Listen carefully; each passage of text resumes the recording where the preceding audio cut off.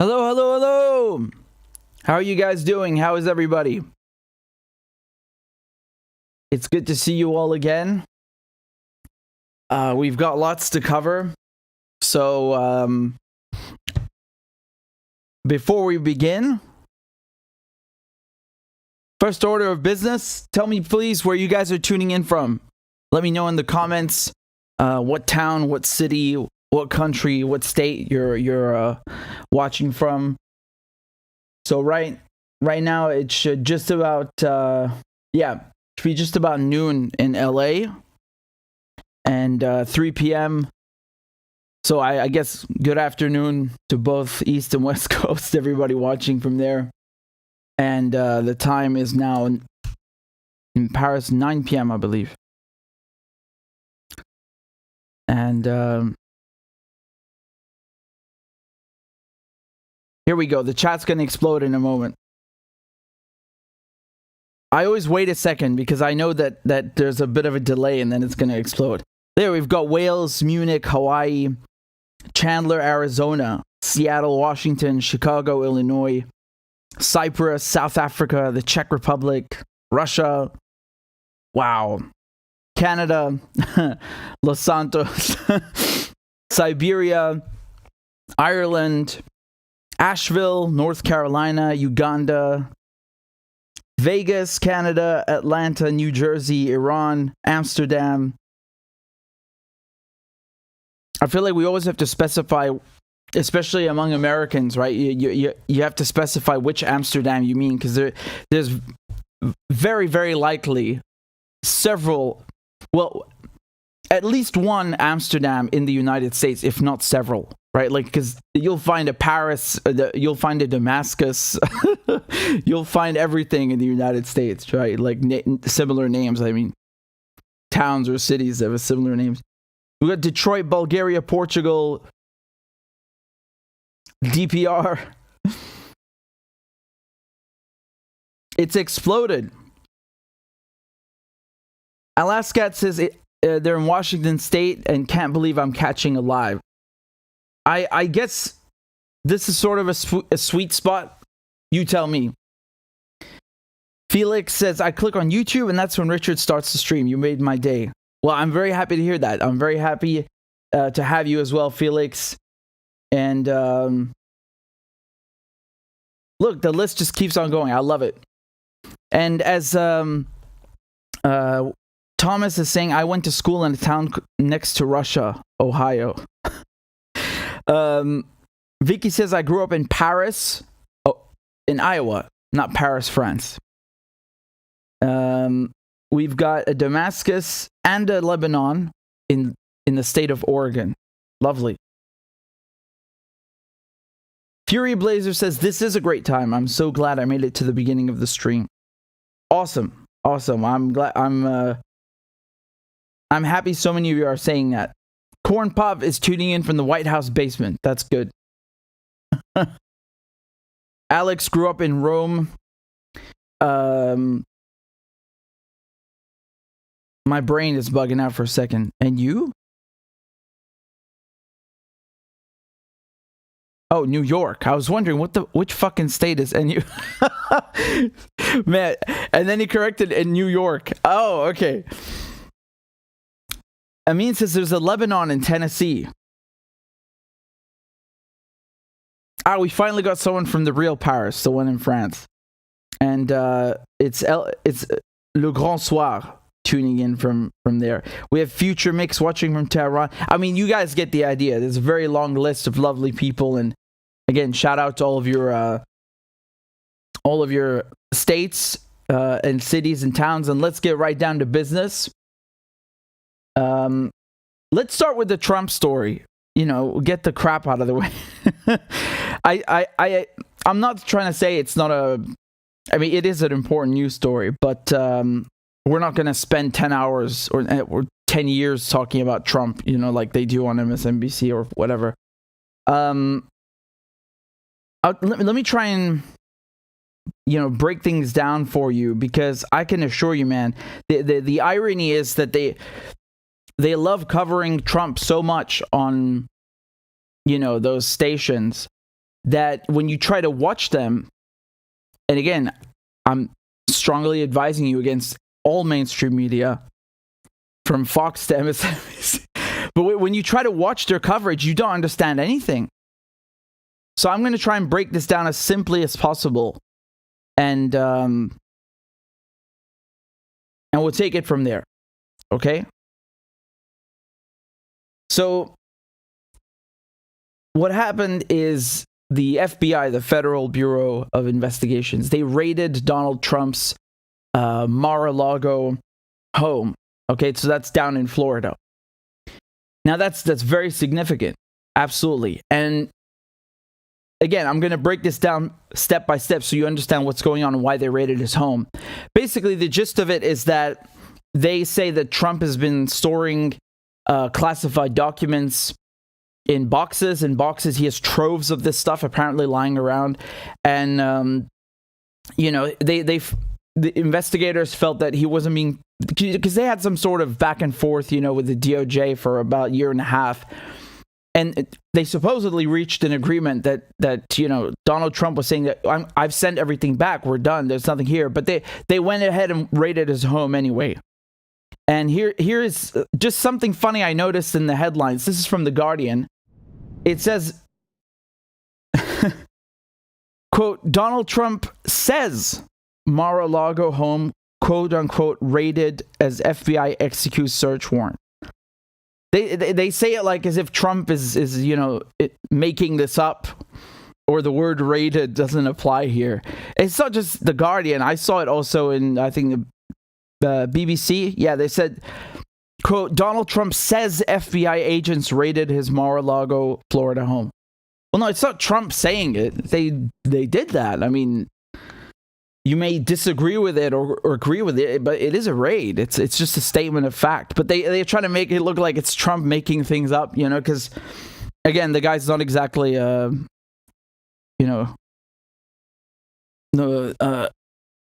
well, he lies. He's a politician. Obviously, he lies. But the formulation was funny to me. Anyway, let's take a look at why they raided his house. Okay, so this is the this is the. Hold on, let me scroll up here. Like I said, this is in Florida, and it's the Southern District of Florida. Okay, now the search warrant has been resealed, so they're not giving us everything. There are going to be more releases, redacted, possibly within the next week. But basically, it says down here that they're going to take, Christ, he's got 58 bedrooms, 33 bathrooms.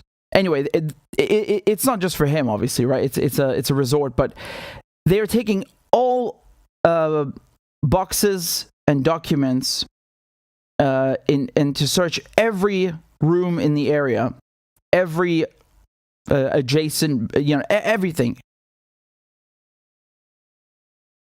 All storage rooms, all other rooms or areas within the premises used or available to be used by the former President of the United States and his staff, and in which boxes or documents could be stored, including all structures or buildings on the estate. So, what do they want?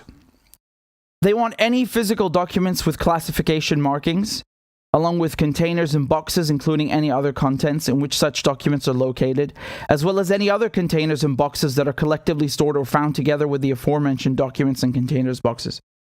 Okay?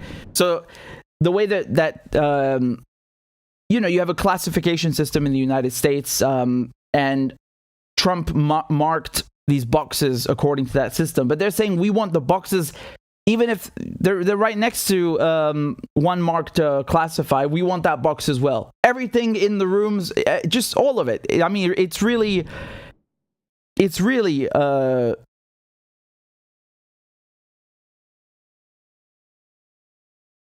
They want information, including communications in any form, regarding the retrieval, storage, or transmission of national defense information or classified material. And here, to make sure they really got everything, they specified the dates. So not only are they saying we want every box in sight in and the entire premise is to be searched, but they're saying any government and or presidential records created between January 20th, 2017 and January 20th, 2021. So that is the entirety of Donald Trump's term in office. And they're saying any evidence of the knowing alteration, destruction, or concealment of any government and or presidential records, or of any documents with classification mark. Now, why is this interesting? Well, the number of former presidents having their homes raided by the FBI, I think it's not a very long list. But they are basically saying that they're invoking the Espionage Act. And Christ, I don't even know. There's so many things to say about this story. It's unbelievable. They're saying that he took classified materials with him, right? That's what they're saying in the media. The thing is, man, under the Espionage Act, it's not about whether it's classified or not. It's about whether it relates to national defense information, okay?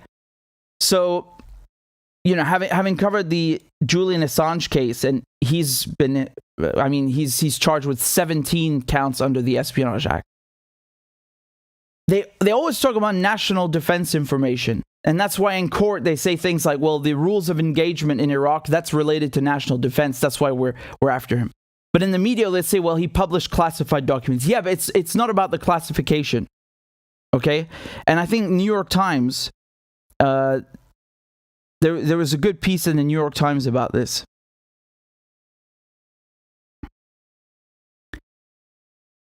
Yeah. So it's called Laws and Lists in the Search Warrant Offer. Okay? And it's by Charlie Savage.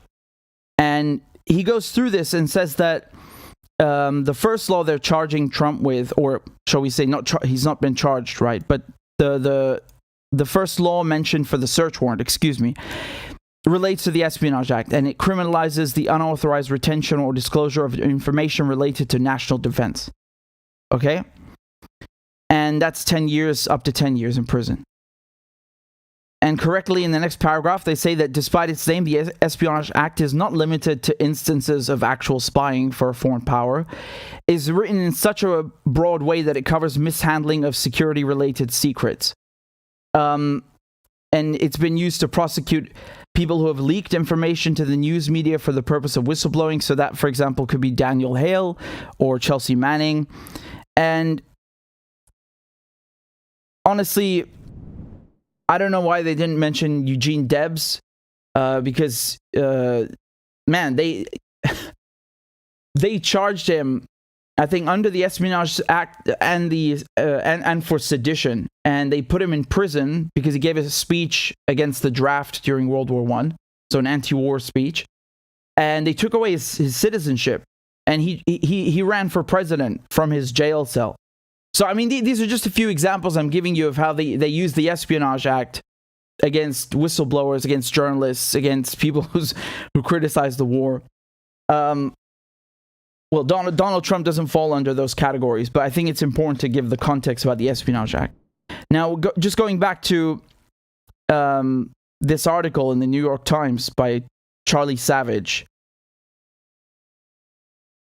he says that as a result, while these classifications, especially top secret ones, can be good indicators that a document probably meets the standard of being quote-unquote national defense information,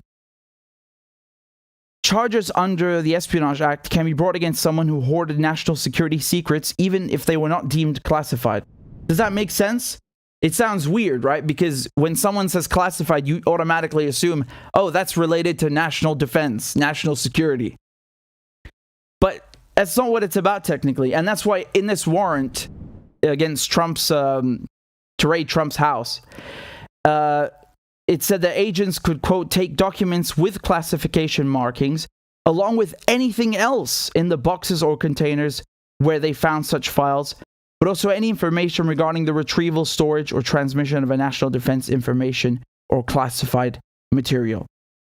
So we don't know what the FBI were looking for specifically, right? Again, it's I think Megyn Kelly is the one who said they cast as wide a fishing net as humanly possible. Me, when I'm seeing stuff like this, I mean, I'm not even going to show you the username because it's so stupid. These kinds of comments, like Trump stealing nuclear documents and top secret intelligence doesn't help him in 2024. It helps Russia. It helps Saudi Arabia. It helps Iran. It helps North Korea. It helps terrorists across the world. As you guys know, Donald Trump is such a tight friend with Iran, right? He loves them so much. That's why he puts sanctions on them. That's why, speaking of classified materials, Donald Trump tweeted out a picture that was classified when an Iranian satellite launch failed, right? And he began mocking Iran. This was in 2019, in August 2019. Donald Trump tweeted this picture out, and he said that the United States of America was not involved in the catastrophic accident during final launch preparations. I wish Iran best wishes and good luck in determining what happened at Site 1. So, this is again something which I find so funny because people are not mad at him, attacking Iran or putting sanctions on Iran. They weren't even mad at this photo, really.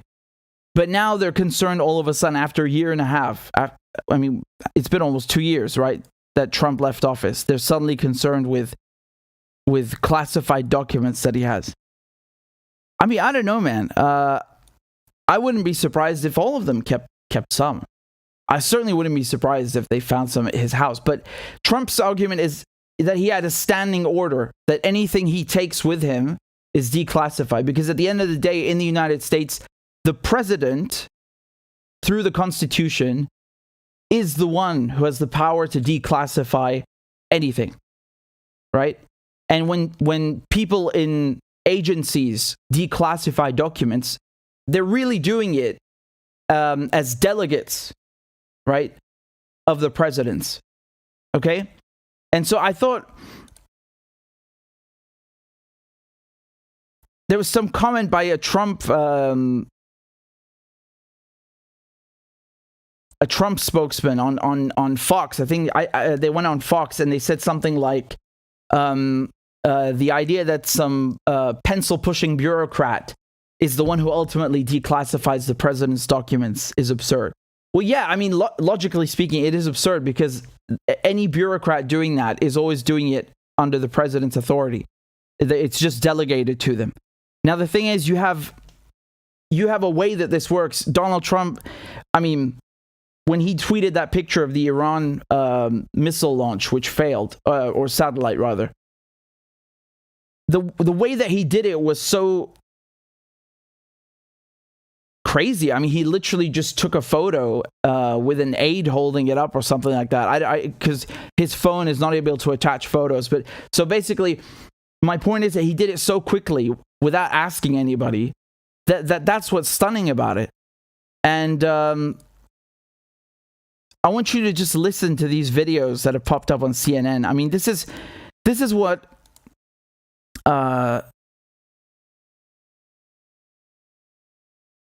Maggie Haberman said about this. I mean, there's a bunch of different explanations, but you raised one possibility that this may be more about the former president's personality than anything else. It could be, and he was certainly known as somebody who liked to show things off. He liked to show off the accoutrements of being president. Tchotchkes, you had called them. When he was a businessman, he had tchotchkes in some corner of his office. Shaquille O'Neal's giant shoe he would show off a lot to visitors, and it was always the same tour. He liked showing off these Kim Jong-un letters when he was president. People would come to the Oval Office, reporters, visiting dignitaries, you name it, and he would wave them around. And we know that at least some of those were among the items that were at Mar-a-Lago. So that's one possibility. We know that he was telling advisors when he was resisting giving these things back, they're mine, it's mine, and so forth. So that's always one possibility. The other is that he, sees, one other is that he sees some advantage, and whether that is something that makes him seem aggrandized or bigger, or whether it's that he could see it as leverage of some kind, you have to consider that possibility. There's a lot we still don't know. But Trump, throughout his presidency, acted as if there was no difference between himself and the government and his company. It was all one big brand. So their explanation... Just into CNN, the former Trump organization... Their explanation is that Trump is childish and likes showing things off. And John Bolton, who was Trump's national security advisor, said something similar. Give me a sense of where you think the truth lies with respect to Trump's intelligence, carelessness, and the degree to which he might have brought motive to bear on taking these documents out of the White House and keeping them for this long at Mar-a-Lago. Well, it's very hard to speculate on motive other than that he liked cool things. He saw things so he wanted to take them, and he was pretty much able to take them, and not just on classified information matters, on all kinds of things that crossed his desk. Some days he liked to eat a lot of French fries. Some days he took classified documents. He wanted them. Why did he want them? Because he could get them. Give me a sense of where you... Now, you finally have some people who are saying, oh, well, the Espionage Act should be repealed. Really? You think? Remember, man, the Espionage Act, since its inception and passing into law, has been misused from day one. And the problem with it is that I'm not talking about Trump here. I'm talking specifically about journalists, about whistleblowers. The Espionage Act doesn't prosecute people who, specifically people who hand over intelligence to the enemy. No, it could be anyone. It could be a journalist. It could be a whistleblower. There is no public interest defense. And I mean, people are only angry about it now because it hurt Trump. Forget Trump, man. Like, you shouldn't like the Espionage Act anyway, because it's bad, because I really think it's unconstitutional. I don't know how it can coexist with the First Amendment, right? Because if you can be prosecuted like Julian Assange with it for just being a journalist, then obviously the First Amendment isn't being respected here. And you have some opinions, like this one in Politico, this opinion piece saying that the Espionage Act has been abused, but not in Trump's case. And they're arguing basically that, because Donald Trump is not a publisher and he's not a whistleblower and he doesn't fall under these categories, there's a section in the Espionage Act about misplacing classified documents that would apply for him. Yeah, okay, but I mean, that doesn't change anything I just said. Having a security clearance and giving it information to the enemy is completely different from being a publisher or a journalist. Now, the FBI, they say they've seized 11 sets of classified documents, but all this information is still coming out. And I think really that this is it's really another cash cow for all of this neoliberal media, because they've spent all these years talking about Donald Trump. It's so boring, man. It's so boring. I mean, their coverage is so childish as well, right?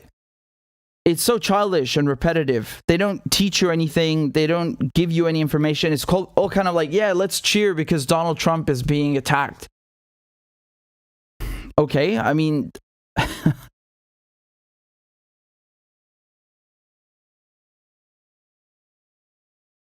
I'm not even making this up, man. Hillary Clinton released merch. She started selling merchandise at the news of Donald Trump's home being raided. She has a cap now that says, but her emails. Honestly, man, the first thing that crossed my mind when I heard about this raid is that I couldn't understand it. I was like, what do you mean? He was keeping classified documents at home? Isn't that exactly what they kept saying, lock her up for Hillary Clinton. I mean, look, man, there's many reasons to lock Hillary Clinton up. You know, I don't know if that's one of the worst reasons. Probably not. You know, when she got Gaddafi killed, she was so happy. She was jumping for joy on camera, right? I mean, to me, that's one of the worst things. But my point is that this is so hypocritical and so dumb. Let's wait and see, man. Because they keep talking about the standing order. Trump and his spokesperson say that he had a standing order that anything he takes with him is automatically declassified.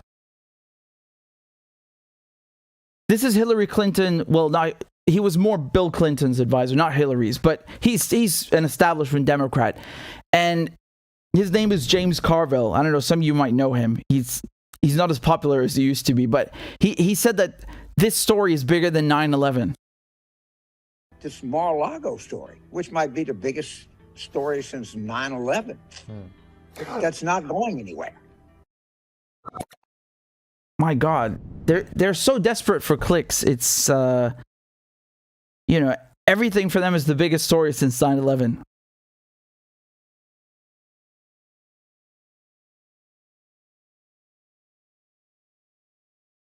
They're also making fun of Trump because they're saying he can't find any good defense attorneys, right? So Rachel Maddow was saying that Trump kept getting turned down by all these high-end law firms. And he actually ended up hiring Gucci Mane's lawyer. I mean, hey, man, it's no laughing matter, right? He does pretty well, Drew Findling, as a criminal defense attorney. He has a very serious reputation, right? So for those of you interested in rap music, you know, he's also represented Cardi B, Migos. So I mean, he's mostly based in Georgia and Atlanta, right? But they said a few hours ago that he's going to be representing Trump. I'm really curious to find out what they found, because honestly, if it's a letter that he exchanged with Kim Jong-un, I mean, it's a good bit of diplomacy. That's number one. I mean, you can't blame him for keeping that if it's really just that. But what they're saying on the more psycho end of the spectrum is they're saying, no, he kept information related to, you know, America's nuclear arsenal. For example, this is from Yahoo News. Michael Cohen, who used to be one of Trump's lawyers, he said that, quote, my belief is that what he was going to use it as a bargaining chip, as a get-out-of-jail-free card. He said, quote, the second they put Trump in handcuffs, he'll turn around and say, you don't seem to understand. Hold on. You don't seem to understand. I have the documentation. Right, you goes. I have the documentation showing, for example, where our nuclear launch pads are, or other information. Yeah, okay. Besides Michael Cohen and John Bolton, I mean, these are all people who used to be in Trump's camp, and now they're trying to rebrand themselves because they saw that, okay, well, being associated with Trump is so bad, right, to having any sort of career in politics or, you know, in Washington, that we have to become anti-Trump Democrats or Republicans or whatever, and it's the same thing the neoconservatives are doing, like Dick Cheney and, you know, and Colin Powell. They all started going to the Democratic Party because they want people to forget how bad they were and focus on Trump instead. You don't understand. I have the documentation. Wow. This is another interesting thing I saw. They took his passports. So this is from CBS. When they searched Trump's home, they took his passports. Now, to be clear, they returned the passports immediately. You had two of them expired. The other one is an active diplomatic one. Apparently, even though he's not president anymore, he still gets to have a diplomatic passport. But in any case, they immediately returned it because the way they do this is when they search his home, they then have a filter team which just looks through the stuff quickly and says, do we need this? Is it relevant? And they I guess they took the passports by mistake. I don't know about you, man, but I would be pissed. And he was pissed. Because the impression that it gives when they take your passport is that you're a flight risk. They think you're going to run away. Or they're trying to stop you and make you look like a flight risk and make you look guilty or something. I don't know. But in any case, they're all so happy and creaming their pants about this in, liberal media. And they can't wait for Trump to be charged and be indicted any day, because at the same time, this is in New York. Alan Weisselberg, so he pled guilty. Keep in mind, this is not in Florida, huh? This is in Manhattan. This is in New York. But basically, he pled guilty to cooking the books, for tax fraud regarding Trump's company. Here's the first paragraph from the New York Times. Alan Weisselberg, one of Donald Trump's most trusted lieutenants, stood before a judge in a lower Manhattan courtroom on Thursday and admitted that he had conspired with the former president's company to commit numerous crimes. Okay, so maybe I should rephrase what I said. He didn't admit to cooking the books with Trump. No. He said that he was doing this with Trump's company. And you have to keep in mind that Donald Trump and the company are obviously not the same. I know corporations are people in the U.S., but no, in court, they're not, it's two separate entities. So now Weisselberg has to pay $2 million in taxes, penalties, and interest after accepting lavish off-the-books perks from Mr. Trump and his company. And they're asking Weisselberg to point the finger at the Trump organization when he goes to trial in October, and in exchange, they'll give him just a 5-month jail sentence. And they're saying with time credited for good behavior, he might serve as little as 100 days. And they're saying this is because he's old, he's frail, he's 75, that he can't go to jail for a long time, and they couldn't get him to turn against Donald Trump himself, only the company, but not Trump. So that's what I was saying. Like, you have MSNBC, you have CNN. They're just, man, they're frothing at the mouth, right? At the thought of Trump being indicted any one of these days. And, they're looking to Weisselberg, as I just told you about, and to this raid on Trump's home. It's definitely significant. Absolutely. But again, I think it's ironic. You have some people now that are, finally saying, "Oh, look, the Espionage Act is bad because they're using it against Trump." No, man, the Espionage Act has been bad for a long time, and Donald Trump used it. All right, he used it against Assange, but again, they all did, right? Like Obama, Trump, man. I'm telling you, since 1917, not 2017, 1917, they've been using it as a political tool. It's nothing new. But I'm not saying like it serves him right. No, I'm saying that people should wake up and understand what this law is, and how bad it is. Right? It's really incompatible with the First Amendment, and even the right to due process, honestly. But again, I'm not going to go through all that right now. Let's just wait and see what happens. When Trump left the office, all of their ratings went down. They have nothing to talk about of substance on TV. So now this will breathe new life into all of the propaganda. MSNBC, CNN. I'm not saying Fox and the others are any better, but Christ, man, really, I had to sit through all of this crap and watch the coverage, and it was really excruciating. 10 out of 10 would not do again. You don't understand? I have the documentation. You'll all see. All right, man. So, I'm glad we got that out of the way. Let's move on to something of substance. I'm kidding. Usually, what they cover about Trump is bullshit, right? But this one, man, is definitely serious.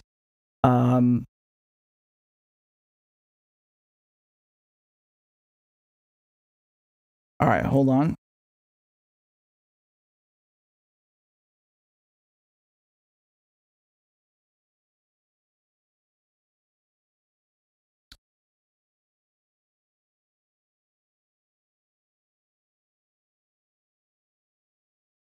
All right, let's talk about Ukraine. And I have something special for you. I have a special sort of talk, presentation. You can call it whatever you want. I'd say it's more of a talk, a presentation. And we'll do that in a second. I just want to get through a couple of things first before I'm looking forward to this one. It's going to be very comprehensive. I see we've got 800 people watching. Please make sure you guys have hit the like button. I see we've got 500 likes. So there's about 300 of you that haven't hit the like button. Oh, one more thing I wanted to say. They were talking about preventing Trump from running in 2024. I really doubt that. I mean, I'm not going to go into all of it, but, you know,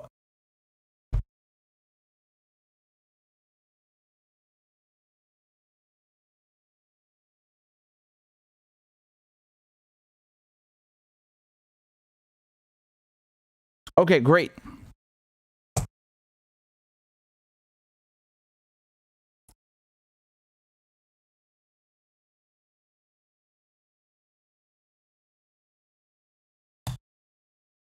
So you guys remember a few months ago, you know, they said the Russians had shelled this nuclear plant in Ukraine, Zaporizhia. And it's not just any nuclear plant, it's the biggest in Europe. So obviously there's a concern regarding nuclear safety and any sort of disasters when you find such a facility in a war zone. And now they're saying that Russia is endangering the facility again. So this is really funny, man, because you basically have the Russians who came out and said, well, the Ukrainians are firing at the plant and they're trying to cause a disaster to blame it on Russia. And then the next day, the Ukrainians come out and say, no, it's the other way around. The Russians are trying to cause a disaster and then blame it on Ukraine. Wow. We have a double false flag special for you. So, this is from NBC. They're saying that Russia allegedly told nuclear power plant workers not to go to work on Friday amid concerns of a planned incident. Not plant, a planned incident.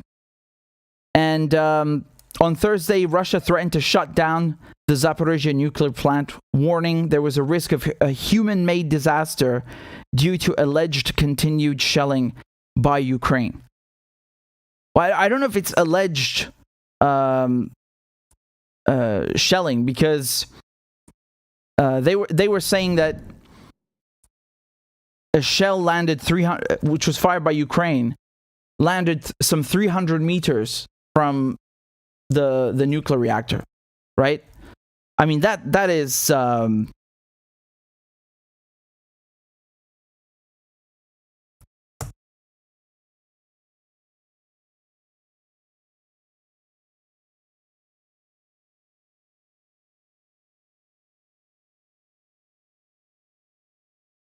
this is from CNN.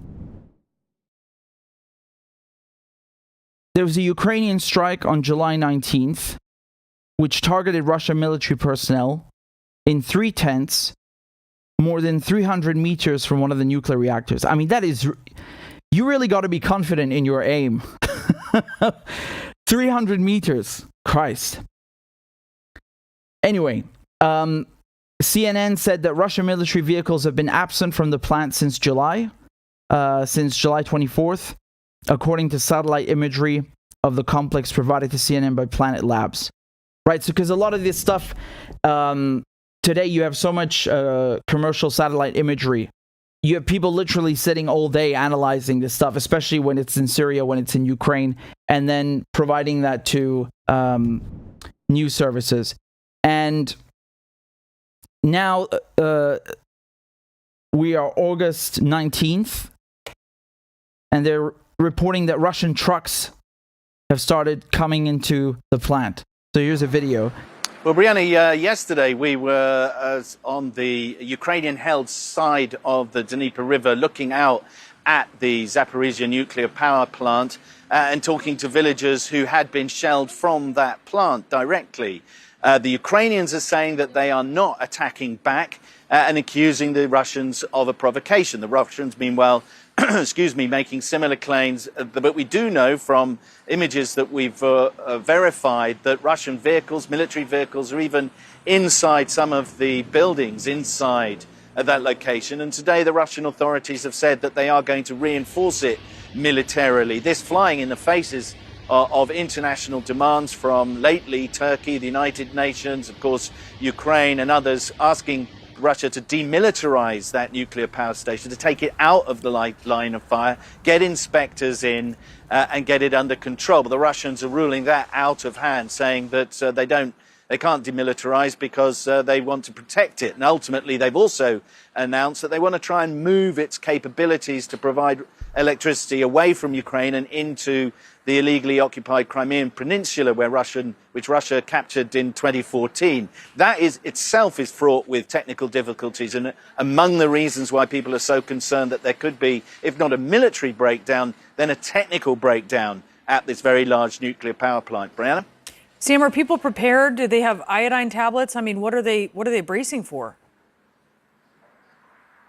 There has been some drills here on the Ukrainian side, Ukrainian authorities. Again, we don't know whether this is propaganda stunts to try to paint the Russians to look even more irresponsible than they already have been. There is not a mass issuing of iodine tablets, but there is deep, deep concern here in Zaporizhzhia and even closer to the nuclear power station that some kind of accident, even a relatively small one, could be catastrophic for the communities nearby.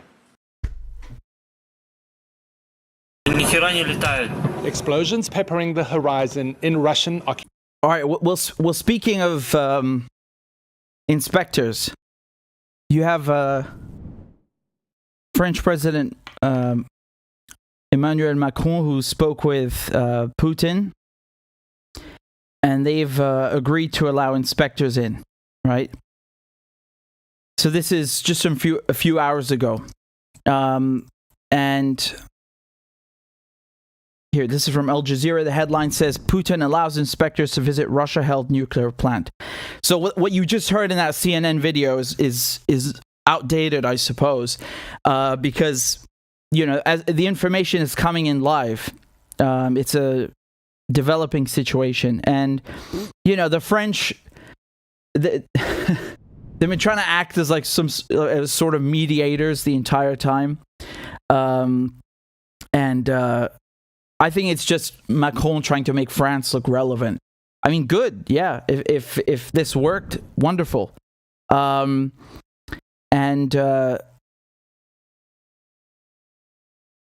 this agreement specified that Putin drop his demand the IAEA team travel to the site via Russia, saying it could arrive via Ukraine.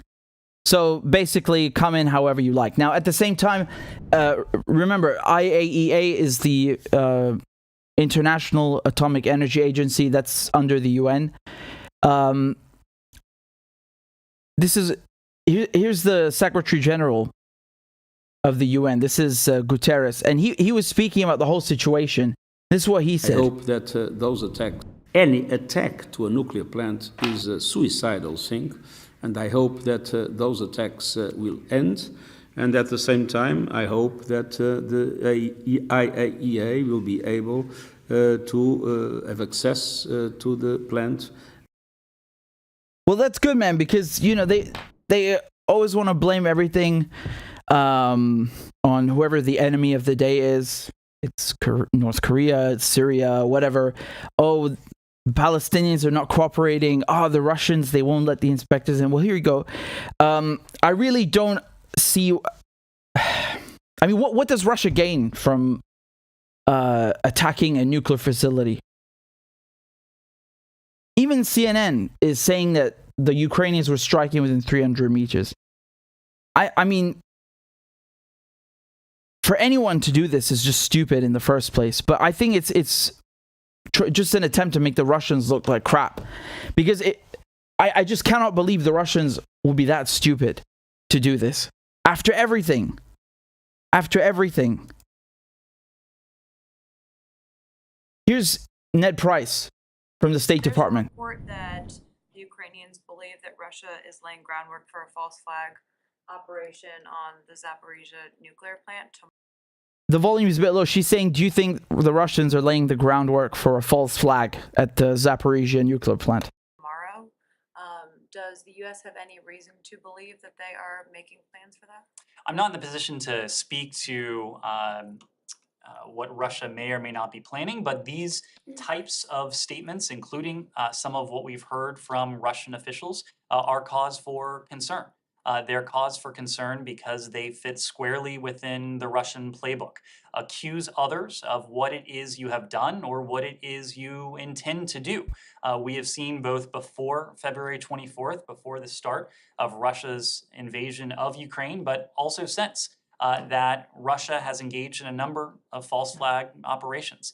And typically what they have done, and what they have done over the years now, going back for quite some time, is to level statements along these lines to accuse others of planning or conducting the types of operations that they have either undertaken or plan to undertake. So, Christ, he's really a droid, isn't he? He's like a robot.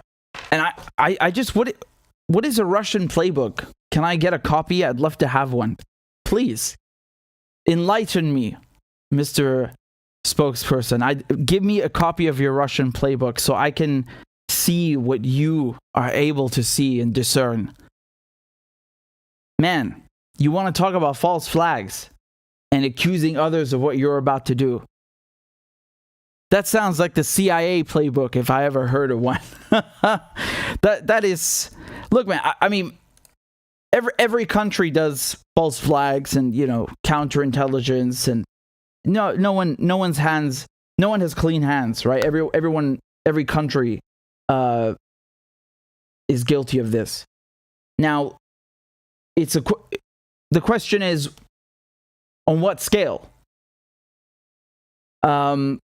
If you look at the war in Syria, there have been many false flags, and people to this day, they still believe them, right? They still think that, oh, this chemical attack, this was the Syrian government, and you can't tell them otherwise, you know?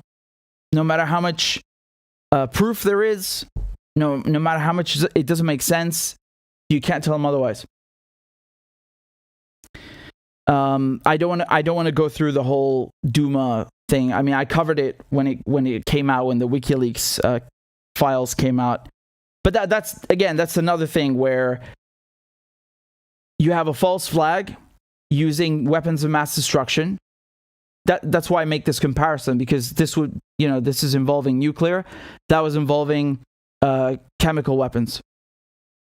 Either way, right? They fall under the spectrum of weapons of mass destruction. And so, basically, you had them staging these things, or it was the quote-unquote rebels doing the attacks and then blaming it on the government. And why would they do this? They would do this because it was good PR and it helped them make the case in the West for the West to intervene. Do you understand? Because when you're trying to bomb a country, right? And you tell your people that there were chemical weapons being used, no one is going to ask any questions. You just go in, right? That's what the Americans and the British do, right? They give themselves the right to intervene because they say this is the red line. They make up red lines and then do what they like. And so I'm not saying that's 100% the case here. I'm just giving you an example of a very recent false flag. And, you know, even though there's all these documents, the scientists that went there, they said there was no chemical attack. Like, dude, they're the experts. They know what they're talking about. Here are their files. Here are their emails saying that their findings were taken out. People don't care. They won't have it. What can I say, man? You know, making Russia look as bad as possible, and I'm not saying Russia's innocent, but, you know, these red lines is what I'm talking about. Oh, it was a chemical weapon, biological weapon. You know, this is the same thing with Saddam Hussein. It's the same thing with Assad. They love doing this because it opens the door for harsher attacks. Because right now the mantra in the West is that, well, the West cannot intervene. First of all, they said we can't send any weapons, and then say, okay, we can send a few weapons and some non-lethal aid, and then they said, no, actually, we can send everything, right? And they were fighting with Poland about whether they can use NATO airfields and jets and all this. And then it became, actually, let's send them HIMARS, right? Let's send them HIMARS.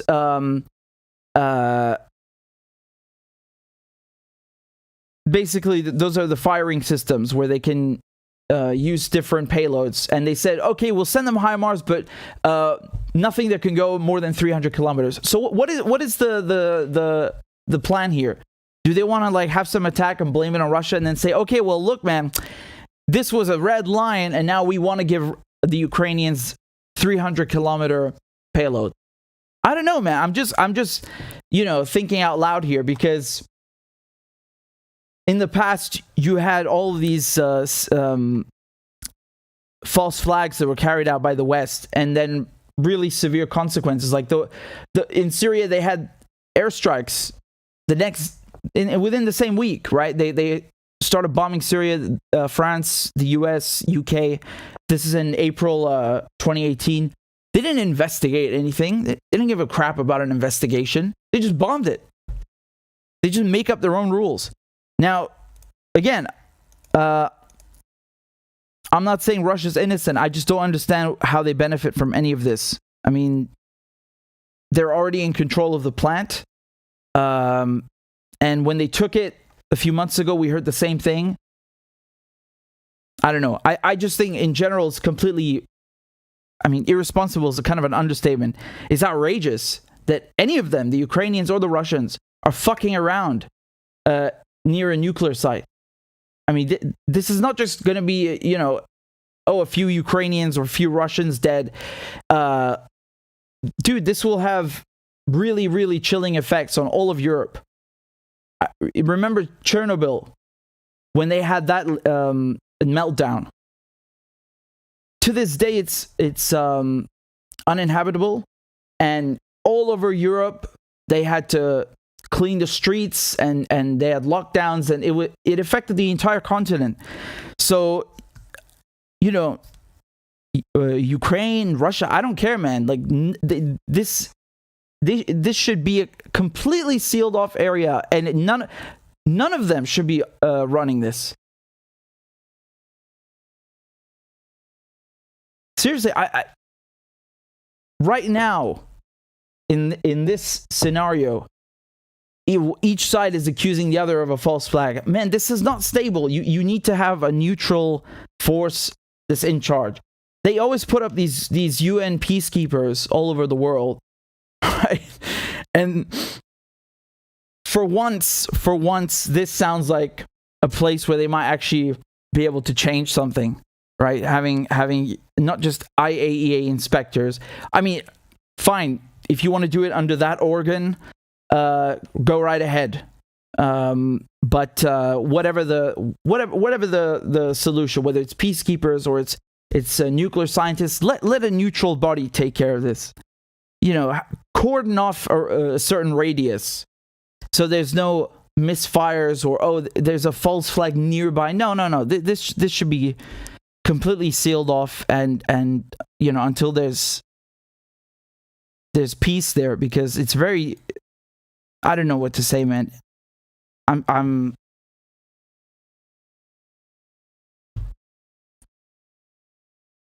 this is another example why this conflict, this war in Ukraine is so bad, because it's not just about Russia and NATO having a potential nuclear war. You can also have other ramifications like this.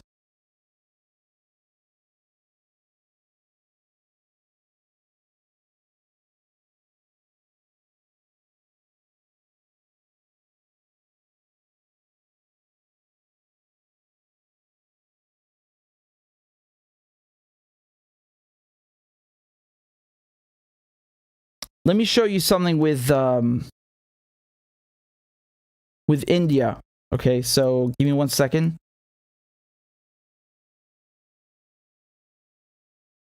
So they're attacking India again for buying Russian oil. Now again, think of how smart the United States and the West are. They thought, okay, we're going to sanction Russia, and then Russia's economy is going to be destroyed, and the ruble is going to be in tatters. And actually, the ruble, out of all the world economies, right, all of the currencies, grew the most this year, and it did the best out of all of the currencies. It's at the highest it's been since 2019, 2020. Ridiculous. And now Russia is moving more amounts of oil towards the east than it did before, and India is buying this up at a discount. So here's the Ukrainian foreign minister. Look what he says to India. He says that every barrel of Russian oil delivered to India has quote unquote Ukrainian blood on it. And I could tell you, man, I saw some of the coverage in India. They're really not happy at this crap because it's completely offensive, And I think the foreign minister, the Indian foreign minister, he handled this very well, because he was I'm not going to say attacked, but challenged about this a few months ago by Liz Truss. She's the foreign minister in the UK. She might become the prime minister. I want to show you that clip because he really smacked her in the face. Like, he left her looking so stupid. Look at this. I think it's very important, though, that we respect other countries' decisions about the issues that they face. India is a sovereign nation. I'm not going to tell India what to do. Christ, I mean, that last thing that came out of her mouth, as a British official, just how generous of you, madam. Just reading a report today that in the month of March, Europe has bought, I think, 15% more oil and gas from Russia than it did the month before. If you look at the major buyers of oil and gas from Russia, I think you'd find most of them are in Europe. Yeah, exactly. So he straight up hits her with the numbers and really shows what hypocrites they are. Remember, the price of oil went up to $120 a barrel, and India was getting a discount, I think, of $30 to $40. I'm talking about the first few months, right when the war started. So February 24th and into March, into April, into May. India was getting a hell of a discount. And European countries, they want, the Western European countries and the United States, they want to go lecture India for buying the same oil as them? How does that make any sense? And then on top of it, they're shipping Russian oil to New York, to the United States via India. They just send it to India, and then in India they mix it in with something else, right? So chemically speaking, it's not exactly 100% the same as it came in from Russia. And then they just say, oh, well, this was made in India, and they, they send it off. So basically, the West is still consuming Russian gas, still consuming Russian oil, and then they have the nerve to lecture India for doing the same. You know, keep in mind, India was never a huge importer of Russian oil like it is now. You know, they were getting a heck of a deal. This is what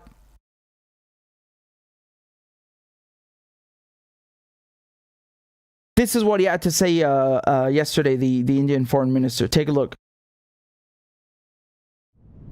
My sense is that the world accepts that as a kind of reality, and that is what will happen out here. And I can tell you, as someone who deals very intensively with the United States, I do see that not just in the United States, but including in the US, that they know what our position is, and you know, they move on with that. The third issue, the university issue, is a good issue.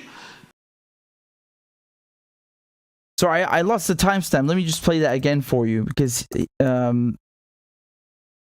we go. This is it. Fastest.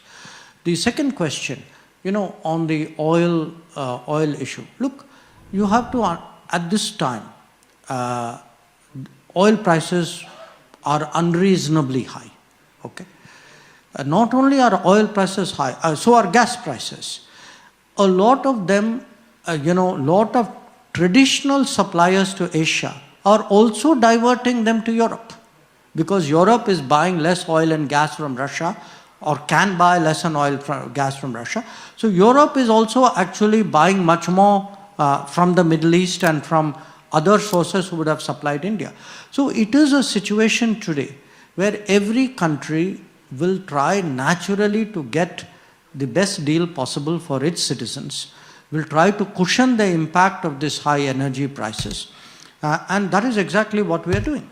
Now, we are not doing it in a defensive way. I mean, we have been very open and very honest about our interest. You know, I think you put that quite succinctly, and you know, what it comes down to, it at the end of the day, it's really this neo-colonial mentality. And Liz Truss, when she was speaking with him, you know, the UK occupied India for around 400 years. Very, very bloody, nasty, disgusting operation that was being run there, right? A lot of people killed. You know, a lot of exploitation that has ramifications to this day. And so for a British official to sit there and start lecturing the Indian foreign minister about what oil to buy. Wow. I mean, I'm not even Indian. I'm British, and I'm losing my shit at how she casually sits there and lectures this man. And again, it's the entirety of the West. They want to consume the oil.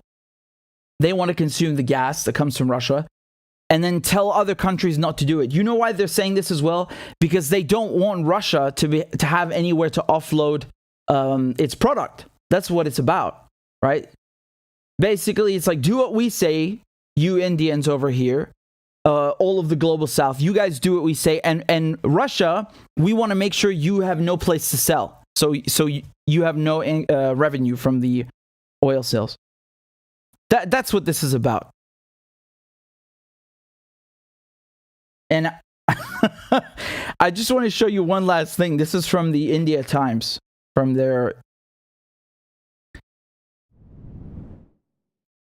economic section, okay? And so, again, this is August 17th, just 2 days ago. The United States has told India that an Indian ship was used earlier this year to export fuel made from Russian crude to New York through high seas transfers, according to a top Indian central bank official. So the U.S. Treasury Department told India that this Indian ship picked up oil from a Russian tanker on the high seas and brought it to a port in Gujarat on the west coast, where it was refined and shipped on. Again, this is a process that I covered in detail. I did a whole segment on this about a month ago on the channel about how all of the Russian oil was being diverted through India to the United States. But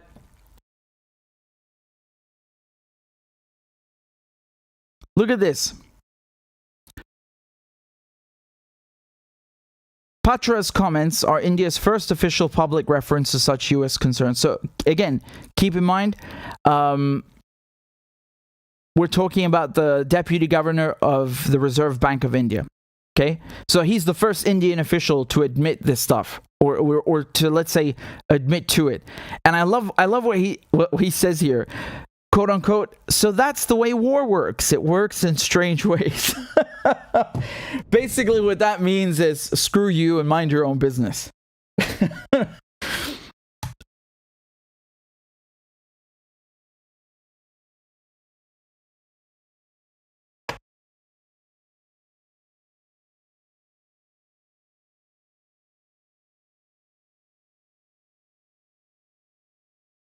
All right, we've got a lot of stuff here to go through, and I'm gonna show you what happened yesterday morning.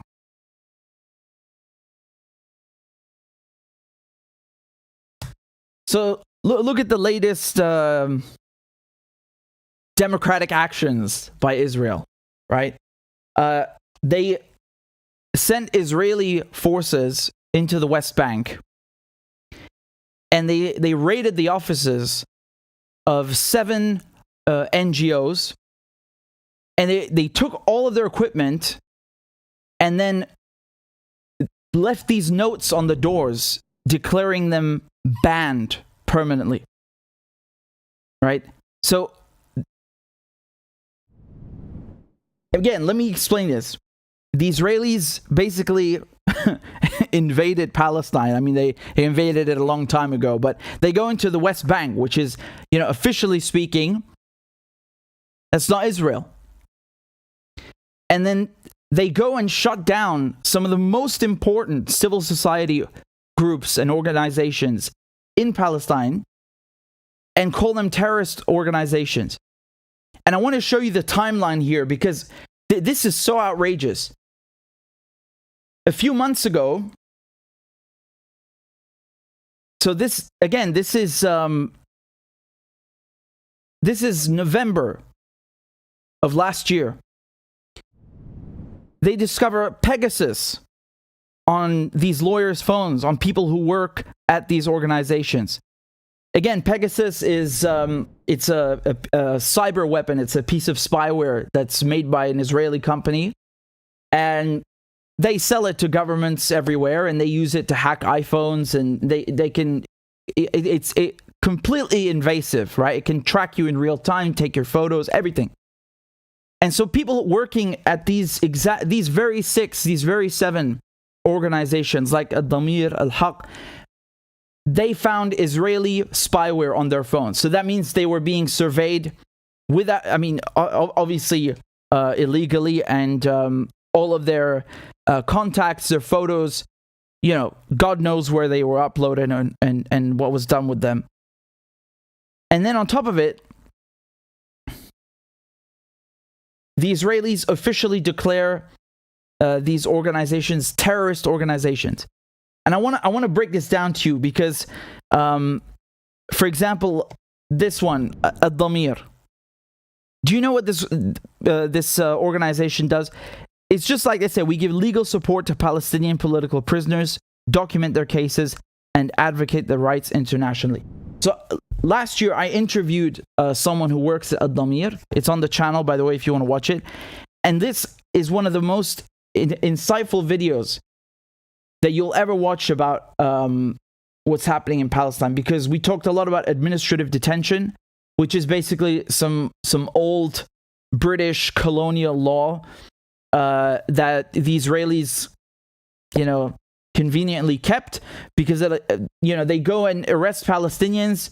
They don't tell them what they're being charged with. They don't even tell their lawyers what they're being charged with. It's classified. It's all done in a military court. They're kept for 6 months at a time, and it can be renewed indefinitely. So you end up with people who've been in prison for 7 years, and they come out and they still have no clue why they were sent to prison. And so Al-Damir just provides support to these people. But the Israelis, they say, oh no, you're a terrorist group. You know why they say that? Because the Israelis don't want people finding this shit out. Because when you understand what Israel is doing, all of this nonsense that they like to say and their whole sparkle just vanishes. Say, oh, we're the only democracy in the Middle East. Democracy? Wow, I didn't know you just randomly arrest people in a military court and keep them in prison for years without telling them in a democracy. That's amazing. And now this stuff, like shutting down civil rights groups and organizations and civil society groups, very democratic. I just want to show you some of the names of these organizations. And I say names because not only so that you know which groups were banned, but you can tell or the nature of their work. Okay, so the first one is Al-Damir, which I just talked about. Al-Haq is the second one. Haq means you're right. Bison Center for Research and Development. And then the next one is Defense for Children International in Palestine. After that, we have health work committees. We also have the Union of Agricultural Work Committees. We also have the Union of Palestinian Women's Committees. Apparently, these are all terrorist groups. Oh my God. Shut them down. Wow. I mean, even with this terrorist designation, many European countries, they weren't having it. This is from July of, this is from 12th of July, last month. This is a joint statement from the German, French, Danish, Belgian, Irish, Italian, and Dutch, Spanish, and Swedish foreign ministries. And they released this statement saying that, Israel designating these 6 Palestinian civil society organizations as terrorist organizations is ridiculous, right? They say the designations need to be assessed carefully and extensively. No substantial information was received from Israel that would justify reviewing our policy towards the 6 Palestinian NGOs. Okay? So when you have all these European countries telling Israel to cut this out, I mean, they rarely ever criticize Israel. So for them to actually put out this joint statement is very powerful, right? It really shows you how far off into the deep end the Israelis are going. And this morning, you had several diplomats from various missions who came out in a show of support. You had the Palestinian Prime Minister as well. And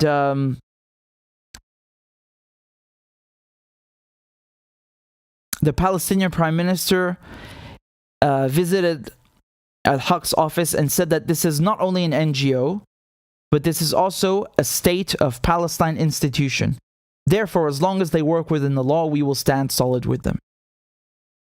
And keep in mind, at some of these NGOs, the Israelis, they didn't just leave notes there. Like I told you, they confiscated all the equipment. Again, it's not the first time they do this. And they put metal doors up so that you couldn't even get inside. Like you couldn't even get back in. So, they were coming this morning and trying to get rid of these barricades that the Israelis have put up. And he, I love this last line in this article because, it's so It's so obvious, but you have to put it in there. So it is analysts speculated that Israel had attacked the groups because they were becoming increasingly effective at exposing Israel's repression of Palestinian people. Yeah. Here's the United Nations. This was in December last year. And again, they were also outraged at this terrorist designation because it's the same MO, right? It's everything that you see in Israel, everything you see in the United States, everything you see in the UK. This is really, when you properly dissent, when you tell the truth, they show their true colors. And then they're no different from the people they're criticizing. And in many aspects, they're even worse, right? Because they're able to convince the world that they're otherwise. Sorry, man. These practices, if any other country did them, there would be even more condemnation. The fact the UN is condemning it and the Europeans are condemning it really shows you how out of hand they've become. And I want to tell you another thing. This is on the Ed Lamir's YouTube channel. And this is a video they uploaded many years ago. It doesn't even have that many views. But I watched it, and it was actually in 2 parts. And it was just... There's no commentary. There's nothing. There's just a camera, and they're just talking to all these different people, all these Palestinians that have been in administrative detention. Okay? And man, I mean, like I said, that stuff is gonna make you cry. You have, I showed it to you here a couple of times, right? Like, you have so many people like who spent 9 years in prison, 7 years in prison. Their brother was in prison. Their mother was in prison. Their son was in prison.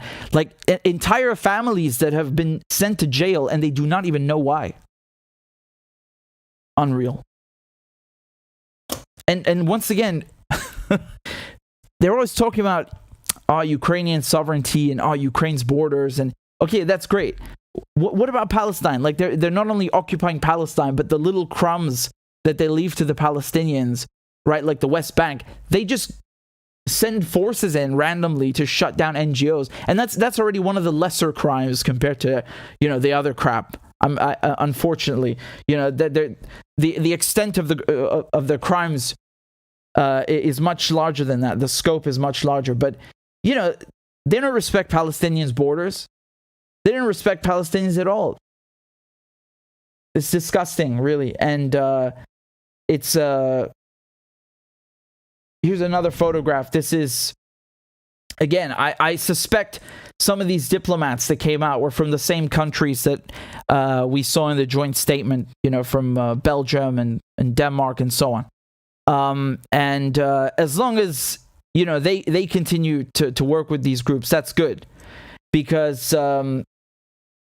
it's really becoming a problem for the Israelis. So many people are waking up to what Israel does and what Israel is, and it's reminiscent mostly of May in last year, because you had people protesting in so many more cities, so many more countries than you would see normally, and that's definitely tied to this kind of work, where they document Israeli crimes, they document political prisoners, they try to give them help.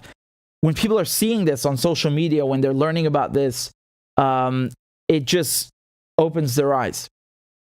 And no wonder the Israelis want to shut them up. Telling the truth it makes you terrorist. Huh.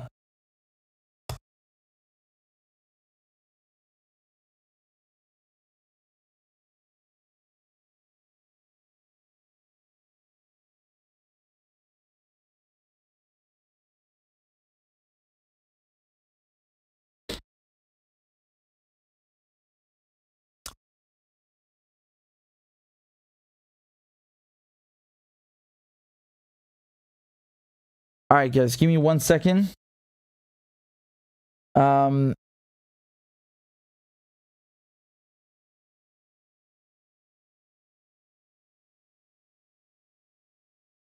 I see we have Kathy who joined on Patreon. Thank you very much, Kathy. I owe you a crab dance in just a second, and we have a donation here from Jack. There's no notes, but thank you, Jack, very much, or Jacques.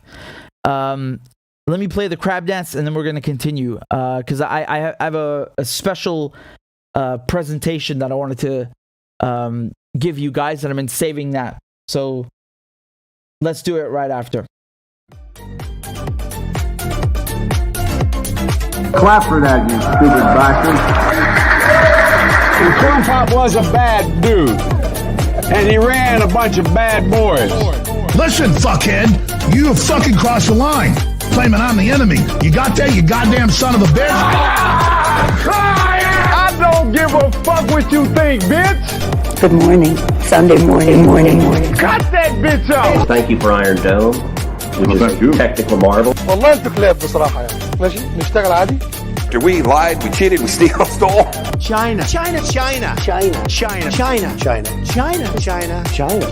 And you ain't black. There's always the macro and then there's the micro.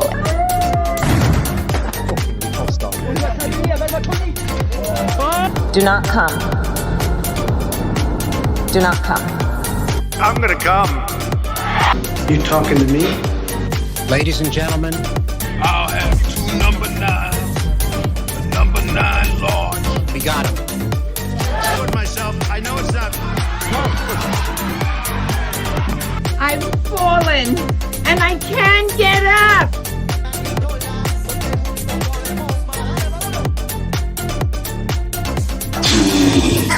Why you text in? Why?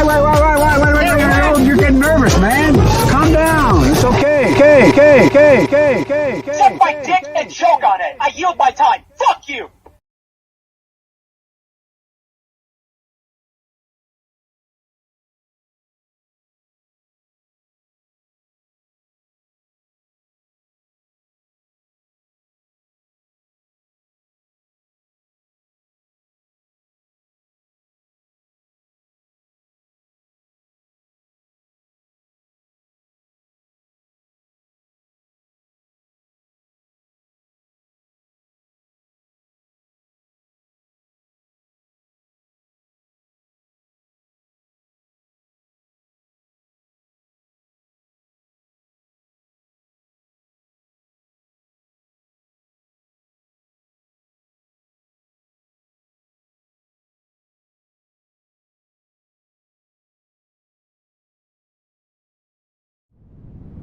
All right, back, guys. Just getting coffee.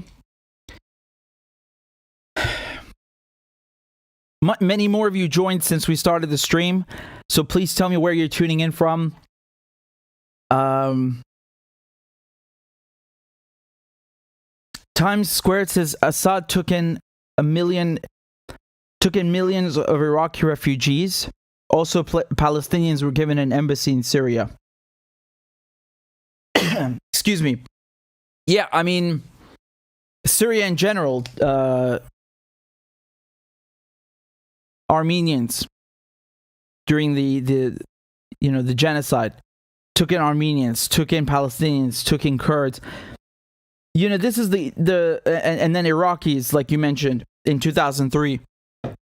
This is something that they never mention. They say, they whine about refugees in the West, which they created or helped create with their wars and their foreign policy.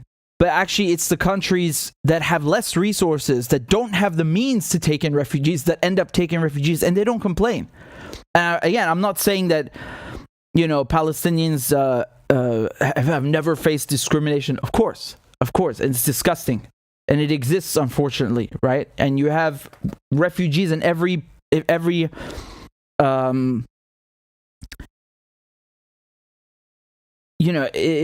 in every situation, you're going to have a certain percentage of refugees that face discrimination, and it's worse in some places than others. But my point is that Syria is not a quote-unquote developed country like the United States or the UK. When I say developed, I mean it doesn't have as much resources, right? Because they like to steal that from you when you do. But and it never complained. and took in refugees. Even Turkey, man. Turkey, they took in how many refugees? 2 million refugees from Syria. I mean, the problem with Turkey is a double-edged sword because they were involved in this, attacking Syria. So, when you attack Syria but then take in refugees, I don't know what to say, man. But the UK, the United States, man, they'll be like, okay, we'll take one in, okay, maybe 3. Even those people which helped them, you remember the in Afghanistan, the interpreters, they screwed over so many of them. They promised them, yeah, we'll help you, we'll get you visa, and then they had some of them waiting for 2 years. Some of them even got killed. They even screw over the people that are risking their lives for them. I don't even know what to say, man.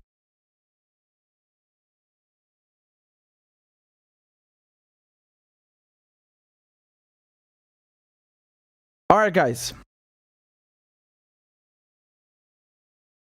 Let's get started because I've been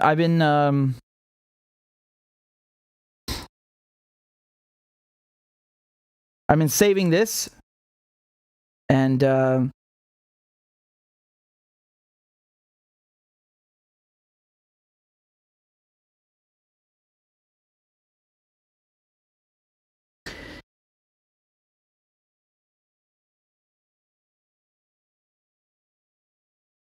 just hold on a second. Just going back to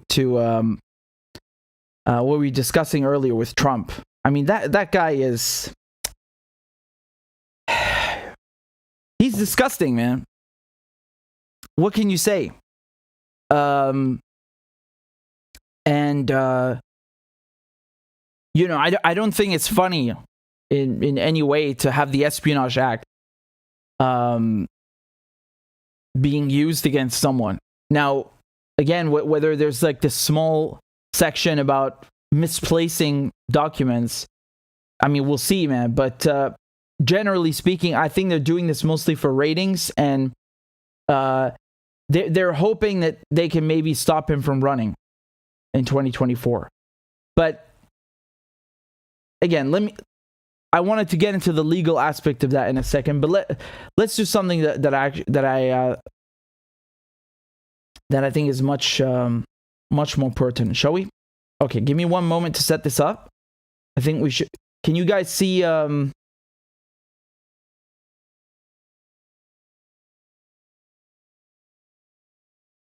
Okay.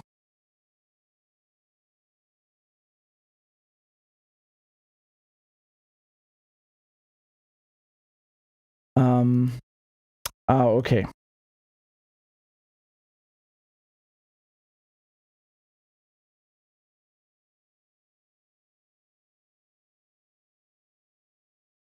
Can you guys see that? Yes?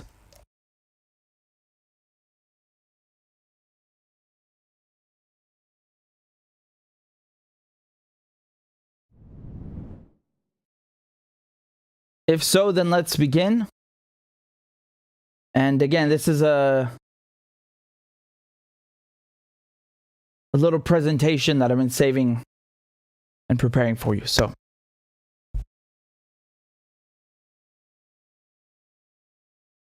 I think this video, this presentation is one of the most mind-blowing things that you're ever going to hear. And this is something that you're going to want to send to your friends, to your family, and you're going to have to digest this.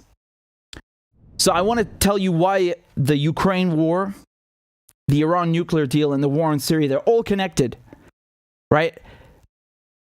Everything that's been going on for the last 10, 20 years, it's all connected. And this is a really, really important moment in time and in world politics. And it's crucial that you understand what's going on. Let's talk about gas. Which countries have the most gas on Earth? 3 countries. Number 1 is Russia. They have the most gas. They have more gas than anyone. Number 2 is Iran. And then you have Qatar. Now, how do these countries fit in with Western foreign policy? what's their relationship with or to the West and the United States? Well, Russia's the enemy, all right? Iran's the enemy, okay. Qatar, no, they're good. You know, they're a tiny little U.S. base. But the problem with Qatar is that their gas, you know, liquefied natural gas, there's no cost-effective way, no attractive way to offload it, okay? LNG is short for liquefied natural gas. And if you look at the proven gas reserves, just to give you an idea, in trillion cubic meters, look how much gas Russia has. Look how much gas Iran has. I mean, it's incomparable.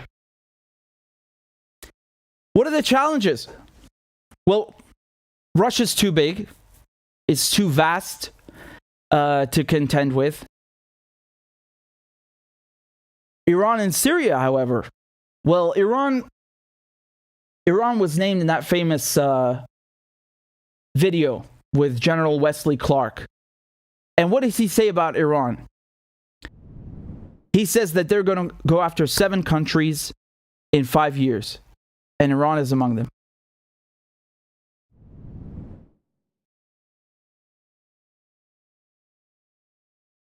Right after 9/11, about 10 days after 9/11, I went through the Pentagon and I saw Secretary Rumsfeld and Deputy Secretary Wolfowitz. I went downstairs just to say hello to some of the people on the Joint Staff who used to work for me, and one of the generals called me in. He said, "Sir, you got to come in. You got to come in and talk to me a second." I said, "Well, you're too busy." He said, "No." He says, "We've made the decision. We're going to war with Iraq." This was on or about the 20th of September. I said, "We're going to war with Iraq. Why?" He said, "I don't know." He said, "I guess they don't know what else to do." So I said, "Well, did they find some information connecting Saddam to Al-Qaeda?" He said, No. He says, "There's nothing new that way. They just made the decision to go to war with Iraq." He said, "I guess it's like we don't know what to do about terrorists, but we've got a good military and we can take down governments." And he said, "I guess if the only tool you have is a hammer, every problem has to look like a nail." So I came back to see him a few weeks later, and by that time we were bombing in Afghanistan. I said, "Are we still going to war with Iraq?" And he said, "Oh, it's worse than that." He said, he reached over on his desk, he picked up a piece of paper, and he said, I just got this down from upstairs, meaning the Secretary of Defense's office today, and he said, "This is a memo that describes how we're going to take out 7 countries in 5 years, starting with Iraq and then Syria, Lebanon, Libya, Somalia, Sudan, and finishing off Iran." Now, the West has a very complicated history with Iran. The British, they built the refinery at Abadan. At one point, it was the biggest oil refinery in the world, and they were robbing the Iranians blind for their oil. And then, you know, they had the Shah. Those were good times because he let the British and the Americans also rob Iran blind of its oil. But he was only the Shah was only in power because MI6 and the CIA put him there.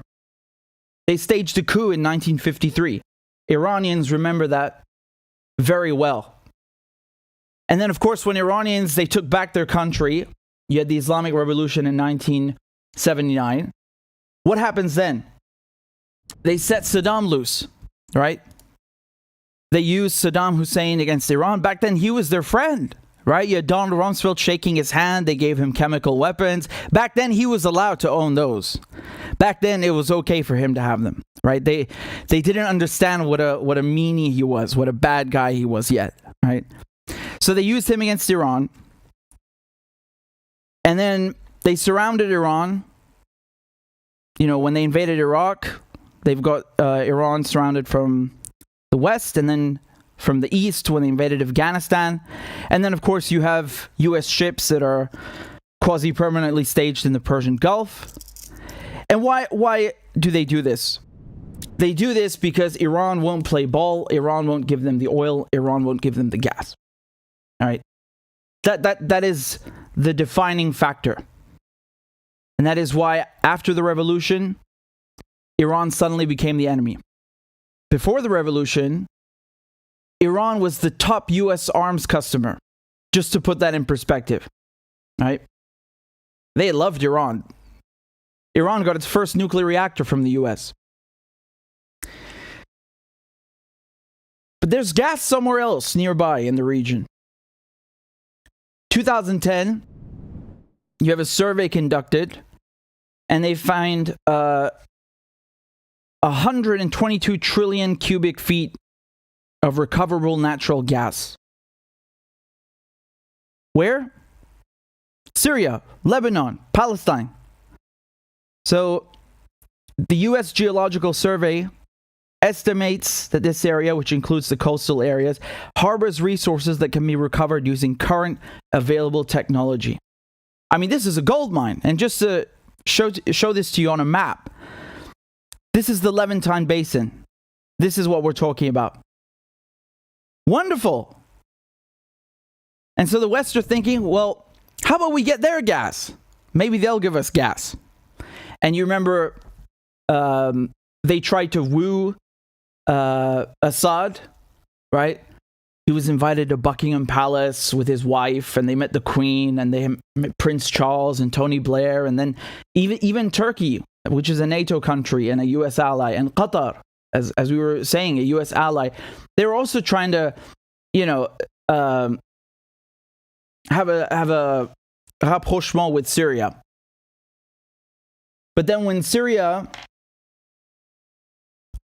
didn't want to let Qatar build a pipeline, what happened then? This is from Politico, and this is from Robert Kennedy Jr., and he says that he writes that secret cables and reports by the United States, Saudi, and Israeli intelligence agencies indicate that the moment Bashar al-Assad rejected the Qatari pipeline, military and intelligence planners quickly arrived at the consensus that fomenting a Sunni uprising in Syria to overthrow the uncooperative Bashar al-Assad was a feasible path to achieving the shared objective of completing the Qatar-Turkey gas link.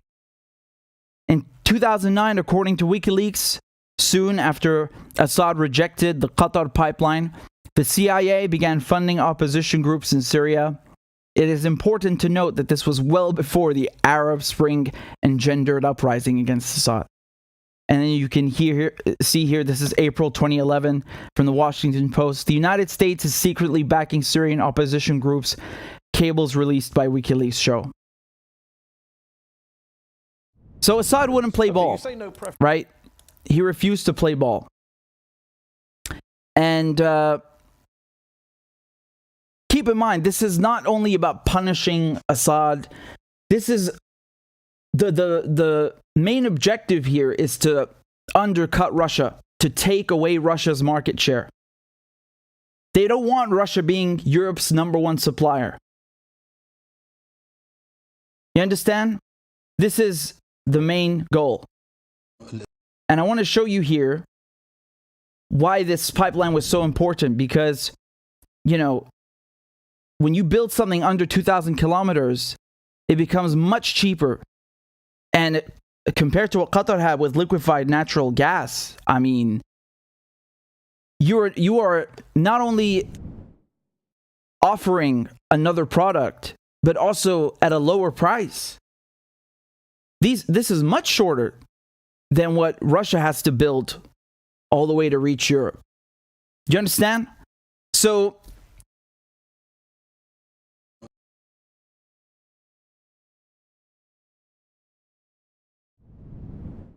don't forget the other reasons they attacked Syria.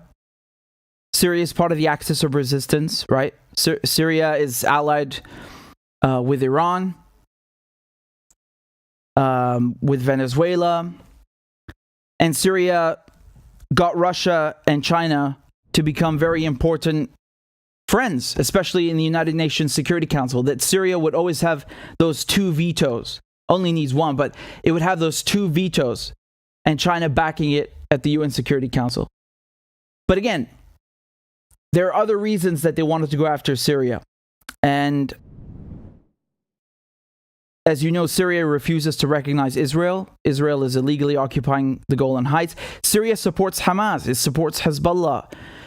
And Israel's policy is to destroy Syria and keep it in chaos, to the point that they're working with Al-Qaeda. And you don't have to take my word for it. Here is the former head of Israel's intelligence service, the Mossad, saying it on Al Jazeera. Okay, you say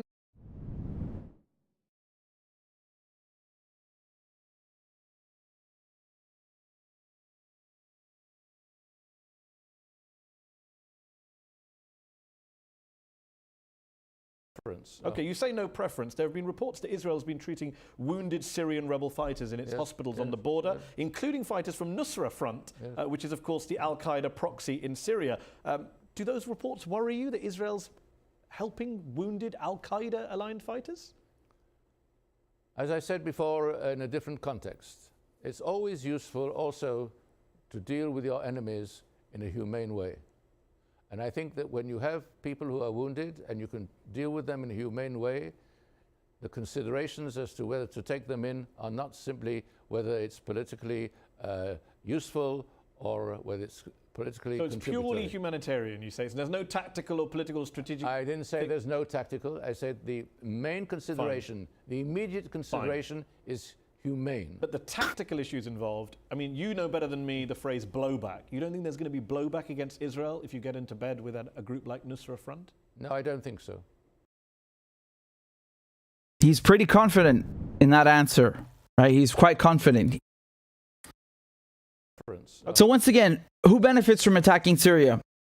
Well, if they get their way, they get rid of Assad and they get to build the pipeline. That's great because Qatar gets to sell the liquefied. Qatar gets to sell through a pipeline, much cheaper than traditional liquefied natural gas, and then they get to undercut Russia. Okay, but that didn't work.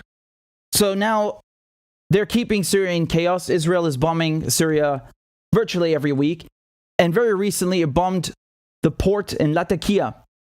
Okay, that's also very, very important for Syria. And they put the Caesar Act sanctions on Syria. So what does that accomplish? It basically, with the Caesar Act sanctions, they can block Syria from working with foreign companies. Okay? So if you touch Syria in any way, if you work with the Syrian government in any way, the United States will fine you. They'll shut down your chain, your subsidiaries, your headquarters, anything you have located in the United States, any assets. They will seize them to punish you. That's how sanctions work. They're designed to isolate. And so they blocked Syria from exploring any of its gas. They destroyed Syria's infrastructure. And then the oil that Syria has, which is about 25% of the government's revenue. So this is according to the IMF in 2011, 2010. 25%, a quarter of the government's revenue is from oil. That's gone. ISIS had it. Various groups took control of it. Turkey bought it. And now the Americans are sitting on it. You know, when Trump withdrew from Syria, he didn't withdraw anything. He moved the troops to the oil fields and said it. He said it himself.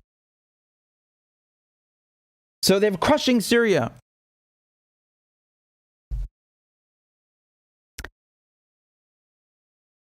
Syria can't explore the gas. What about Lebanon? Can Lebanon explore the gas that was unearthed, that was found in the Levantine Basin? No. The Beirut port has been completely destroyed. The Israelis, they look at everything that's going on, and what do? They send this behemoth. They send a giant ship to extract the gas.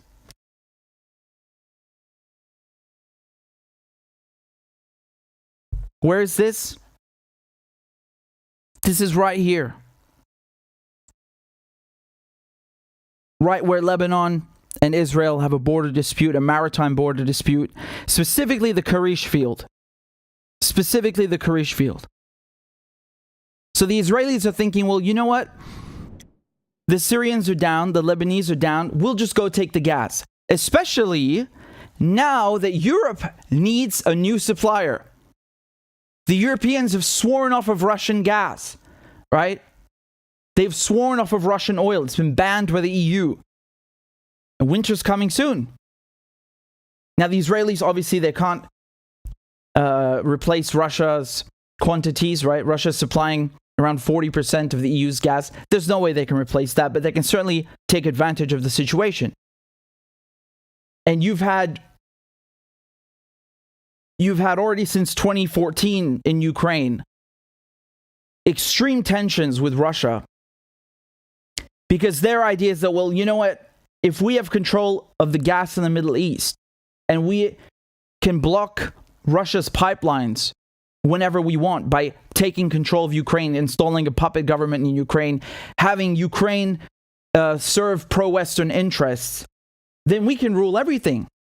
We've got the Iranians surrounded, we've got the Syrians and the Lebanese down, and we are sitting right where Russia's pipelines pass through to Europe.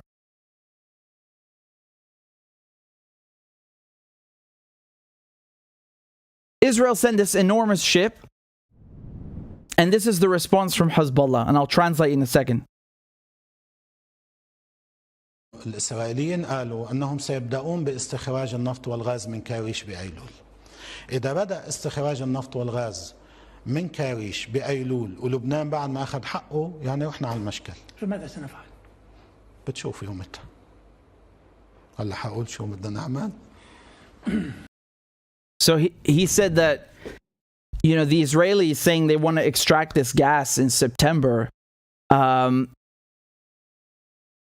If they extract any gas before we've resolved the maritime border dispute, there are going to be consequences. And the reporter asks him, like what? And he says, you'll see. You'll see. Hezbollah, the last time they were at war with Israel in 2006, they sent the Israelis packing and humiliated them. And Israel has not bombed Lebanon once since then. They've been sending drones now. And they, in other interviews, he says that we know the exact coordinates. So the Israelis understood the message. They got the message. And they're saying now that they will agree to Lebanon's demands. The thing is, they have to. They have no choice because they've signed these contracts. You know, Ursula von der Leyen, the EU commissioner, who said Russian gas is banned, Russian oil is banned. Where is she going? She goes to Israel. She's trying to take Israeli gas. How lovely, right? So now she's sitting there with Bennett and saying this explicitly. Take a look. Of course, we want to extend our cooperation on energy. It is known that Russia's war against Ukraine has exposed our European dependency on Russian fossil fuels, and we want to get rid of this dependency. We want to diversify to trustworthy suppliers, and Egypt is a trustworthy partner. For us, it's important that we really discuss the whole width of energy supply that is possible. And today we are already taking a very important step, as we have in the morning signed a memorandum of understanding of natural gas delivery from Israel to Egypt, here the liquefying of the gas and then the transport to the European Union. This is a big step forward in the energy supply to Europe, but also for Egypt to become a regional energy hub. It is for us very important also to look forward into the new forms of energy, and these are, of course, the renewable energies. And here, I must say, you are in a very lucky position, as you have the resources that are necessary for renewable energies in abundance, the sun, the wind. So these will be the energies of the future, and the demand will be, of course, How lovely. How lovely. Yes, it's nice when you take other people's resources. The British also had a lot of sun in India and a lot of resources there. Colonialism comes in many shapes and forms. And I find it incredible that the EU is saying, oh, Ukraine's sovereignty has been violated, and therefore we cannot deal with Russia. But the Israelis taking Palestinians' resources, taking Syria's resources. Remember, about a third of Israeli water comes from Syria's Golan Heights, which they're illegally occupying. She doesn't seem to mind that. That form of occupation and invasion and war, that's okay for her. But in any case, you see that the EU and Israel, they're not holding back. They're very clearly saying that Israel is going to fill some of that void, right? Obviously, it can't take the whole market share, but certainly a chunk, right? And you see, this is what it's always been about. It's always been about resources. And that's why you have this connection between Syria, between the Iran deal, and between Ukraine. Because right now, who is stopping the Iran deal? Donald Trump withdrew in 2018 because he had a lot of pressure from the Zionist lobby to do that. And that, you know, traditionally, that wouldn't make sense, right? Because if you're Israel and you keep saying Iran is a threat, Iran is dangerous, they're going to build a bomb in 2 minutes, in 3 weeks, whatever, why the hell would you oppose a nuclear deal where that makes sure Iran never builds a nuclear bomb? Because, first of all, Israel knows better than anyone Iran is not building a nuclear bomb. There are more inspectors there than and more verification methods than in any country. It would be impossible to hide. The reason Israel is trying to block the nuclear deal is because Iran having sanctions lifted means that Iran can sell its oil. Iran can have foreign countries or foreign companies or partners, whoever, come and explore the gas that it has. Remember, after Russia, Iran is the country with the most gas on earth. Do you think it's a coincidence that this region keeps getting messed with? It's not a coincidence. It's precisely because of this. And that is why Israel, through the Americans, is pressuring them to stay out of the deal, because they do not want Iran snatching up any contracts. They don't want, period. They don't want Iran being accepted, being able to trade, being, taken seriously as an energy partner, period. They are happy to see Iran being isolated. That's why Israel opposes a nuclear deal. And that's why they are trying so desperately to... They just sent the ship. I mean, it's so shameless. They literally sent that ship to extract the gas, knowing full well that they're going to anger everybody. And the message from Hezbollah was certainly received. So right now, they need to solve that maritime border issue. But just today, Nasrallah said, whether there's a nuclear deal signed in Vienna or not, if Lebanon's demands, its sovereignty is not respected, then there are going to be consequences. So you see why all of this has always been a giant game of resources, right? That is what it really comes down to. It's a giant game of resources, and certain powers doing whatever it takes to control them, even if it kills and hurts millions of people. Doesn't matter what it takes. They want to control the oil and control the gas. They want to have countries like Iran and countries like Russia and countries like Iraq and Syria under their boot, like Saudi Arabia. Even Saudi Arabia gave Joe Biden a slap in the face. He couldn't get them to sign a deal to produce more oil. He couldn't, achieve any success talking to Venezuela. And what does that mean for you and me? I'll tell you what it means. It means higher prices for gas, food, basic necessities. That's what it means. And it means having billions of dollars, your tax dollars, being sent to weapons manufacturers instead of using it to build things and better, our own countries. And it means having millions of refugees, right? There are millions of people who are being forced to leave their homes behind, leave everything they've known behind, and suffer, never mind the wounded and the dead. It's always the average Joe suffering. Millions and millions of people suffering, so a few people at the top can make money and exert power.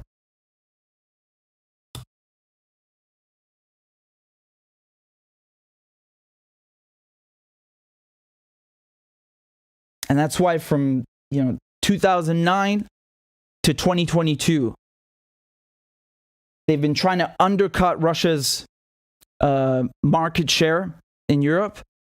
They've been trying to prop up other people so that the Europeans reduce their dependence on Russian gas, so that Russia gets hit also with less revenue. Remember, gas and oil represent some of Russia's most lucrative exports. And they do it even if it plunges Syria into a 10-year war. They don't care. And they give you all these nonsense reasons. They say, oh, it's a Sunni uprising and he's an Alawite. And no. They're purposely stirring up and inflaming issues between minorities to make it look like it's something civil or something local. And that doesn't mean the countries are perfect. But when you come and you start a fire and keep adding gasoline to the fire, that's something different. And you have to look at their real motives. It's always about energy. It's always about resources. It's always about power and control.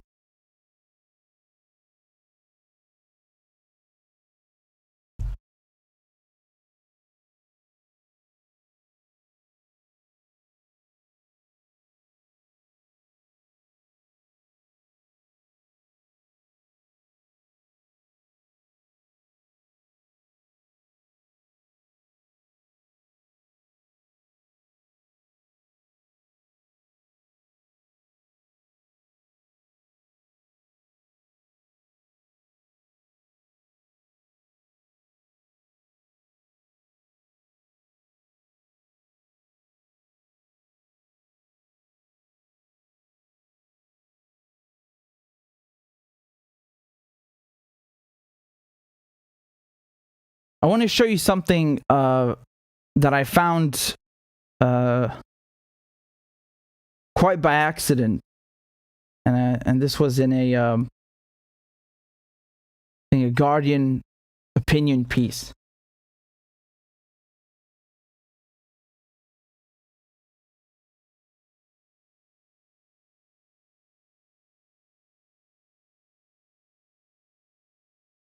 All right. Let me show you this opinion piece I found in The Guardian. The title says, "The ruble is soaring and Putin is stronger than ever. Our sanctions have backfired." Wow, you don't say. Took you 5 months to realize that? These Western sanctions against Russia are the most ill-conceived and counterproductive policy in recent international history. Military aid to Ukraine is justified, but the economic war is ineffective against the regime in Moscow and devastating for its unintended targets. I mean, I'll read to you more from the article, but I just want to say something. He said the term unintended target, like as if the sanctions did work in Russia, that it's okay to make, just the Russian population, random people in Russia suffer. To criticize Western sanctions is close to anathema. Defense analysts are dumb on the subject. Strategy think tanks are silent. Britain's putative leaders, Liz Truss, and Rishi Sunak. I mean, I just...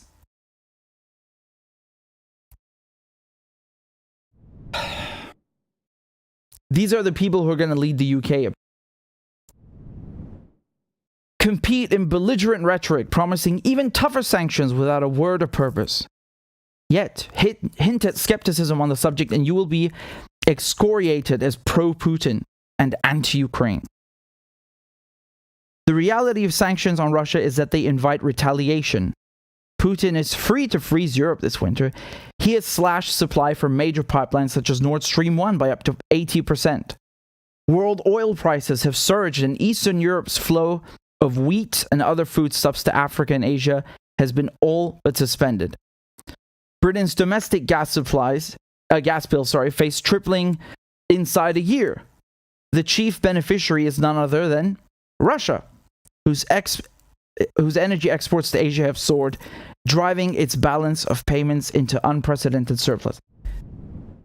Man, seriously, did I not say exactly all of this months ago?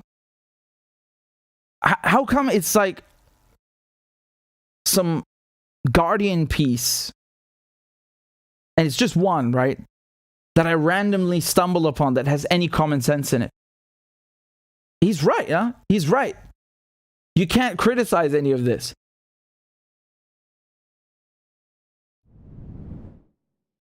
The ruble is one of the world's strongest currencies this year, having strengthened since January by nearly 50%. You guys want to know how well the ruble is doing right now? Let's check $1 in rubles. 59.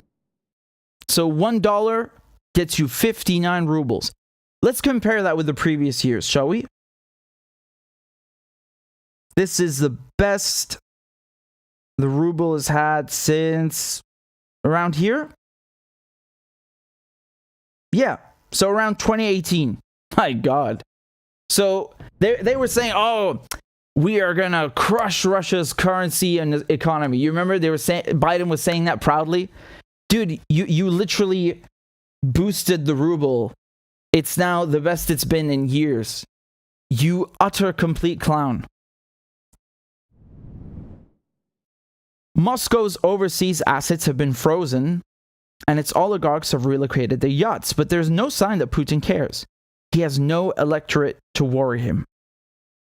Remember they were saying, oh man, the key to winning in Russia is to go ahead and punish all the Russian oligarchs, and then they are going to turn against Putin for, ruining their, I don't know, 100 yachts garage and not being able to access their football clubs, and that's really, really going to do Putin in. All they succeeded in doing is, I mean, I really don't know what to call it except Russophobia. It's racism.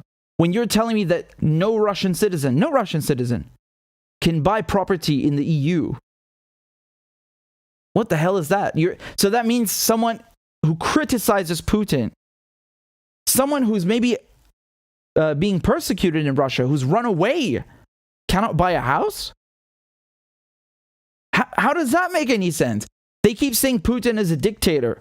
Okay, so you're saying that the guy is a ruthless dictator, and yet you expect everyone to criticize him openly, even though you keep saying that that's impossible because you go to jail. And then even for the people who do it, you still treat them as if they're responsible? Wow. You remember with Wimbledon, they said that if Russian players and Belarusian players want to compete, they must denounce Putin and his war. And then even after some of them did, they said, actually, no, all Russian players are banned. Wow. The interdependence of the world's economies, so long seen as an instrument of peace, has been made a weapon of war. Right? So this is the idea behind, post-World War II, the post-World War II world and globalization, is that one of the pros to that is that, France and Germany, for example, their economies will be intertwined. The UK and Germany, they depend on each other for trade, for example. And as a result, they're not going to attack each other. So that's how Europe can avoid having another Holocaust, another World War I, another Cold War, etc. Right? That's what that sentence means. So the interdependence of the world's economies, so long seen as an instrument of peace, has been made a weapon of war. Politicians around the NATO table have been wisely cautious about escalating military aid to Ukraine. They understand military deterrence. They appear total ingenues on economics. Here, they all parrot Dr. Strangelove. They want to bomb Russia's economy back to the Stone Age.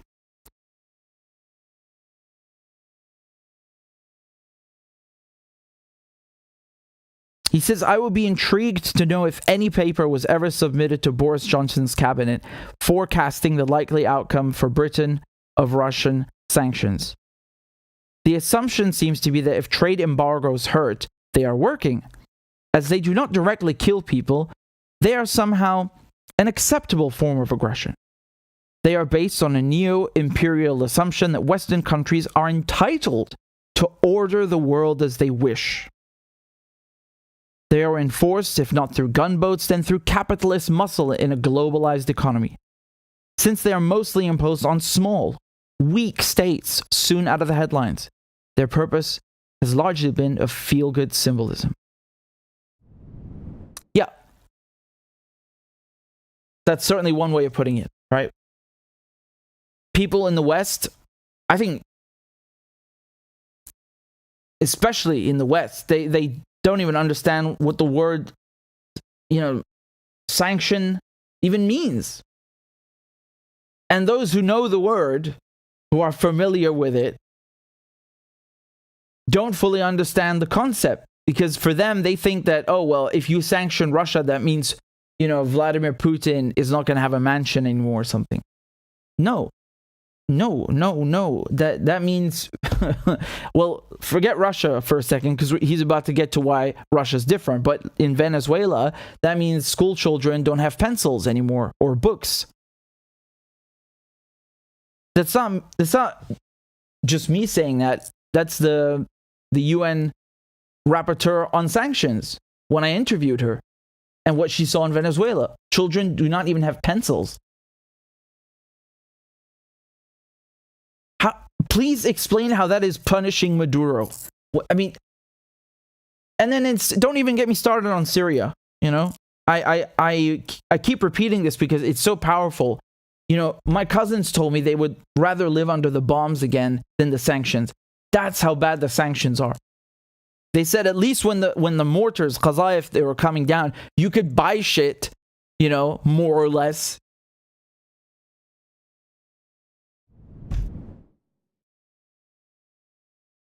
And then they say how, in this paragraph, he refers to Nicholas Mulder and says that, most of the sanctions wars are completely ineffective. They didn't work in Iran, nor Korea, nor Cuba, Venezuela, Russia. They never work. Moscow is neither small nor weak. Another observer, Richard Connolly at the Royal United Services Institute, has charted Putin's response to the sanctions imposed on him since his 2014 seizure of Crimea and Donbass. Their objective was to change Russia's course in those regions and deter further aggression. Their failure could hardly be more glaring. Apologists excuse this as due to the embargoes being too weak. The present ones, perhaps the toughest ever imposed on a major world power, may not be working yet, but will apparently work in time. They are said to be starving Russia of microchips and drone spares. It will soon have Putin begging for peace. So he's being sarcastic here, right? That, people saying, oh yeah, don't worry, the sanctions will work soon. Or that the sanctions are not strong enough. Apparently they don't understand that you've never had sanctions like this before, right? Iran used to be the number one sanctioned country, and now it's Russia. 5,500 plus sanctions. Apparently it's not enough. And so he continues to say here that sanctions have promoted trade with China, Iran, and India. Yes.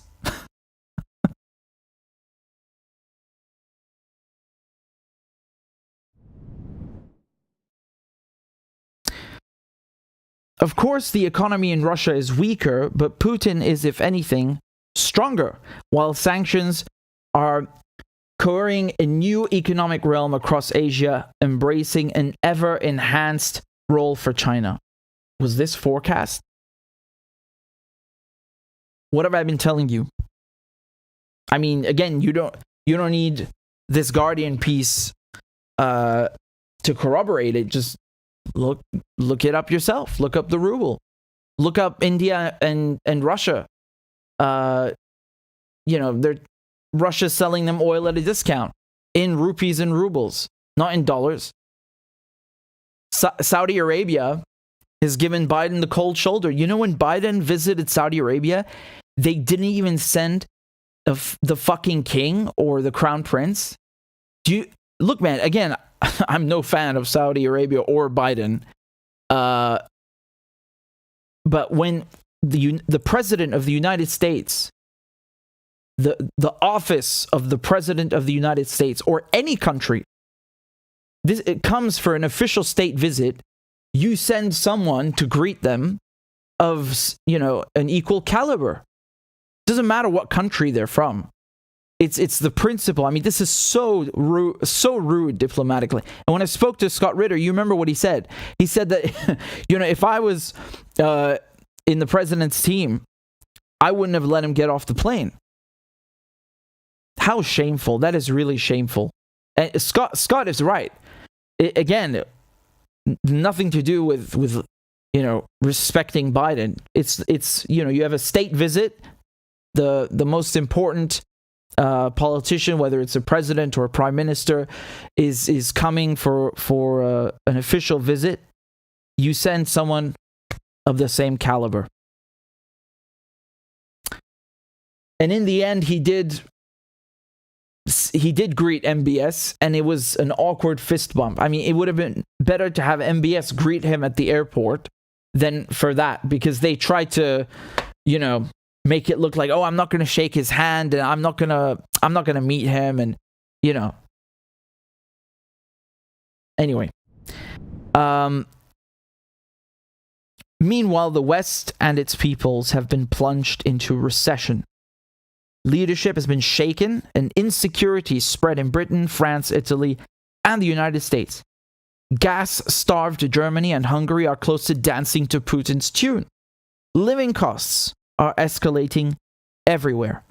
And yet still no one dares question sanctions. It is sacrilege to admit their failure or conceive retreat. The West has been enticed into the timeless irony of aggression. Eventually, its most conspicuous victim is the aggressor. Perhaps, after all, we should stick to war. I know, I would hope that he's writing that sarcastically, but I think there are a lot of people in politics, especially, the elites, who would very much like to see that. Because it's not them who'll be doing the fighting, no? In any case, it's not. I don't agree with everything in this article, but the premise that sanctions have failed, absolutely. I mean, this was clear from the beginning, man. I want to be very clear that it's not just the sanctions haven't worked. They are working to a certain degree, but not the way they had hoped. And on top of that, they have backfired on the West. And on top of that, they have pushed Russia into China's arms towards the East, which is great. Because when you look at Western hegemony and how that's been going, well, this is a system that's untenable. And that doesn't mean that the next system, whatever that is, whether it's a multipolar world, who knows whether that's going to be better or not. But this one, it has to go. And again, man, I used to joke to myself. Maybe I said it to you that the U.S. is going to sanction so many people that it's going to end up sanctioning itself. This is not what I had imagined exactly, but it pretty much fits the bill.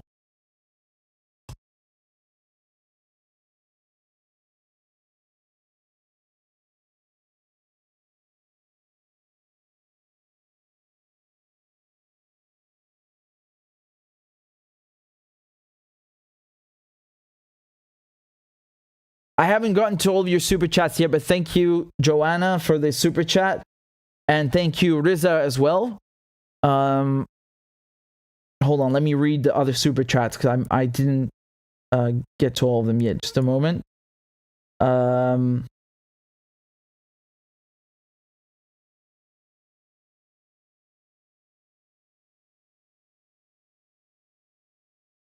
Katie says, "Do you like Jackson Hinckley of the Dive?"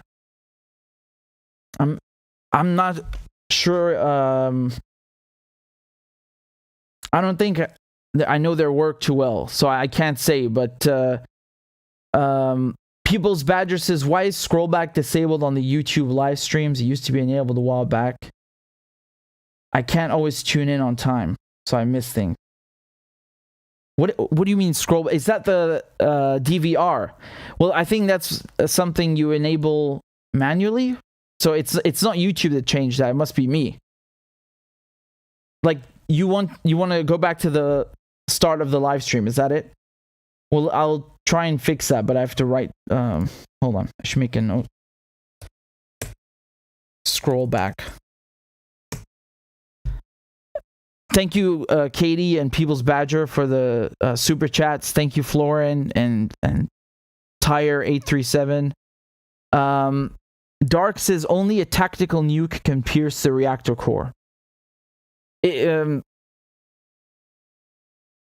your point that the shelling is not enough? Well, I mean, if you let's just put it this way. No one should be shelling or firing anything near a nuclear plant. And I know that seems kind of obvious, but I really wish that for once you would have, I think the best thing is a peacekeeping force, a UN peacekeeping force in control of these areas.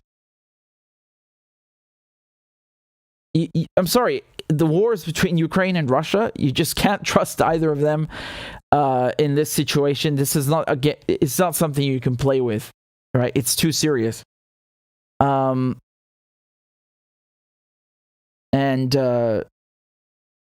I think for once the UN would actually be useful in this case. I mean, I joke around. I'm not saying it's completely useless, but it's so big that it just becomes. I mean,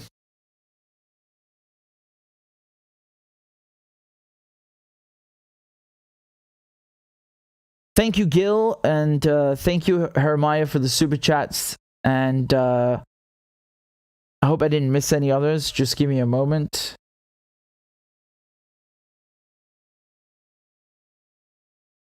Marvin says, could you have Rania or Syrian girl Mimi on the program? I've had Rania on before. I'd like to again, of course. And Syrian girl, I don't think I've ever had her on, actually. Have I? No, I don't think so. Kapapa says sanctions are one set of tools in Washington's broader effort toward Cuba to advance democracy, promote respect for human rights, and help the Cuban people exercise fundamental freedoms. I can't tell if you are quoting someone in Washington or you just wrote that garbage. It's convincing. Well done. Thank you, Nuno, and thank you, Riza. Riza said, thank you and Claudia for doing such a good job as the mod. big up to Claudia. She's great. She's awesome. And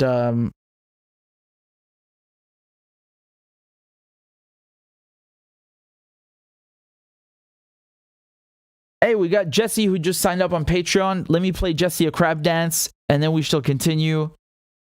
Everybody show Jesse some love, and let's go. Clap for that, you stupid bastard. And Corn Pop was a bad dude. And he ran a bunch of bad boys.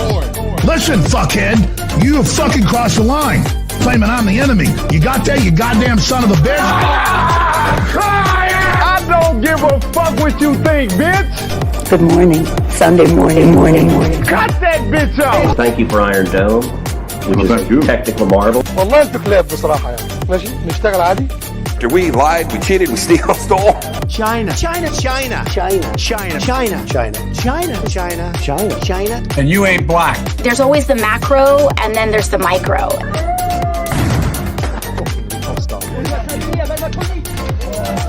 Do not come.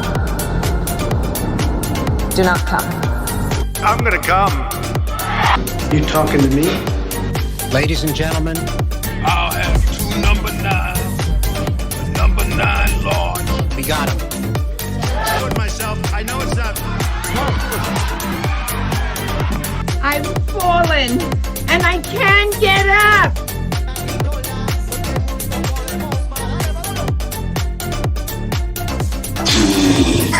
Why you texting? Why? You're getting nervous, man. Calm down. It's okay.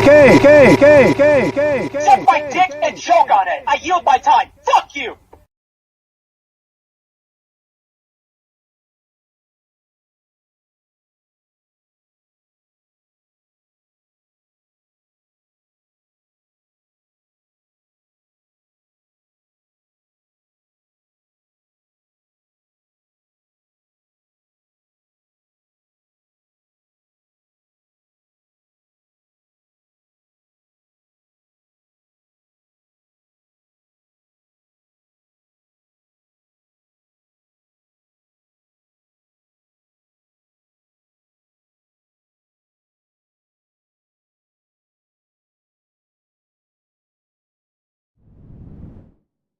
And we're back.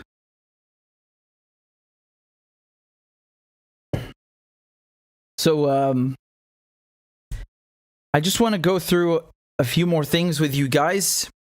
Oh, and I just played a crab dance, so let me plug the show at least. What number are we at? Claudia will tell me in a moment if this is correct. Is it 870? So we are only... No, it should be more than that now.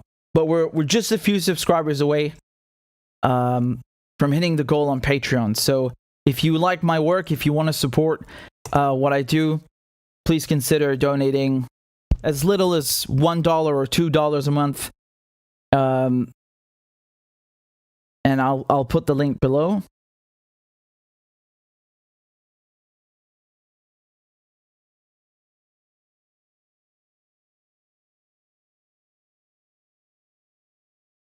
There we go. That's the Patreon page. So yeah, those are just examples. But again, I don't, you know, everything I do is for free and it's accessible to everyone. So there's no like, you know, extra content or something. But if you like it and you'd like to support what I do, so I can keep on, I'd be very grateful. Look at this. Claudia sent me the latest. It's not 870, it's 879. Very good. So we are just 21 subscribers away. That's brilliant.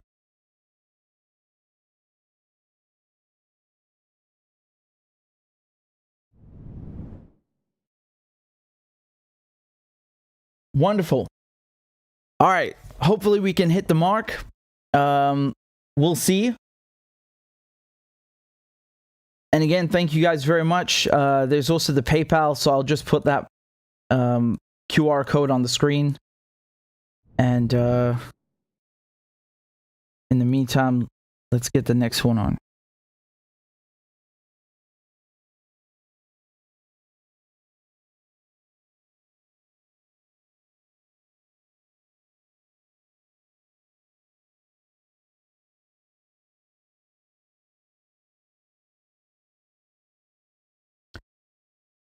So China.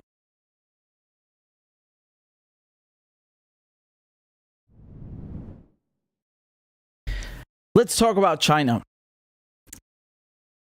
We know that Nancy Pelosi, the U.S. House Speaker, she visited Taiwan, and that was the highest ranking visit by a U.S. official in the last 2 decades. And it's very important, right? You can't look at that in a vacuum and say it doesn't carry any weight and just remove the context. You can't do that. As soon as she landed, the Chinese began several military drills, increasing their flights over quote-unquote Taiwanese airspace, moving their ships closer. Just basically a show of force is what they call it. It's flexing. They're flexing muscle and showing the Americans they mean business. And again, keep in mind that the way we speak about this in the West is very weird and insensitive to China and most of the world, actually, because when you say China and Taiwan as if they're like two separate things, this is like saying the United States and Texas. I mean, at one point, yes, but the way that they not only speak about it, but treat it as some sort of future Ukraine, this is a problem. Let me tell you something, man. When you see someone like Nancy Pelosi landing in your backyard, trouble is coming. That's like the Grim Reaper. Not because of her, but because of the office that she occupies, right? Because of the weight that her visit carries. That means trouble is brewing. Because here, this is from 2 weeks ago from the Associated Press. And the headline reads, 1 year after Afghanistan, spy agencies pivot toward China. So this is August 8th, 2022. In a recent closed-door meeting with leaders of the agency's counterterrorism center, the CIA's number 2 official made clear that fighting Al-Qaeda and other extremist groups would remain a priority, but that the agency's money and resources would be increasingly shifted to focusing on China. 1 year after ending the war in Afghanistan, Joe Biden and top national security officials speak less about counterterrorism and more about the political, economic, and military threats posed by China as well as Russia. I don't understand this sentence because they say 1 second it's about Taiwan, and then the next second they say, well, there's a military threat posed by China. What? Which one? Name one. Just one. I look at the map and I see American ships, right? I see AUKUS in China's backyard, not the other way around. You don't have Chinese ships right next to Hawaii or anywhere near the West Coast. It's the other way around. So I don't understand what that means. What's an economic threat? You mean that they'll have a better economy? Okay, so what? The political threat? I don't understand this sentence. I really don't understand this. Make your mind up. Is it about Taiwan? Or is it because of perceived threats? Let's continue. They say there's been a quiet pivot within intelligence agencies which are moving hundreds of officers to China-focused positions, including some who were previously working on terrorism. And they're saying, well, we still care about that. We killed al-Zawahiri, bin Laden's right-hand man, who was the number 2 and then the number 1 in Al-Qaeda. David Cohen, who's the deputy director, what did he say a few weeks ago? The agency's top priority is trying to understand and counter Beijing. The United States has long been alarmed by China's growing political and economic ambitions. China has tried to influence foreign elections, mounted campaigns of cyber and corporate espionage, and detained millions of minority Uyghurs in camps. Some experts also think Beijing will in coming years try to seize the self-ruled democratic island of Taiwan by force. Wow, what a mouthful. Do you see how they're already trying to plant these seeds in your mind and condition you and brainwash you and everybody? Oh, Taiwan is democratic, right? Like, as opposed to China. They have to make that distinction. It's not only self-ruled, it's democratic, right? And we're all about democracy, of course. Influencing foreign elections? Oh yeah, the United States would never do that. Now, don't get me wrong. Two wrongs don't make a right. No pun intended. Just because the United States does something bad, it doesn't mean everyone else can do it. Or should follow the example. The problem is, though, that it opens the door to other countries doing the same thing, because they feel like, well, you're doing it, why don't we do it? Now, the thing is, it comes down to propaganda and to scale. Number one, is this true? Because I know for a fact the United States, the United Kingdom, have influenced many elections, right? Many elections. And when the elections don't go their way, they do a coup, right? And when that doesn't work, they send in the death squads, etc., etc. I know that for a fact. With China, I see a bias, and I don't know if what you're saying is true. They're saying 2 days ago that Iran wanted to assassinate John Bolton. Shit. I bet they'd love to, but the idea that they would go and assassinate Bolton while they're right in the middle of nuclear talks, they're closer than ever to nuclear talks. Again, this is ridiculous. Or that stupid journalist, or whatever she does, that they wanted to kidnap her and take her to Venezuela. Or when they lied about this chemical weapons in Duma, they lied about the WMDs in Iraq. They lie so much, it becomes impossible to tell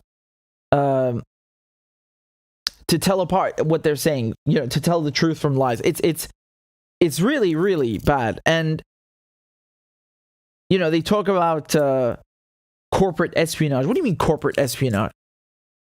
American companies, manufacturers from all over the world brought their factories to China, right? Because they could get cheap labor. What, you think that's it? The Chinese just give you cheap labor and they're not supposed to learn anything and try to develop themselves? Talk about corporate espionage. Wow, man. And they say China has detained millions of minority Uyghurs in camps. Oh, you care about Muslims now? All of a sudden, you care about minorities? Really? The United States, the West, who launched the war on terror, the war of terror, they killed 1 million people in Iraq. They created millions of refugees. They bankroll Israel. They destroyed Libya. They destroyed Syria. They antagonized Iran. They occupied Afghanistan. They care about Muslims all of a sudden. Yeah, okay, sure. Intelligence officials have said they need more insights on China, including after being unable to definitively pinpoint the cause of the pandemic. And they say Beijing has been accused of withholding information about the origins of the virus. And the war in Ukraine has underscored Russia's importance as a target. The United States used declassified info to expose Russian President Vladimir Putin's war plans before the invasion and rally diplomatic support for Kiev. And they say that, well, we were able to kill Zawahiri, so obviously we care about, counterterrorism. But at the end of the day, China's becoming too big to contain.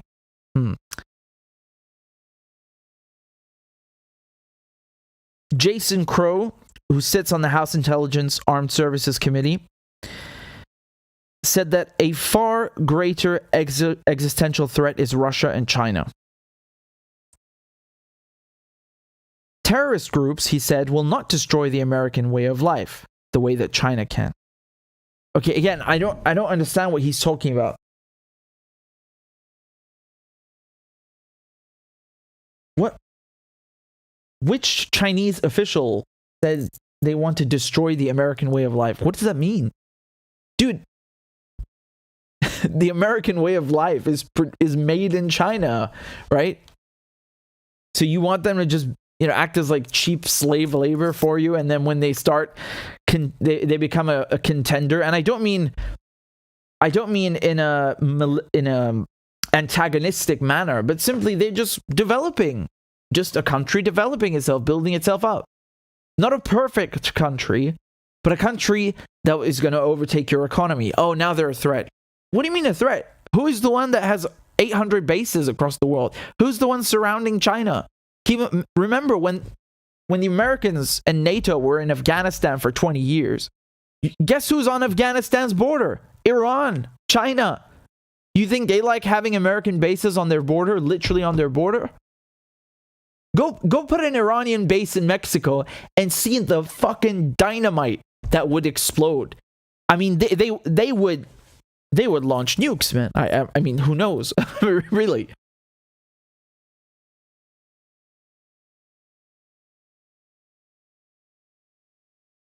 This is exactly what I was talking about. Look, here's another quote here. This is from the CIA spokesperson. All right.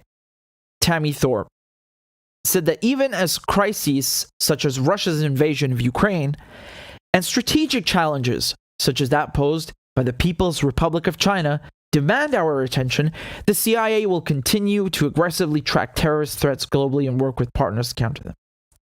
Okay, but do you see, they're saying that there are strategic challenges posed by China, and they put that in the same boat as Russia's invasion of Ukraine. I mean, look, man, this is very dangerous because they are preparing you, they're prepping people for the next quote-unquote Ukraine, right? So the same thing that's happening now, they're going to do it with Taiwan. They're going to say, oh, we are all with Taiwan and we're going to send them all the weapons. Remember, Taiwan, all of the military gear is from the United States.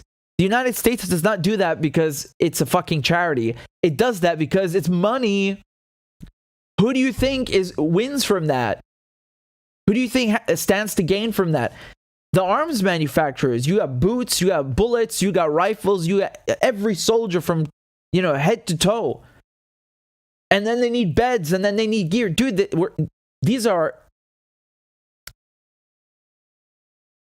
With Ukraine, when they say they're sending aid, yeah, they're sending aid by taking your money and giving it to weapons manufacturers. Someone is always making a lot of money, right? And the United States constantly has to find new enemies.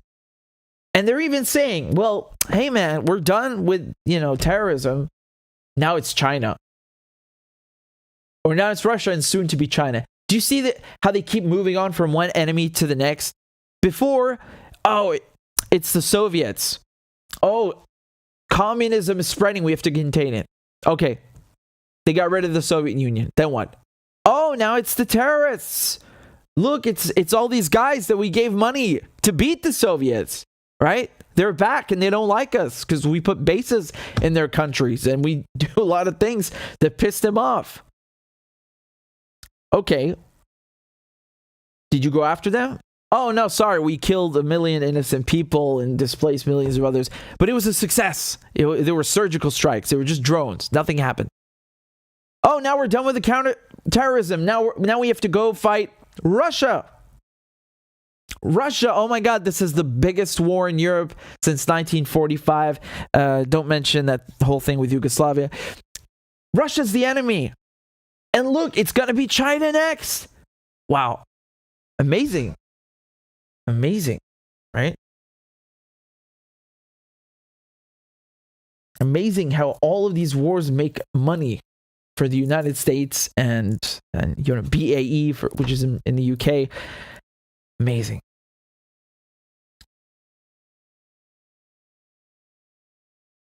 Congress has pushed the CIA and other intelligence agencies to make China a top priority, according to several people familiar with the matter who spoke on condition of anonymity to discuss sensitive intelligence matter. Pushing resources towards China has required cuts elsewhere, including in counterterrorism. Specific figures were unavailable because intelligence budgets are classified. Hey guys, you remember that time when the Pentagon somehow lost $20 trillion? I mean, my goodness, even if 1% of that were true, these are astronomical sums. I mean, this is unbelievable.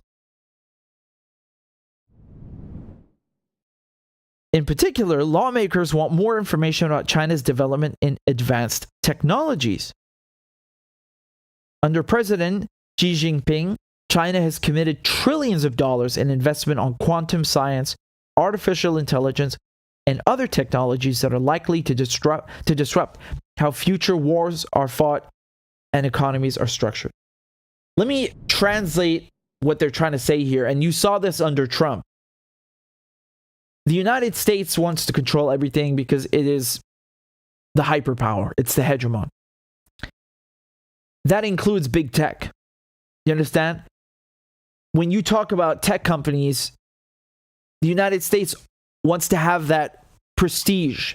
Oh, it's Silicon Valley. It's Facebook. It's Google. It's Intel. It's all of these companies based in America, in the United States.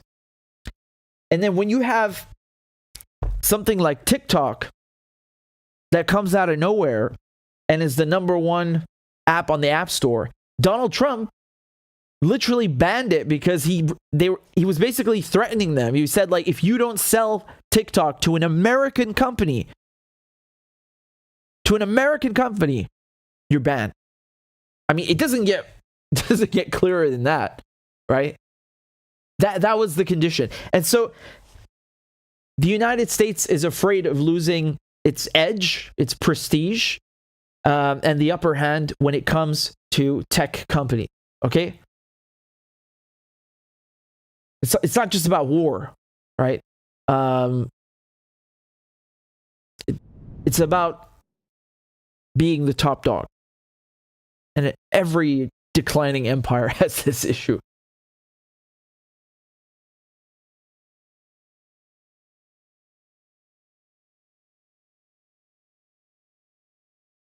Here's Chris Stewart, a Utah Republican on the House Intelligence Committee. We are late, but it's good that we're finally changing our focus into that region. No, what do you mean? Why? What is in that region? Why can't you just mind your fucking business? Why do you always take people's money and throw it into spying and killing and bombing? Why do we do this in the UK and the US? Why do we allow these people to do this? Who the fuck are these people? Who are they, man? Why does it have to be this way? It doesn't have to be this way, man. Now he says that means in people, in resources, in military assets, and in diplomacy. Why does diplomacy come last? Diplomacy should be #1. The CIA last year announced it would create 2 new mission centers, one on China, one on emerging technologies, to centralize and improve intelligence collection on those issues. The CIA is also trying to recruit more Chinese speakers. Inside the agency, many officers are learning Chinese. Ah, man. I guess Arabic isn't that important anymore. It's a shame. Now we lost out to the Chinese. I mean, in the UN, you have 6 official languages. You have French, English, Spanish, Russian, Chinese. Did I already say Arabic? Hold on. English, French, Spanish, Russian, Arabic, Chinese. Yeah. So, obviously, Arabic will always be important, but I'm just making a joke here. Like, they're not interested in us anymore.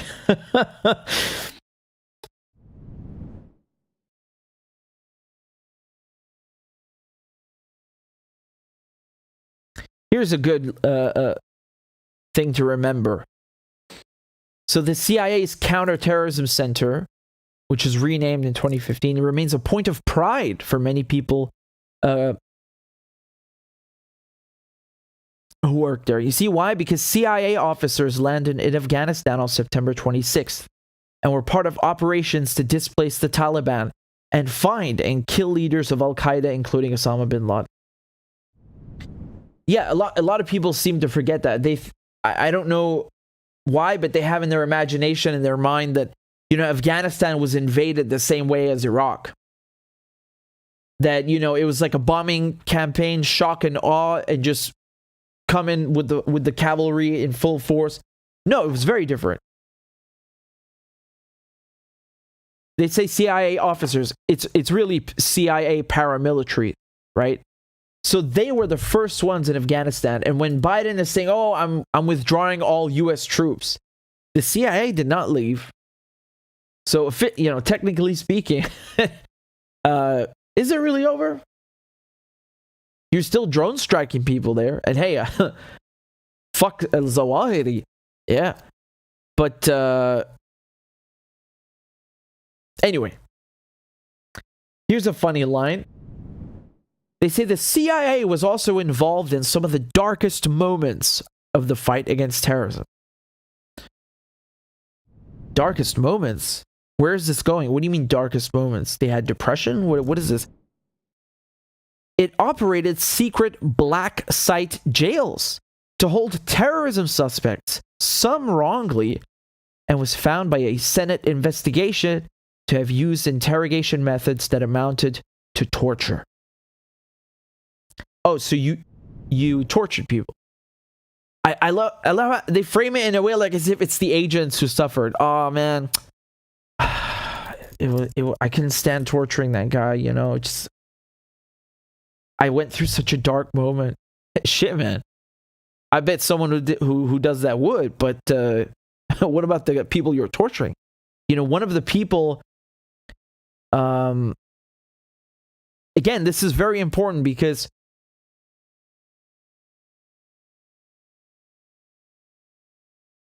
When they say some wrongly, let me illustrate that for you. There's a guy, a German citizen, Khaled al-Masri, and the CIA thought that he's a terrorist. And they kidnapped him. Well, actually, they got the Macedonians to kidnap him and hand him over, and they raped him, or shall I say, they penetrated him with objects and abused him and beat him up, and they kept him for months and then dumped him on the side of the road.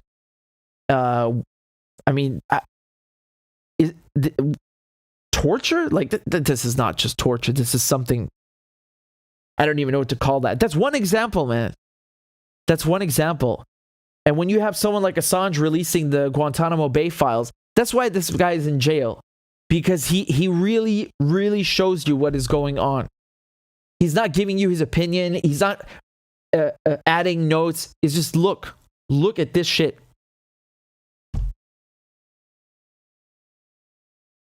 So, you know, I'm sorry, man, but I don't know how to. And the way they frame it, look how they say, it was found by a Senate investigation to have used interrogation methods that amounted to torture.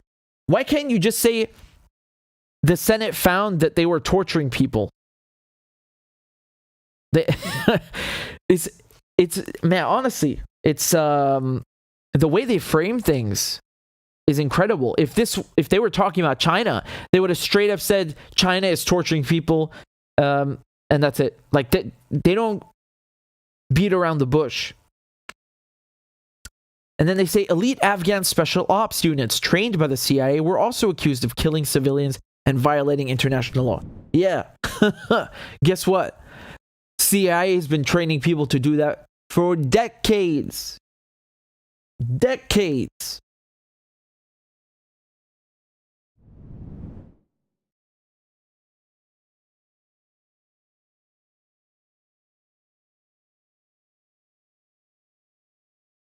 And I don't understand, man. Like, they keep talking about, all our counterterrorism work. Yeah, man, I'm not saying there's anything bad about counterterrorism work. Of course not. But I'm sorry, man. The CIA is the one that helped create Al-Qaeda in the first place. Right? They gave the training. They gave the funding to the Mujahideen. And then in the end, who had to get rid of ISIS in Iraq and Syria? Which, again, a result of U.S. invasion. It's not the United States. It's Iran, it's Hezbollah, it's the Syrian army, it's Russia. Don't look like counterterrorism to me. Anyway, the fact that these guys are going to be the ones, some of them, moving on to China, I mean, this is really problematic. And again, to show you this, like where Taiwan is. You see, it's an island, right? It's not like geographically speaking, it's not attached to the mainland. Now, politically speaking, realistically speaking, this is China. China does not view Taiwan as some other entity. No, it's China. So I'm so confused when I see, for example, these articles, like in CNN, right? Where they say China is attempting to establish a new normal across the Taiwan Strait, eroding self-rule to Taiwan's territorial control, and increasing the threat of a strike with each military sortie, according to officials and analysts. And they ramped up military maneuvers in the stretch of water that separates Taiwan from mainland China, so right here, okay, this area, and the skies above it, following a visit by United States House Speaker Nancy Pelosi to the island earlier this month. Analysts say it could mark the realization of fears expressed by Pelosi and other U.S. officials that Beijing may use its military response to her visit to change the status quo, with the presence of Chinese planes and ships near the island becoming more common and difficult to challenge. Okay,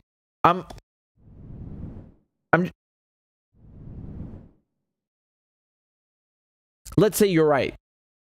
Why are you visiting then? Remember, the United States does not recognize Taiwan as an independent country. Okay? They have an agreement with each other, and that includes military aid, and that the United States will defend them. But it's very limited in scope. And again, Taiwan is not recognized as a country in the UN. The United States switched. It basically cut off diplomatic relations with Taiwan, and then recognized the People's Republic of China as the legitimate government. Again, I hate saying that. Like, like we recognize you. Like, dude, let's say they just established diplomatic ties with them. That's what happened, and this is in the 1970s. So, again, this is very, very bad what they're doing here, because the United States is moving away from the one China policy, from doing this very careful balancing act, and now provoking China.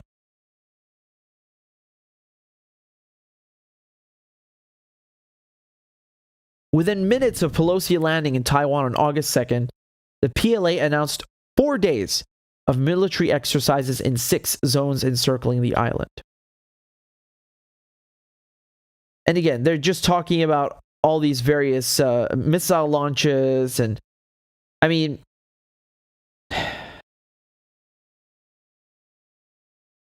what did they think, man?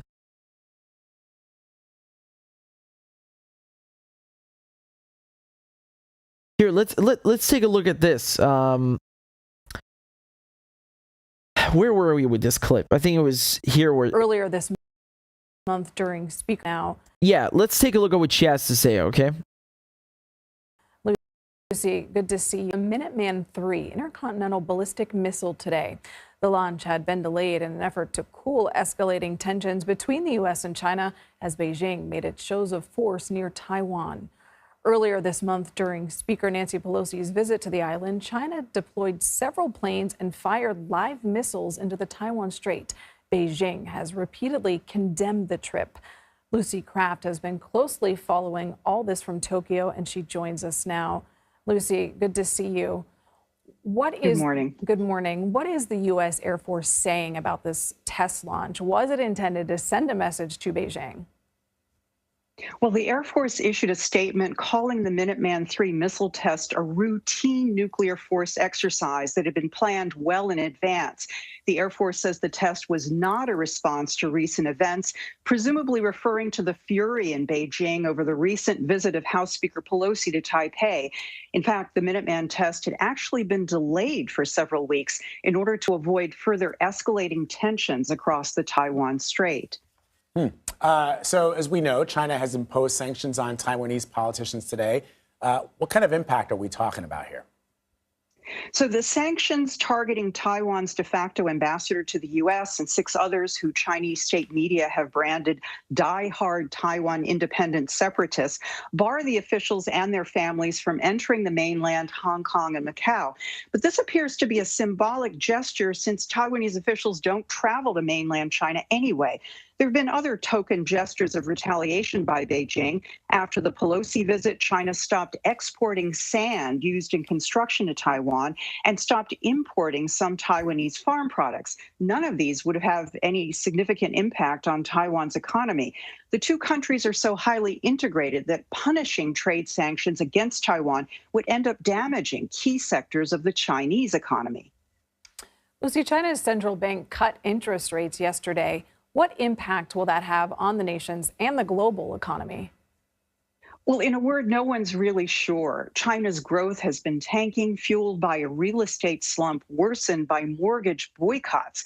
The property sector accounts for about 1/3 of gross domestic product. So homebuyers refusing to pay for partly finished homes has had a chilling effect on new sales. But property distress is only part of what's ailing the Chinese economy. President Xi's determination to stamp out every case of COVID, his so-called zero COVID strategy, has kept people out of hospitals, but at enormous cost as businesses shuttered and huge swaths of the population were locked down. A rate cut likely won't be enough to solve these structural issues. And of course, it's not just China's problem. A Chinese downturn risks sending the world into recession.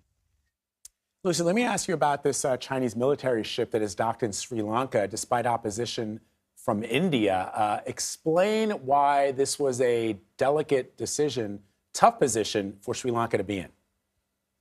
The Chinese vessel, Beijing says it's just doing maritime research, but Indian media are calling it a spy ship, has been described by experts as a cutting-edge space tracking ship designed to keep eyes on satellite, rocket, and intercontinental ballistic missile launches. But Sri Lanka is between a rock and a hard place. Just last month, you'll recall, protesters stormed the presidential palace and jumped into the swimming pool over the country's worst ever economic crisis. Sri Lanka is reliant on aid from both India and China. It's trying to thread the needle between the two regional behemoths and has allowed the ship to dock for only 3 days in order to take on supplies. All right, Lucy Kraft, thank you for your reporting.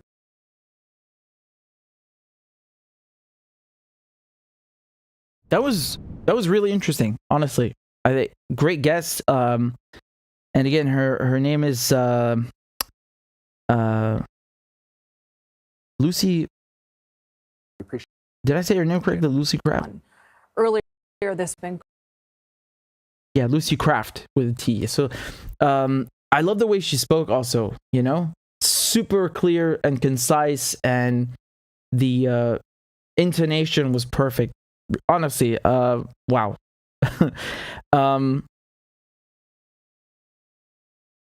You heard what she said though about China and Taiwan's economies being so closely interlinked. Yeah, because again, I'm not going to keep repeating myself, but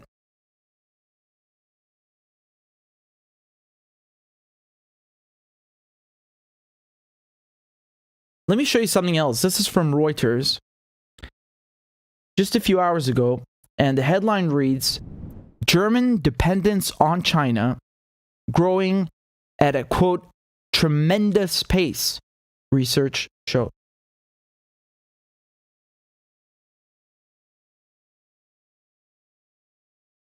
Okay, so they're saying that in the first half of this year, of 2022, the German economy became more dependent on China. Okay? The guy who authored this study, Julian Assange, said the German economy is much more dependent on China than the other way around. And he warned that this dependence posed a political problem as Beijing's stance on the Ukraine war and its military posture towards Taiwan placed German business with the world's second largest economy under scrutiny. Quote, yet despite these dangers and problems, economic interdependencies with China have been moving in the wrong direction. Wrong direction at a tremendous pace in the first half of 2022. Again, I'm curious what that means. Why does he say wrong direction? Does he want China to divest? Like, you know what this is, man? This is, again, this European mindset that, oh, we have to do everything the Americans say. Now, again, there's nothing wrong with having allies and partners, of course. You know why? Because that is what diplomacy fosters. It fosters, healthy politics, and you find common ground and you have common interests and you work together, and that's great. But in this case, it's not working together. It's basically a bunch of corporations in the United States directing American foreign policy and directing, as a consequence, European foreign policy. Europe is not independent.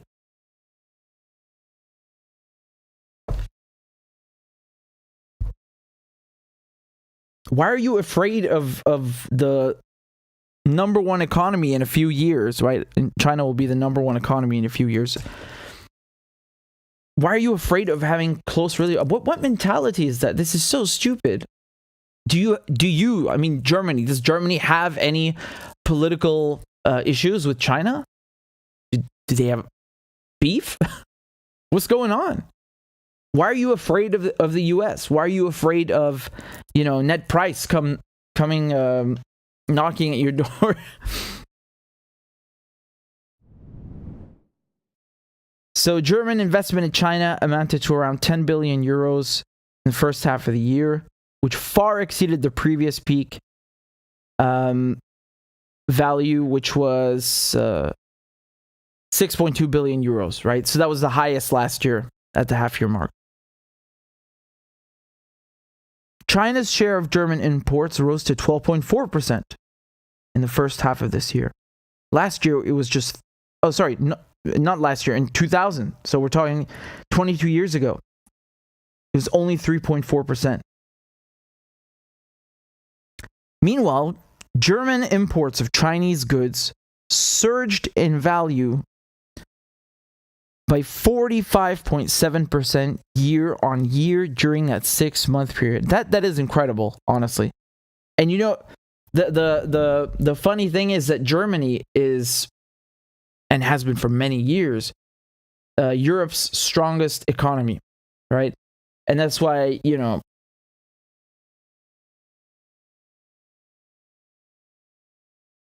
and around half of their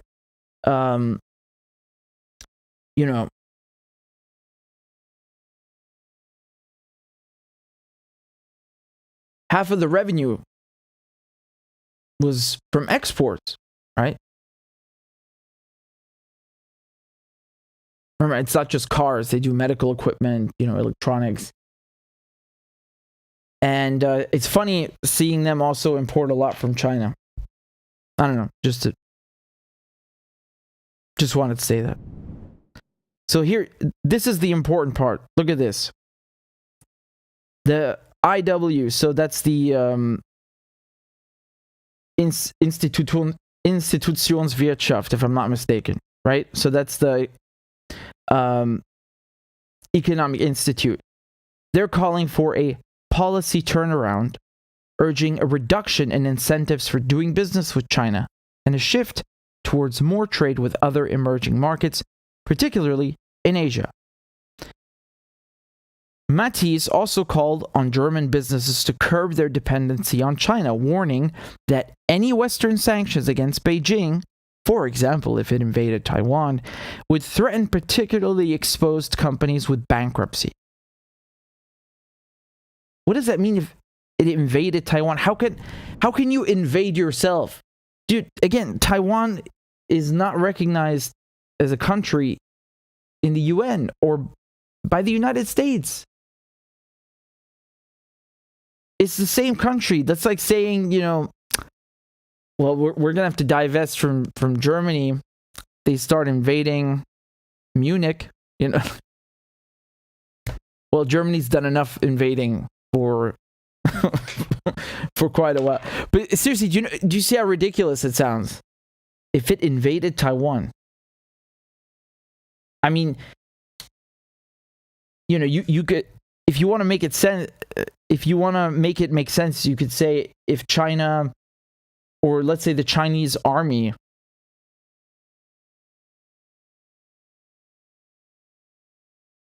disembarked on Taiwan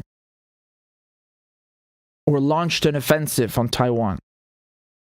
Invaded? How do you invade your own country? I don't get that. And again, I'm rarely ever doing this now, but I feel that it is so ridiculous that when you just speak common sense, you also have to preface with, but fuck the Chinese, and I hate communism, and I'm not saying they're good. Why do I have to preface that with anything? Like, do people need all these disclaimers? It's like that article from The Guardian about sanctions on Russia backfiring. And you see them like in the first paragraph, they're already like Putin's brutal da-da-da-da-da. What, like, it's so forced, I can tell it's so forced. And it's like, you just can't speak common sense about, topics that people have been brainwashed with, mainstream media. And we have a lot of deprogramming to do. I can hear my cat misses me. Yeah, I'll be there, mate. Calm down. All right, so that's all I'm gonna say, man. For now, I'm just saying that. Not just me. These reports about the CIA pivoting to China. I love this phrase, right? Something I always have to give credit to the United States for is this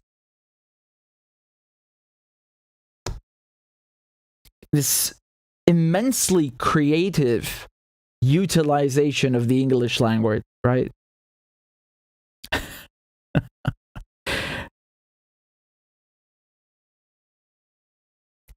Pivots to China. So the CIA are publicly saying and admitting they're pivoting to China. Congress is saying that it wants them to do that and actually wants to be more involved, right? I mean, there's nothing wrong with, budget oversight. Of course, on the contrary, that is something good and sensible. And when Rand Paul tried doing that with the billions they were sending Ukraine, they wouldn't have it. I can't believe that he was the only person. Where's Bernie? You're giving away all this money with no oversight. You have no inspector general to verify where it's going. I just don't even know what to say. And so my point is that you have the CIA announcing that it's setting its sights on China, Congress saying the same thing. You have Nancy Pelosi disembarking in Taiwan, provoking the Chinese. And I find this very dangerous because the United States has maintained this one China policy for a long time. They are breaking with that now bit by bit. And what they're going to do is they're going to make Taiwan the next Ukraine. And they're already conditioning you from now.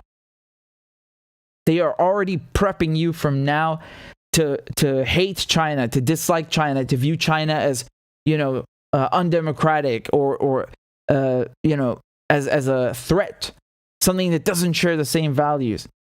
Okay, let's say all of this were true. What business is it of yours? Why do the UK and the US have to go and stick their noses in every corner of the world? Why? Why isn't this money being used at home to help people? There are people suffering so much. They cannot get medicine, sleeping rough, they're sleeping on the streets. All of this could be solved. It's really disgusting to me, and what makes it so frightening is that people go along with it because the media does not tell them the truth. The media lie to them, condition them, brainwash them, and always make them accept war and always make them accept these conditions. That it's somehow okay that people you have never even heard of are deciding whether you can have health care or whether, the NHS is going to be gutted and handed over to American corporations and, making extremely dangerous decisions that will affect the country for decades. I mean, this is so chaotic and it's unacceptable. And that's why we really, really, really, really need an independent and free media. Enough with this. CIA, they're good people at the end of the day. Look at all this counterterrorism they saved you from. Yeah? Look how lovely they are. Look at all these people they tortured on your behalf. Look at how they dragged the United States name through the mud. Let me tell you something, man. I remember 9/11, and let me tell you something, man. When that happened, everybody's hearts was with the United States. Everyone. Because that was horrific. How could you not be? And then in a matter of weeks, a matter of months,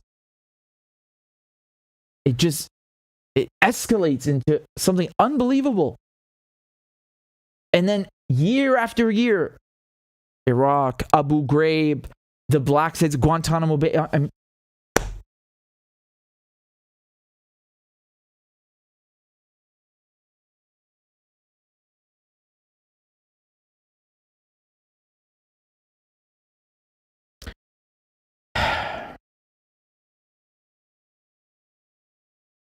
We've had a lot of really dangerous wars in history, right?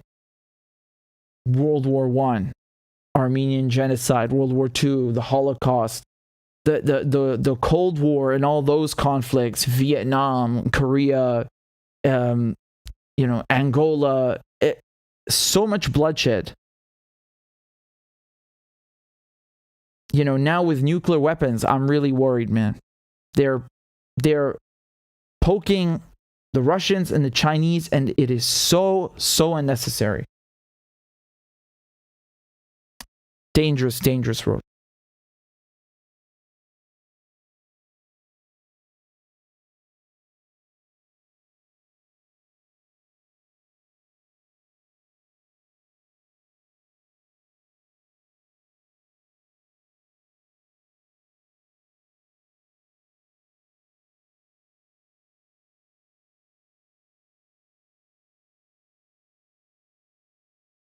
Thank you very much. Thank you for the super chat. Kapapa. They said, I sent you a video of the ambassadors of Barbados and Venezuela talk about Cuba and the illegal sanctions. Okay, I will definitely be checking that out. Thank you. Marvin says, politicians working for donors, the war complex, banker, and etc. Yeah, absolutely, man. Absolutely. Nothing else. White man says, you should bring on Alexander Chopov. He's a Russian activist that's been covering war in Donbass since 2015. He recently donated a lot of meds. I have not heard of him, but I will be writing down and taking notes. And I appreciate the support. And Marvin says, fear equals dollars, equals money for the war complex, the bankers. Yeah, man, of course. You know, they got everybody to support this stuff by scaring them. I mean, you know, you would turn on the TV. Please tell me right now, do you guys remember this? I remember this. You would turn on the TV, and both in the UK and in the US, they would have like a bar, right, with different levels and different colors, like going from green or blue until orange until red, and it was the terror threat, and they had a terror level threat that they would constantly update. I mean, I have never seen a more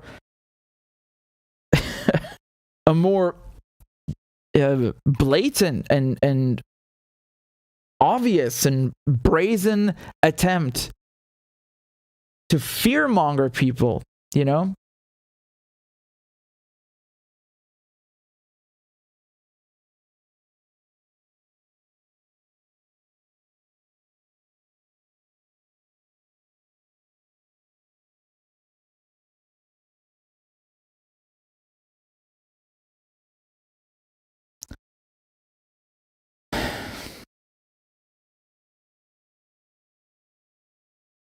Thank you guys very much. I appreciate the support.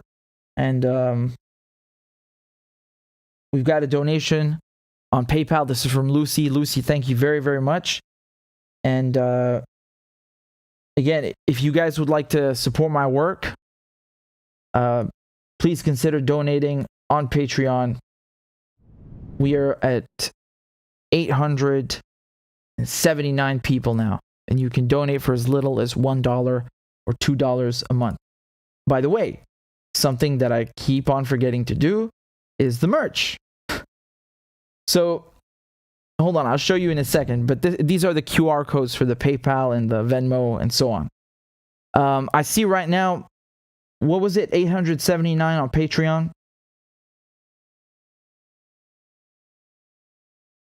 We've got around 1,000 people watching. I'm sure that we can hit that and get to 900. We just need 21 more people. Just 21. And then we will hit the goal. Because, man, I've been promising you guys for a long time now the piñata. I told you when I hit 1,000, we are going to get a piñata. And I will let you decide what or rather who it's going to be. That's really going to be fun. But let me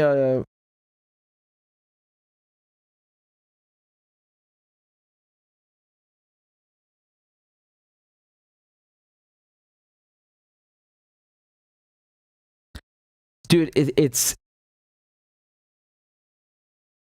I got my birthday in like 5 minutes and I'm still working. Now there was like a good rhyme from Jazzy Buzz, and what does he say? It's in French. He says like, what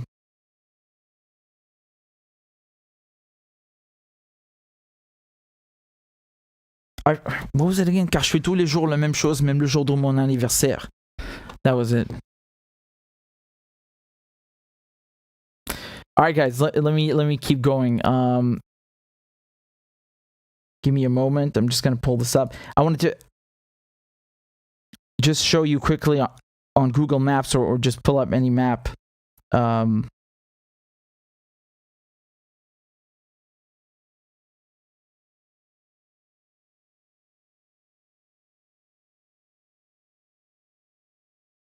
Dude, they got no shame with this ship. They got no shame.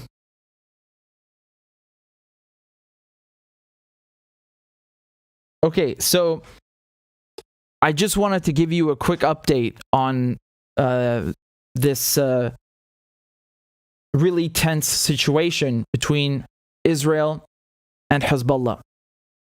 So, as you guys know, the EU now wants to replace Russian gas, at least partly, with Israeli gas, right? There's nothing better than some stolen Lebanese gas, stolen Palestinian gas. And the Israelis are trying their best to block the nuclear deal because, you know, if sanctions are lifted on Iran, Iran is free to sell its oil and gas. Remember, Iran has the most gas, the biggest gas reserves in the world after Russia. So Russia and then Iran. And what do the Israelis do? They straight up just send a giant ship to start extracting the gas. I mean, this thing is a behemoth. An absolute behemoth. And so, again, they call it an FPSO. It's a floating production storage offloading, right? So, what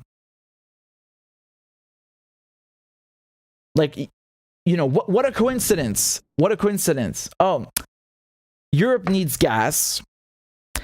Iran can't sell its gas. Russia can't sell its gas to Europe, at least, except a few countries. And, Syria, which also has a lot of gas in the Levantine Basin, can't extract the gas because there are sanctions on Syria, and Israel bombed the Latakia port and bombs Damascus every week. And Lebanon can't do anything because the Beirut port is disabled.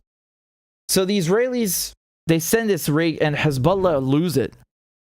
You know, Nasrallah, who is the chief, he's the Secretary General of Hezbollah, he threatened them that if they extract any gas before they solve the maritime border dispute, there's going to be a response, a huge response. I wanted to just play a couple of clips in a second, but I just want you to understand the location that I'm talking about, because the Levantine Basin is all this. Why do they put a Hezbollah flag as the Lebanese flag? That's not Lebanon's flag. Anyway, so the Levantine gas basin is a region with a lot of unexplored, untapped gas. So this is exactly what I mean. Take a look. So this goes from Syria to Lebanon to Palestine. It's all of this, the Levantine Basin. And Lebanon and Israel are arguing over a very specific stretch of maritime border. Specifically, this area. See that? This is the disputed area. And remember, the Karish gas field contained huge amount of gas. And so this is really nothing to scoff at. It's nothing to scoff at, because this means a lot of money. And remember, Lebanon's economy is in tatters, destroyed. You know, they basically, in effect, had these de facto U.S. sanctions. The inflation is outrageous. People are barely getting by, if they're even getting by. It's that bad. So for Lebanon to have this dispute settled and to be able to extract its gas without, being threatened by Israel, or Israel stealing its gas, this would mean a lot of money for the Lebanese, right? The Israelis, of course, they'll say that, Hezbollah is threatening us. Well, when you come and take someone's resources, man, I mean, remember, Israel occupied Lebanon, South Lebanon. They invaded Lebanon so many times I lost count. Been occupying Palestine for its entire existence, occupying Syria and Golan Heights since 1967, occupied Sinai.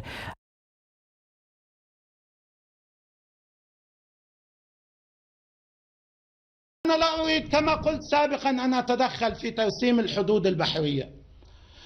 لبنان رسم بلوكات حيث تعتقدون أن هذه مياهكم، وعنده بلوكات عرضوها على التلزيم للتنقيب ولاستخراج النفط والغاز مقافل في الجنوب هنا. وأنا أؤكد لكم أن هناك شركات عالمية ستقبل.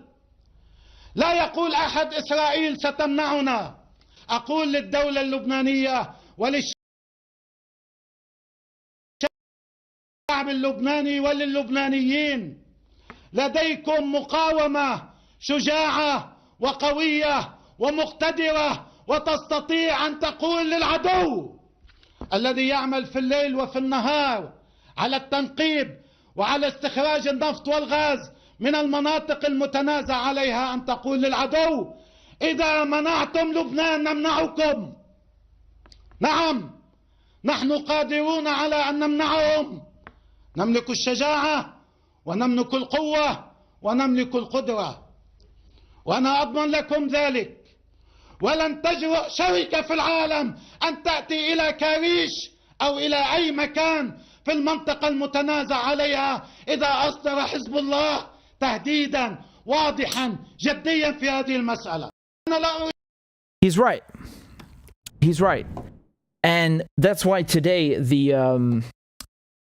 the envoy who was sent by the Americans to mediate between Lebanon and Israel. Remember, Lebanon refuses to recognize Israel, like most Arab countries, and does not have any ties whatsoever.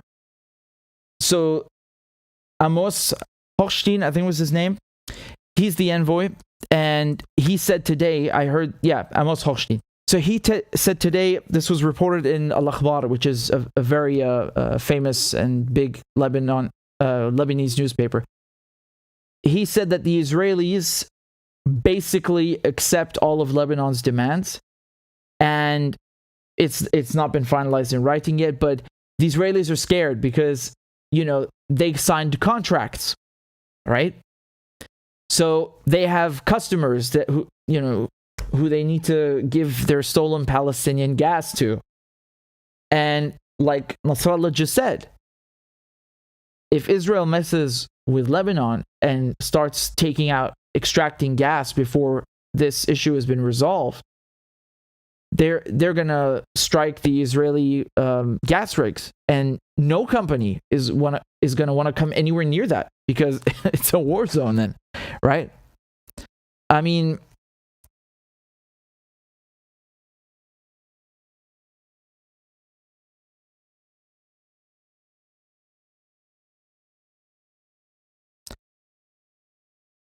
hold on, let me show you this one as well. سواء وقع الاتفاق النووي أو لم يوقع، إذا قدم للدولة اللبنانية ما تطالب به نحن رايحين على الهدوء. وسواء وقع الاتفاق النووي أو لم يوقع، إذا لم يعطى للدولة اللبنانية ما تطالب به نحن رايحين على تصعيد. يعني حتى لو صار في اتفاق نووي ورجعوا قعدوا ووقعوا الأمريكان والأوروبيين والصين وروسيا وإيران والكون بالدنيا بالعالم، هلا بعض الأخوان بتذكروا الأدبيات أو من مزحات سيد عباس أو من المزح مع سيد عباس، لو كل الكون اجتمع على الاتفاق النووي ومضى ووقعوا مش الحال، لكن نحن هون لبنان لم يحصل على حقوقه التي تطالب بها الدولة اللبنانية، معناتها رايحين على التصعيد ورايحين على المشكل. سواء وقع الاتفاق النووي أو لا. So that was very important. He said this just a few hours ago. And he said whether the Iran nuclear deal in Vienna is signed or not, that changes nothing on the ground. Lebanon will protect. Lebanon will. I'm جرب نتذكر شو قال. One second. What did he say? Basically, he said that Lebanon راح يجيها حقها. يعني it's going to get what Lebanon will get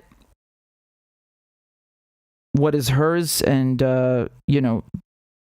كان والأوروبيين والصين أو بعض الإخوان بتذكروا الأدبيات أو من مزحات سيد عباس أو من المزح مع سيد عباس. لو كل الكون اجتمع على الاتفاق النووي ومضى ووقعوا مش الحال، لكن نحن هون لبنان لم يحصل على حقوقه التي تطالب بها الدولة اللبنانية، معناتها رايحين على التصعيد ورايحين على. Yeah, he said even if the whole world sat down and signed to the agreed to the nuclear deal, as long as Lebanon doesn't get what it's owed, and as long as Lebanon doesn't get what's hers, it's going to be war. And why is he talking about the nuclear deal? Well, let me tell you why. Because, like I said, if the nuclear deal is back, meaning the United States comes back, sanctions are lifted on Iran, and that's going to be good for, of course it's good for Iran. At this point, the Europeans, man, I mean, the whole world is so desperate to lower oil prices that they're going to benefit greatly from that. And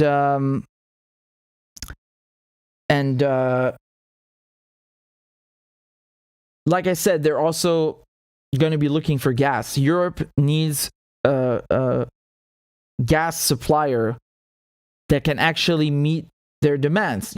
Israel, I mean, no matter what it wants to do or its ambitions, I don't think is going to be able to replace Russia at all. I mean, it can take some of its market share for sure. And it's not just about the money. Let me explain this, man, because the Israelis, for them, it's not that they need the money desperately like Lebanon. For the Israelis, it's that they want to be seen as, they want people to legitimize them, to validate them. They want to have the prestige of being, we're an official energy supplier to the European Union.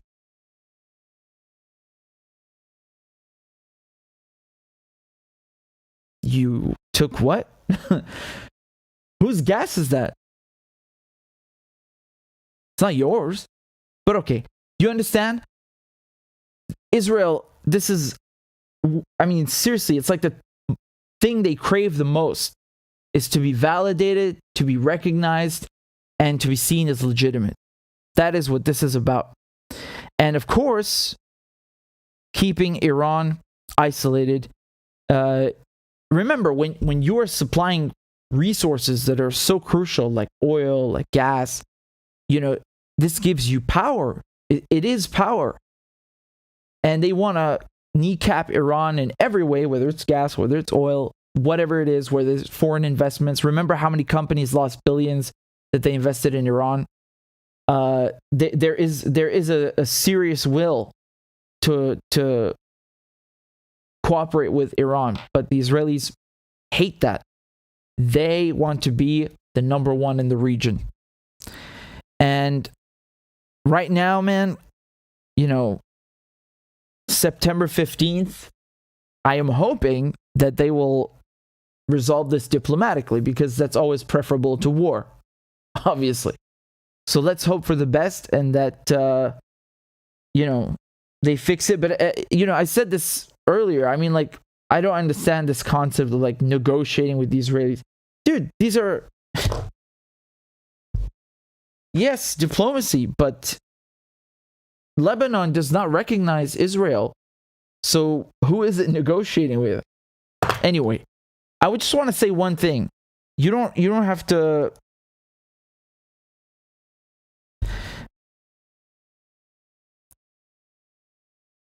Here, this is another clip I wanted to play, by the way. Just one more. Just one more. Man, I'm telling you, when Nasrallah speaks, like, every household tunes in. Even if they don't like him, because what he says actually carries weight. Do you understand? It actually...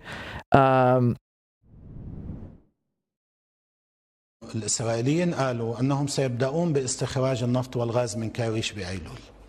إذا بدأ استخراج النفط والغاز من كاريش بأيلول ولبنان بعد ما أخذ حقه يعني رحنا على المشكل. فماذا سنفعل؟ بتشوف يومتها. Yeah, he said it's again the same message all over again. Is if our rights are not respected, if this problem is not solved, there are going to be problems. And he asked them, well, what kind? Like, what do you mean? Can you elaborate? And he says, you will see. I want to just remind you of something. In 2006, there was a war between Lebanon and Israel. And it lasted, I think, about 33 days. It was from July, August 2006. And I was next door in Damascus, right? Damascus is like a 2-hour drive from Beirut. And it was very, very tense. And you don't know what's going to happen, right? Like any second. And this was really like full-out war. And who is defending Lebanon from Israel? It was Hezbollah. Who liberated South Lebanon in 2000 from Israel? Hezbollah. Okay, and ever since 2006, Israel has not bombed Lebanon once.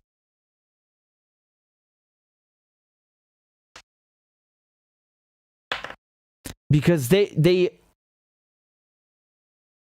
do not like Hezbollah, but they respect the, it's like two adversaries who understand the capabilities of each other. You know what I mean? And that's very important and interesting because, again, Hezbollah is a political party and it has a military wing. So they participate in elections and they have a military wing. But the military wing is so powerful. The army is a joke. I'm not saying this to make fun of anyone, but like put that into perspective, like this is such a successful resistance movement. And then, in the West, they all want to talk about, oh yeah, man, white supremacy is bad. And, we got to fight like the power. And then when you actually fight the power, they say you're a terrorist. Hold on a second. Hold on a second. Now, it's fight the powers that the State Department and the CIA want you to fight. And everything else be quiet. And in any case,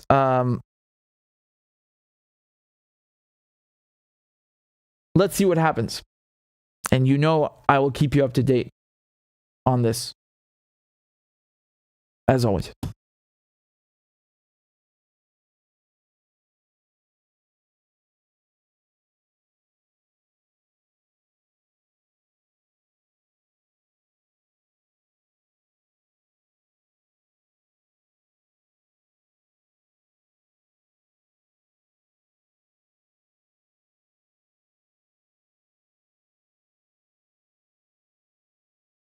Thank you, Tish. Tish said, happy birthday, Richard. Thank you. Policymakers of our regime say that, quote, no matter the consequences, to maintain control of global resources. That was from Mike Pompeo this June at the Hudson Institute. Oh, yeah, he said that? Wow, I mean, he said we lie, we cheat, we stole. Why wouldn't he say this?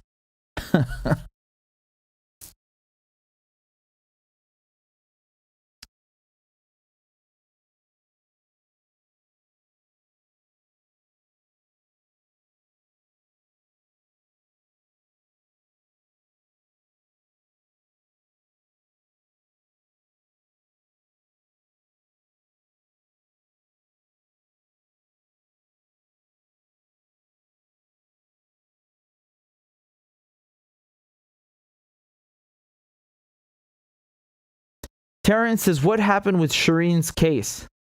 Fuck all. Of course. Biden, he went to visit the Israelis. He is the United States president. She was a United States citizen. She was a very extremely famous journalist.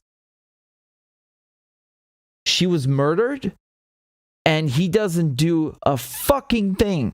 Just like he went to Saudi Arabia and didn't do anything or say anything about Jamal Khashoggi, who was not an American citizen, but he was, a Washington Post columnist. He lived in the United States. He's very, respected as a journalist. They did. I don't even know what to say, man. Really.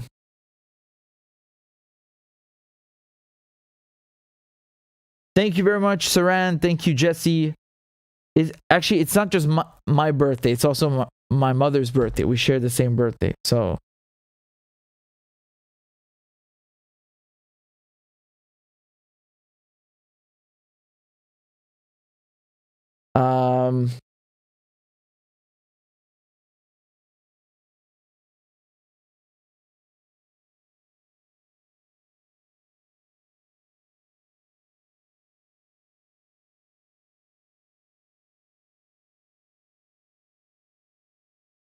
Hold on, where was I trying to go?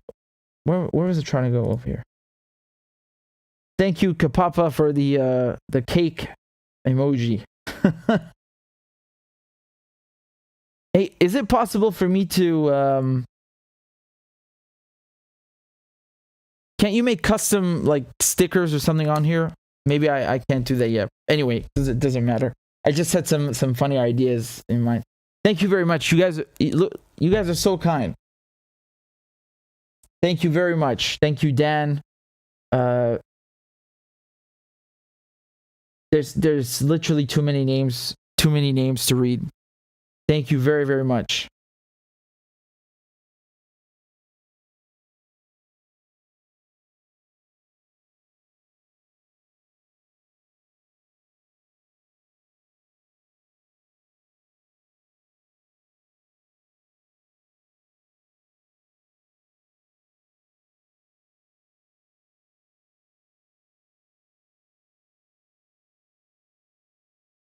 Sorry, I'm just reading all your comments. Thank you. Riza said, "Happy birthday, Richard," and happy birthday, Richard's mom. Thank you.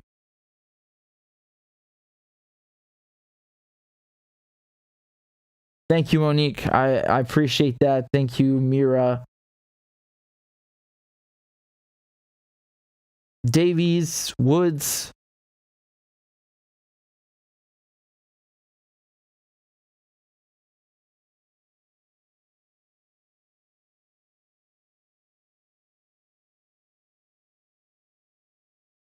Thank you, Mila. I appreciate that very much.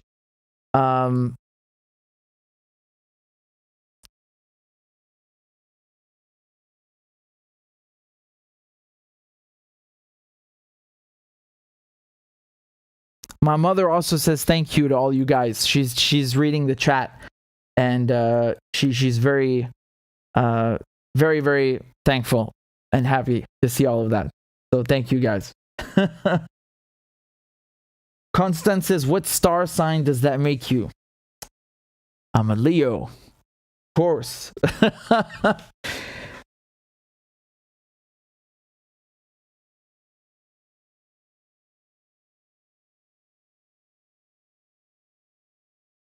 Hookah1, thank you so much for your kind words. Thank you, Tish.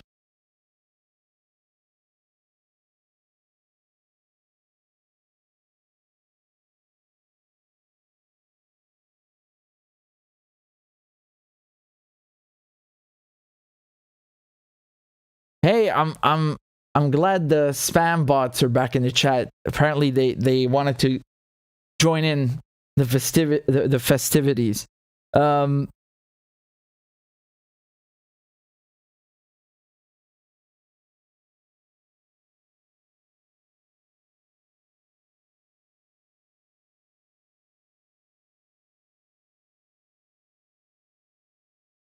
Thank you, Twiggy and Constance and Gunny and Indigo Carmine.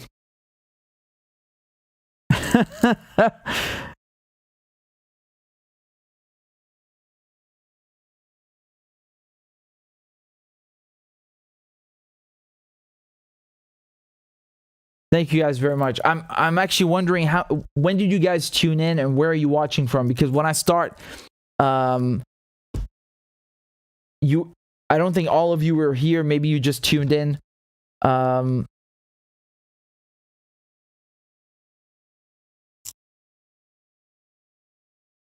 Bob says, sorry for my swearing, Richie's mom. I get fired up from frustration.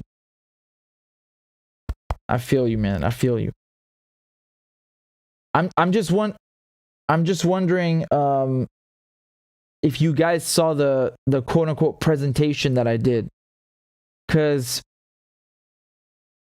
you know about how Ukraine, Iran, nuclear deal, Syria, it's all connected. Did you guys catch that, most of you? Or should I do it again? Because I really, really think it's worth repeating. Like, I really think that's something that really provides you with a fresh insight. Because, yes, we know they go after resources, but seeing it all together in one chain. Yeah. Okay, a lot of you are saying I should do it again. All right, okay. Well, hold on a second. Let me just... All right. Cheers, guys. Thank you so much for your kind words and birthday wishes. I very, very much appreciate that. All right, let me hydrate and get ready.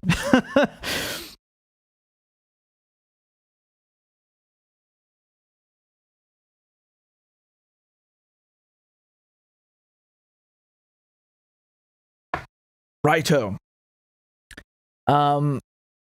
Actually, you know what? Give me a second. I think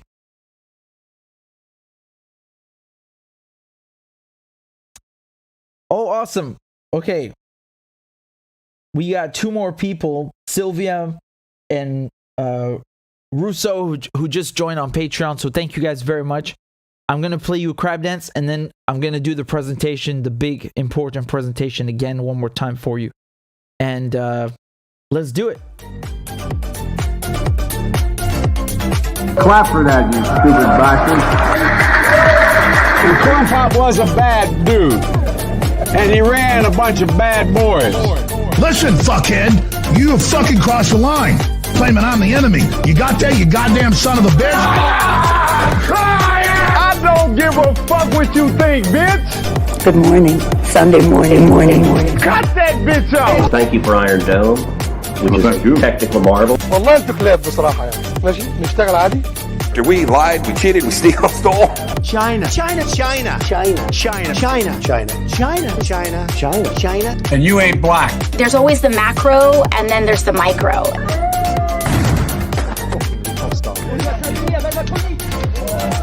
Do not come. Do not come. I'm gonna come. You talking to me? Ladies and gentlemen, I'll have two number 9s. Number 9 large. we got him. I told myself, I know it's not. I've fallen and I can't get up.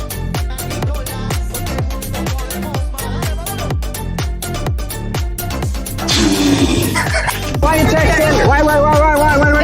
You're getting nervous, man. Calm down. It's okay. Suck my dick and choke on it. I yield my time. Fuck you.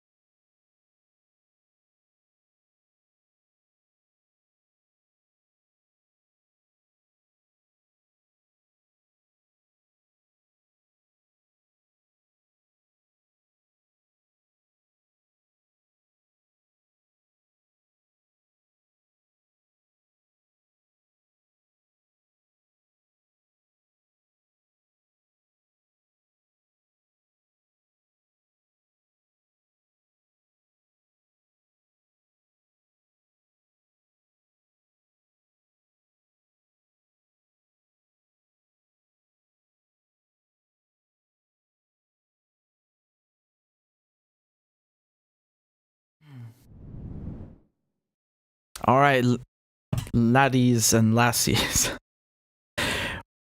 We're back. I'm gonna jump right into it.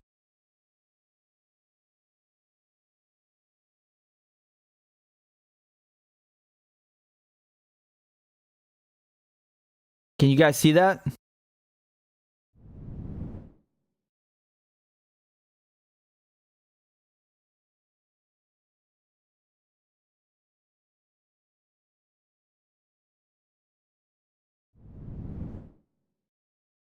Okay. I'm glad. Also, before I begin, my mother says thank you very much. She's very grateful for all the kind words and comments. So, okay.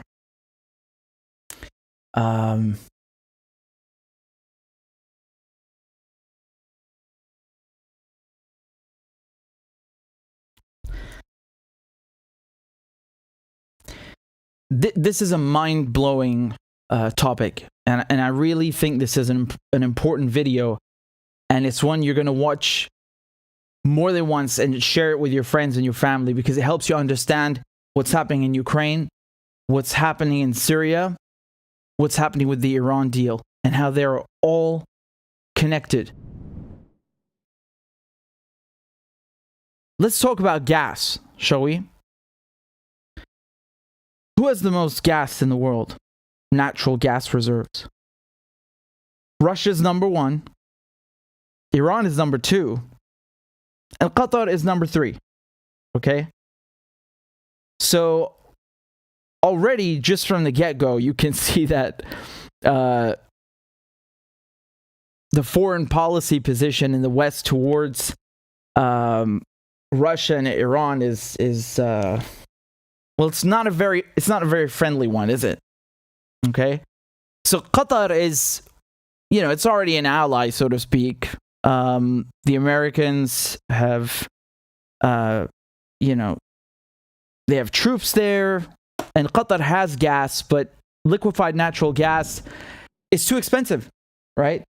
So, how do you tackle the gas issue regarding Russia? Regarding Iran, it's very difficult. Russia is enormous. Russia, although it's not the Soviet Union anymore, it's still a very, very important power. All right? So, it's a very tough nut to crack if you want to reduce Europe's gas dependency on Russia, right? Now, what about Iran? Iran, there's a very, very bitter history, right? The United States and the UK did a lot of nasty things to Iran. Britain built the Abadan refinery, and, we were robbing the Iranians blind and cheating them. And then when the Iranian Prime Minister, democratically elected Prime Minister Mossadegh, nationalizes Iran's oil, that's the red line, right? You can't nationalize your own natural resources, right? Because it's like the mafia. If you don't give them a cut, they'll get violent. And so as soon as he does that, MI6 and the CIA, so the British and the American intelligence services, they plot a coup and they oust him. And who do they put in his place? The Shah. And the Shah is a lovely person for them, because he is more than happy to let them plunder Iran's oil. He is the United States' number 1 buyer of weapons, right? The top arms customer. And the United States give Iran its first nuclear reactor. They wanted to prop Iran up to be their regional policeman. Yeah. Then in 1979, the Iranian Islamic Revolution takes place. And of course, the Iranians take back their natural resources. And they kick out all these foreign bloodsuckers. And that's not okay. What do the Americans do? What do the Europeans do? They send Saddam Hussein. right? They sent Saddam Right after Hussein 9/11. to deal with Iran, and they give him chemical weapons, they give him biological weapons, weapons of mass destruction. You know, back then it was okay for him to have them because he was using them in a manner that served U.S. interests. You remember Donald Rumsfeld shaking his hand? Apparently they didn't know he was such a dictator, right? And so once the Americans get rid of him, right, tying up loose ends, they've now got Iran surrounded from inside Iraq. So this is to the west. And then they invade Afghanistan as well 2 years prior. And so they've got troops to the east and troops to the west, and then ships and a fleet in the Persian Gulf. So that's how serious they take this energy issue. If you don't give us what we want, we are going to harass you until you do. We will coup your government and do whatever it takes. But then just nearby, there's other gas discovered.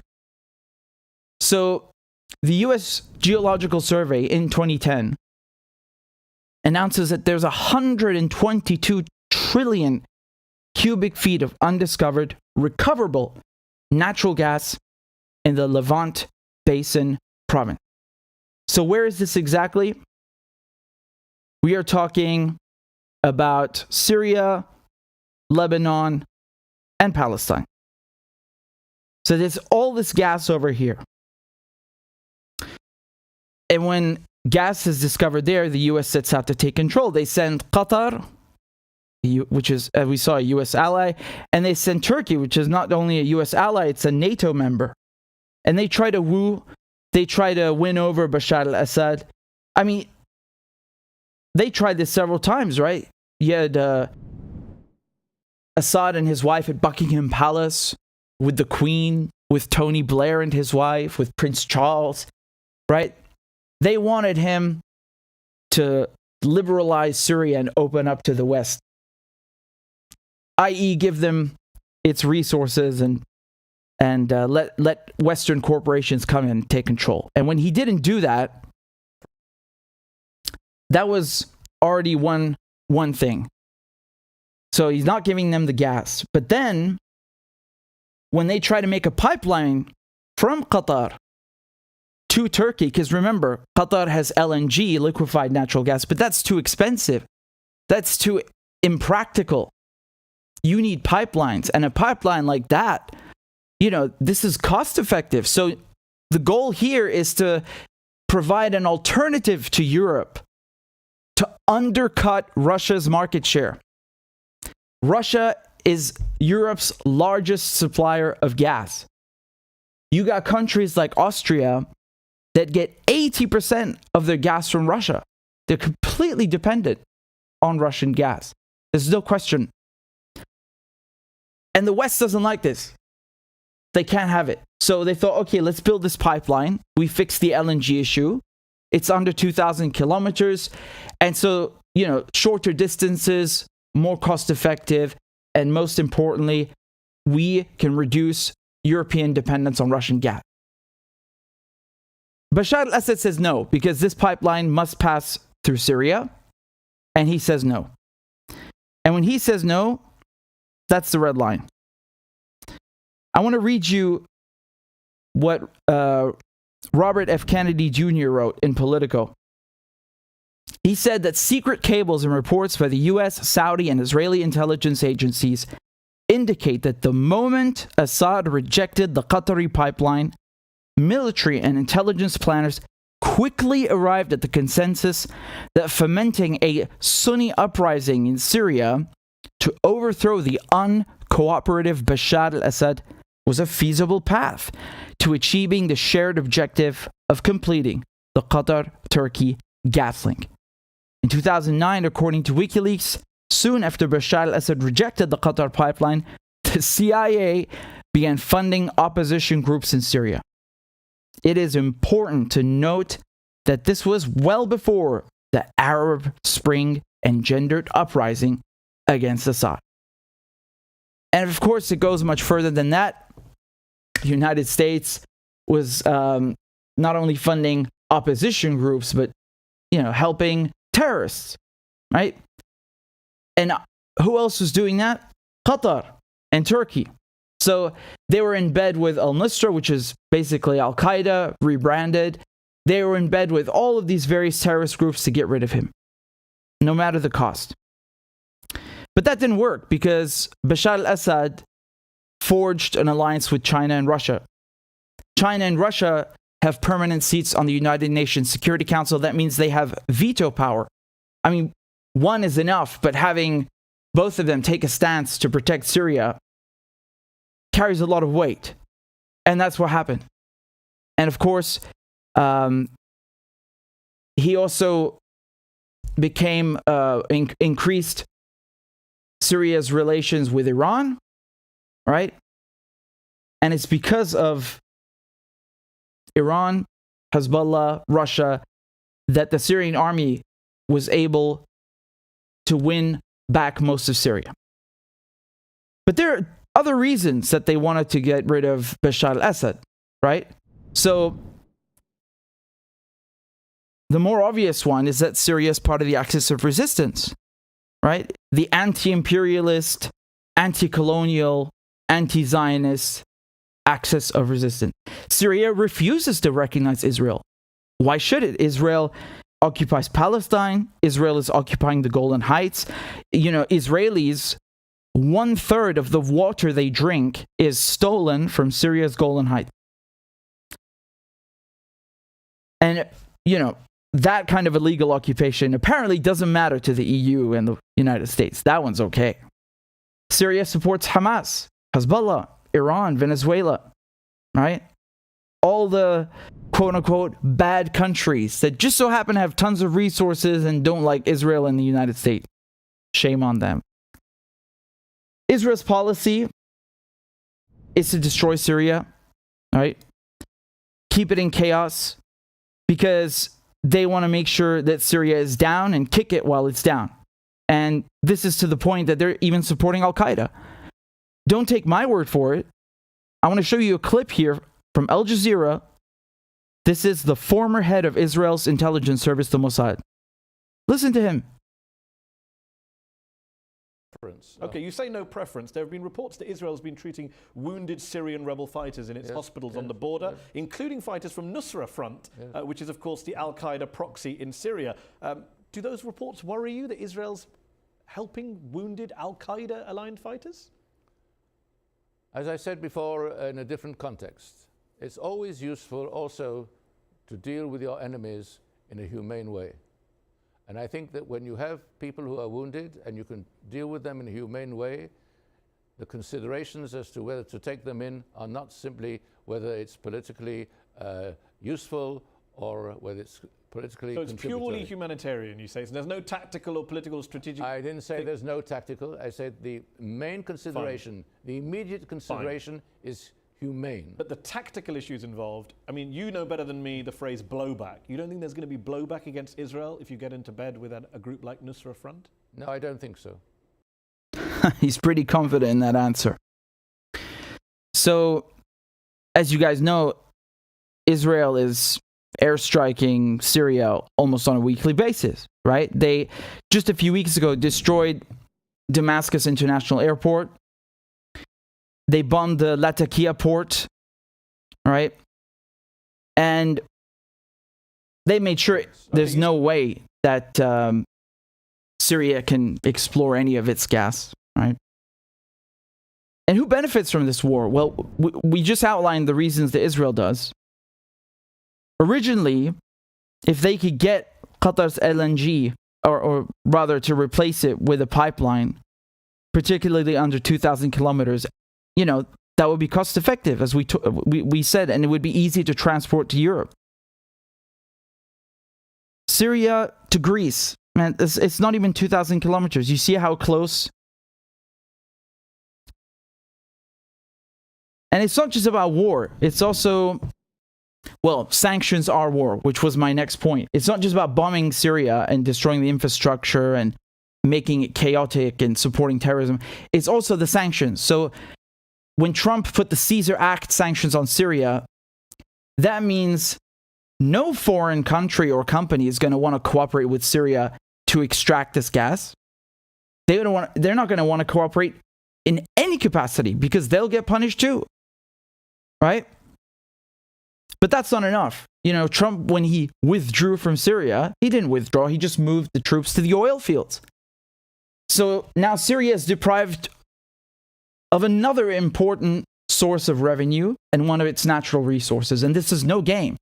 Even though Syria is not a major oil producer compared to Iran or Iraq, for Syria, the oil is a quarter of the government's revenue. That's from the IMF 2010. A quarter. The Americans are occupying it and stealing it, not even hiding it. So Syria's out of action. Lebanon's out of action. The Beirut port's completely destroyed, right? It's not even close to being rebuilt. And at the same time all of this is happening, you have the situation in Ukraine that's cooking from 2014, right? So the idea is let's make sure that Lebanon, Syria, they can't control the resources. Let's make sure that Iran can't do that either. And let's go to Ukraine and make sure that we install a puppet government that, you know, is pro-West, is pro-US, pro-NATO. You know why? Because the Russian pipelines pass through Ukraine.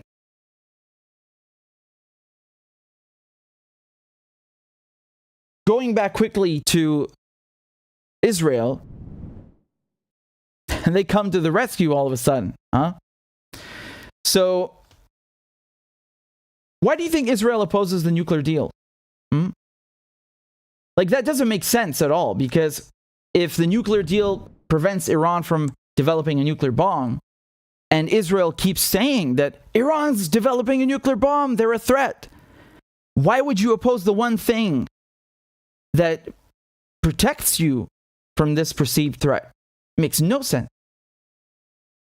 The thing is, Iran is not making a nuclear bomb. They have so many nuclear inspectors from the IAEA. They have seals, cameras. The whole nuclear deal, Iran followed it to the T. That's not me saying that. It's the IAEA. If Iran was building a bomb, the whole world would know. Israel is the one that has nuclear warheads. Israel has refused to sign the Nuclear Non-Proliferation Treaty. Israel, the reason it doesn't want Iran and the nuclear deal back in motion is because that allows Iran to sell its oil and sell its gas and give out contracts for gas exploration. Do you understand?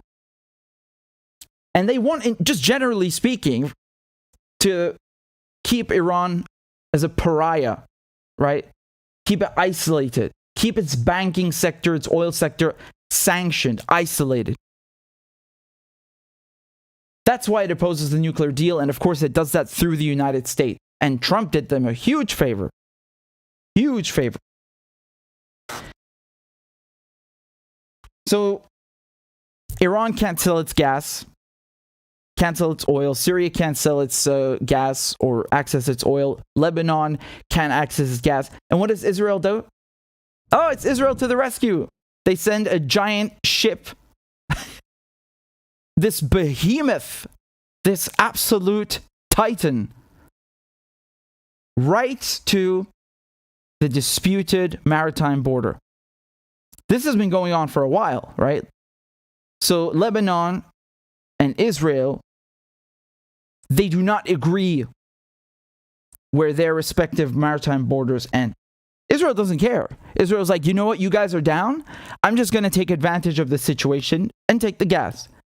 Especially when Europe right now is in desperate need, is in dire need of a new gas supplier. Obviously, this can't replace the quantities that Russia provides, but it's very substantial. And so The Karish gas field, I just want to show you, is right here. And Lebanon's response, Hezbollah's response to what Israel did, just out of nowhere, sending this enormous ship to steal the gas before any agreement's been reached, was that if you do this, there's going to be a war because you are violating our resources, our land, our property, our right. And we have not agreed on anything yet. Let me show you this clip from Nasrallah, the head of Hezbollah. الإسرائيليين قالوا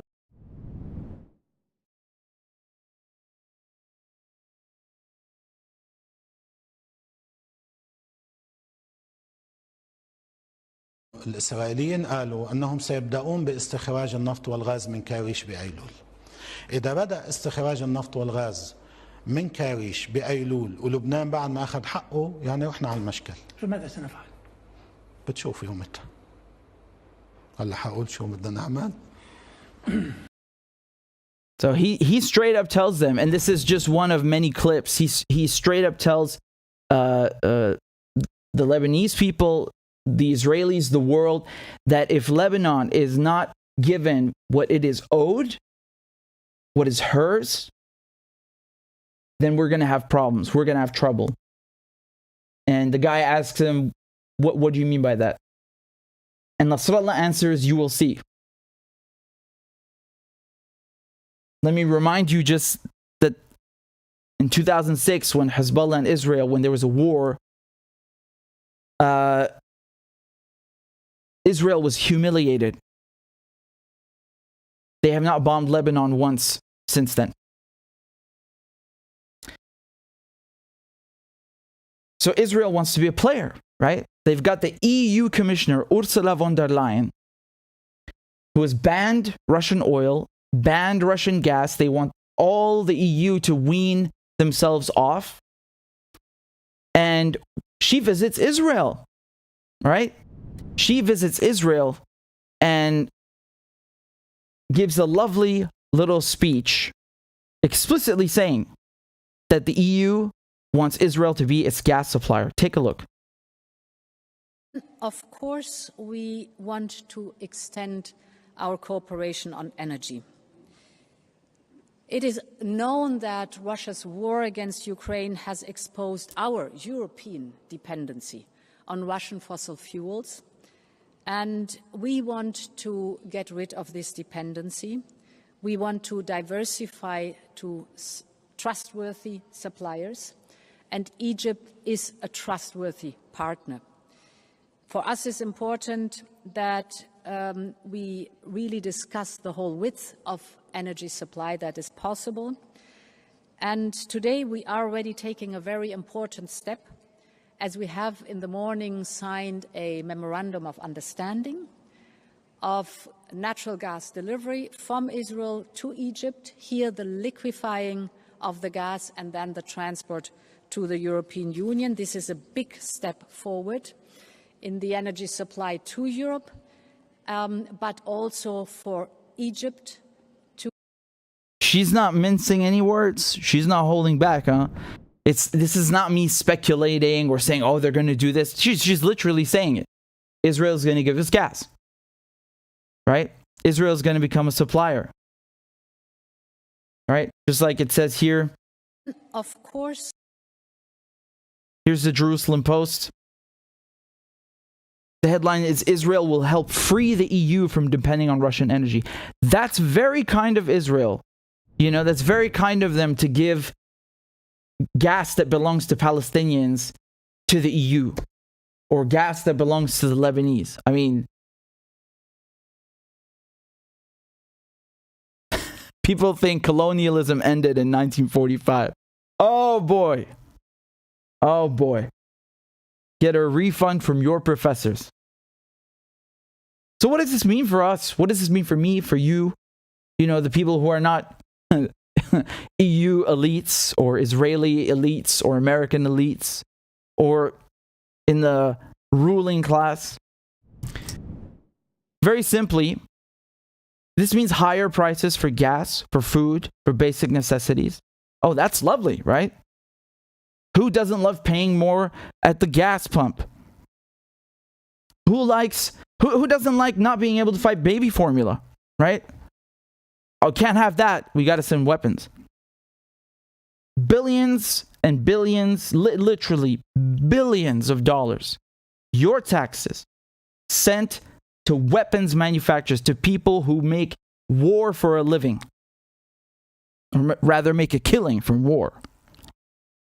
Millions of refugees, millions displaced internally and externally, whether it's Syria, whether it's Ukraine, innocent people that have nothing to do with politics, that want not a shred of any of this. If people knew what these elites are doing, what they have planned, and why they're doing it.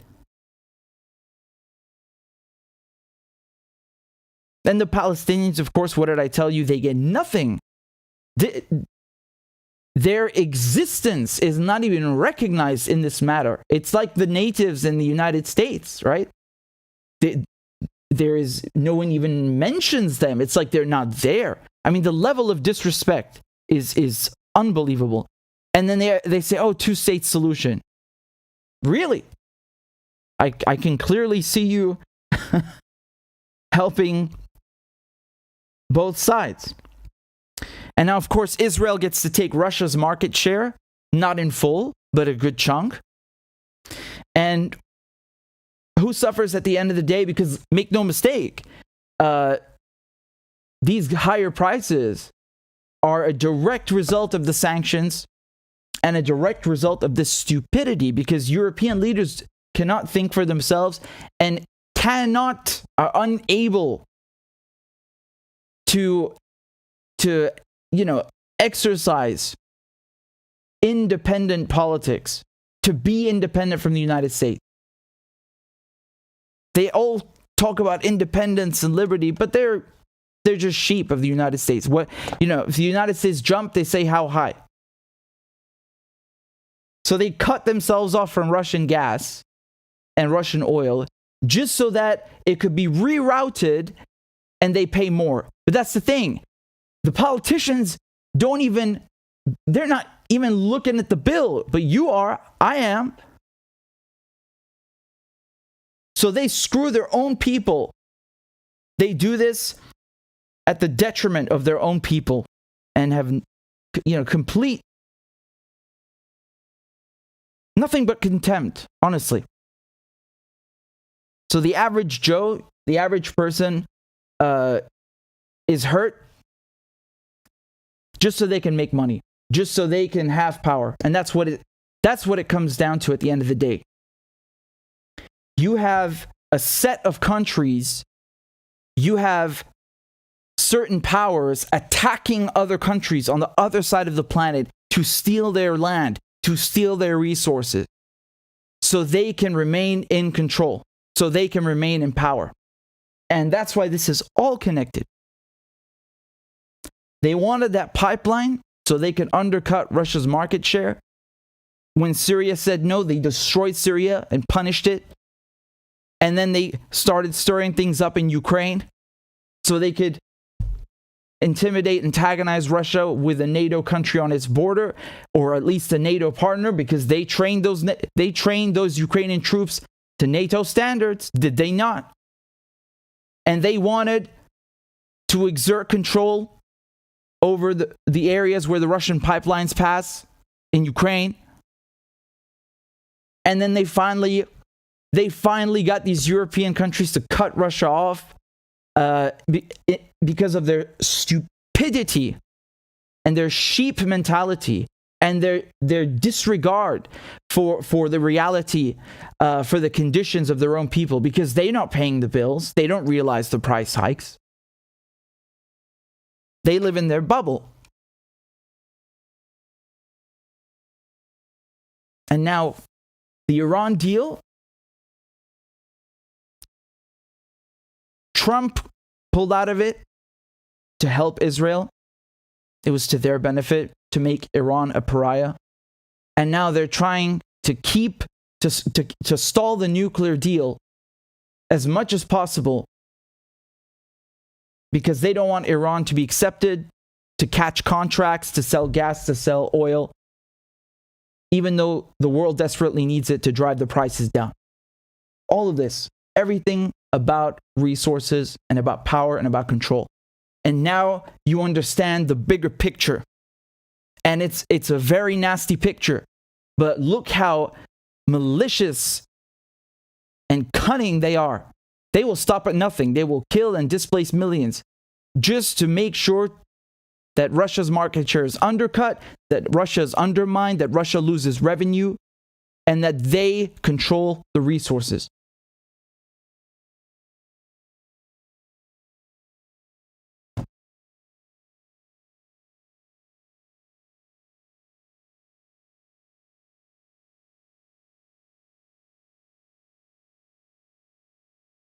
And you know, I would even add one more thing that that might work for now, but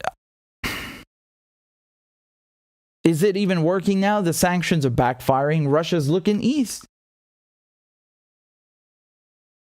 They talk about fighting China, but they just made sure now that Russia looks toward China. I don't know, man.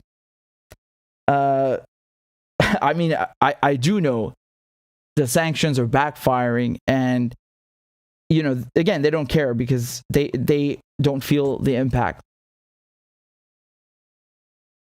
It's sad. It's really sad. Keep in mind though, the higher prices, the blowback from the sanctions that, you know, we feel in the West it's not even a fraction of what it's like in Venezuela or what it's like in Syria. And you know what? I'm just going to show you this clip because it annoyed me so much. It's such brazen propaganda. Give me 1 second to find it. I don't know what channel it was. I think it might have been CNN. And then 1 second.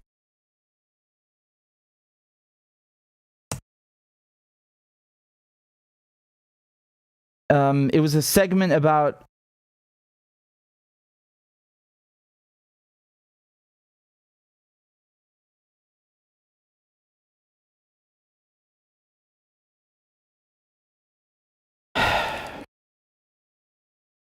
They never leave these countries alone, man. Remember, Venezuela has so much oil, it is ridiculous. Ridiculous. Largest reserves on Earth. Like, it seems so obvious, but you really got to put two and two together, man. And, I mean, there's a reason they fuck with these countries the most. It's because they have something that they want. You know? And this is the disgusting thing, is that it's not even something like, okay, let's make a respectful deal where we get to have a little bit and we agree on something. It's like, no, you do what we want or we will fuck you. There's no middle ground. And then you see these things like they're saying, oh, China is debt trapping countries and that. Hold on a second. That is literally what the IMF does. The IMF, which is another neo-colonial or just colonial institution. No need to say neo. It never stopped. And it does literally the same thing.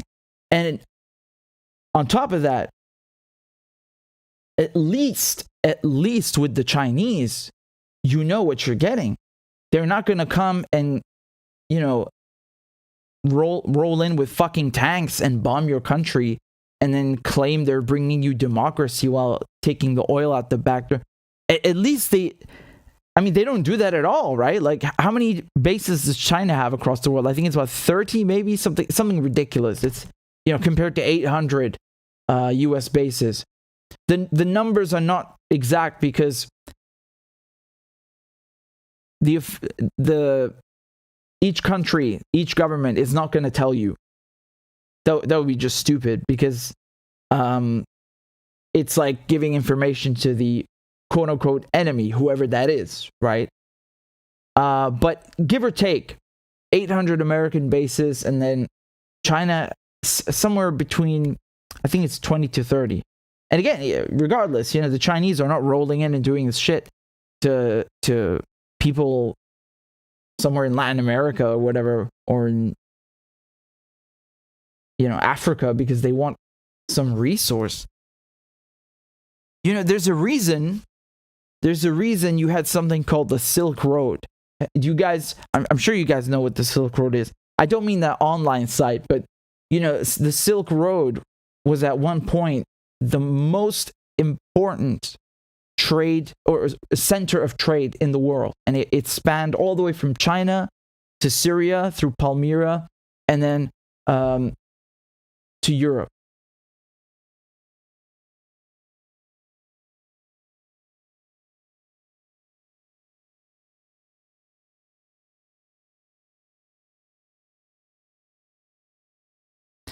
Let me find that where's that report?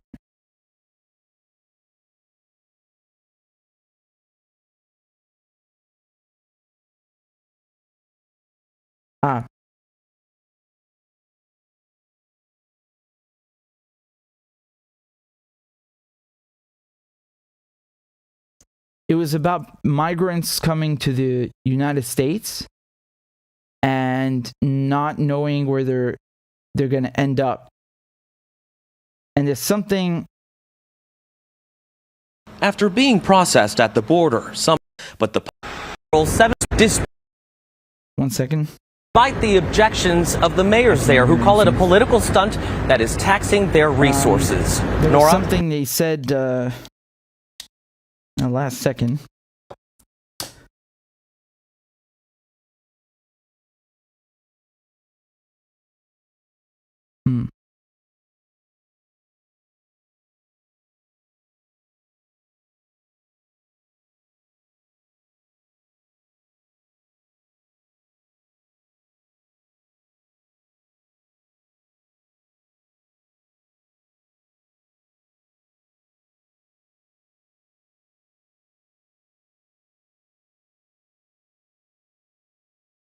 Guilty today.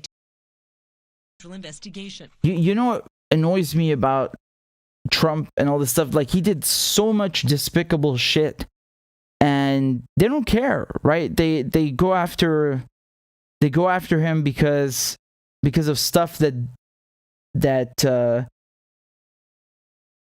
I mean, look, let me give you an example. Like I said earlier, they were angry because he took classified documents to his house, they're saying. And that, 2 years ago in 2019, they were saying that he tweeted a photo of this Iranian missile site where the launch failed. And he was mocking them. And again, this is the insane thing. It's like they're more upset at him posting a picture of the failed launch than, because look, he says in the caption, he says it's sarcasm. It sounds like sarcasm to me. He says the U.S. had nothing to do with it, but good luck finding out why your satellite launch failed. So what do you mean? It was you? It was Israel? What? So I don't know if with this particular issue, but my point is, like, they care more about him tweeting out this stupid photo than the policies against Iran. Have you ever heard one Democrat or one Republican or anyone in media like criticizing him for sanctioning Iran? Which again hurts everybody in Iran. It doesn't hurt the leadership.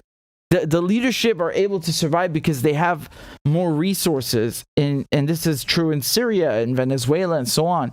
And I mean, even they get hit to a certain extent, but they're not. When you compare the level, like of the rest of the population, their standard of living decreases by a much greater factor than someone who's the president.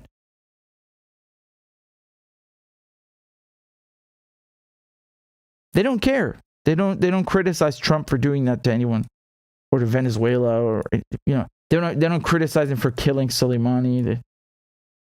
Yeah, you remember they were mad that he told other people before telling people, like, what was it again? He was in Mar-a-Lago, I think, and he told some guests there before he informed Congress some rubbish. I don't remember what it was, but it was, in the same vein.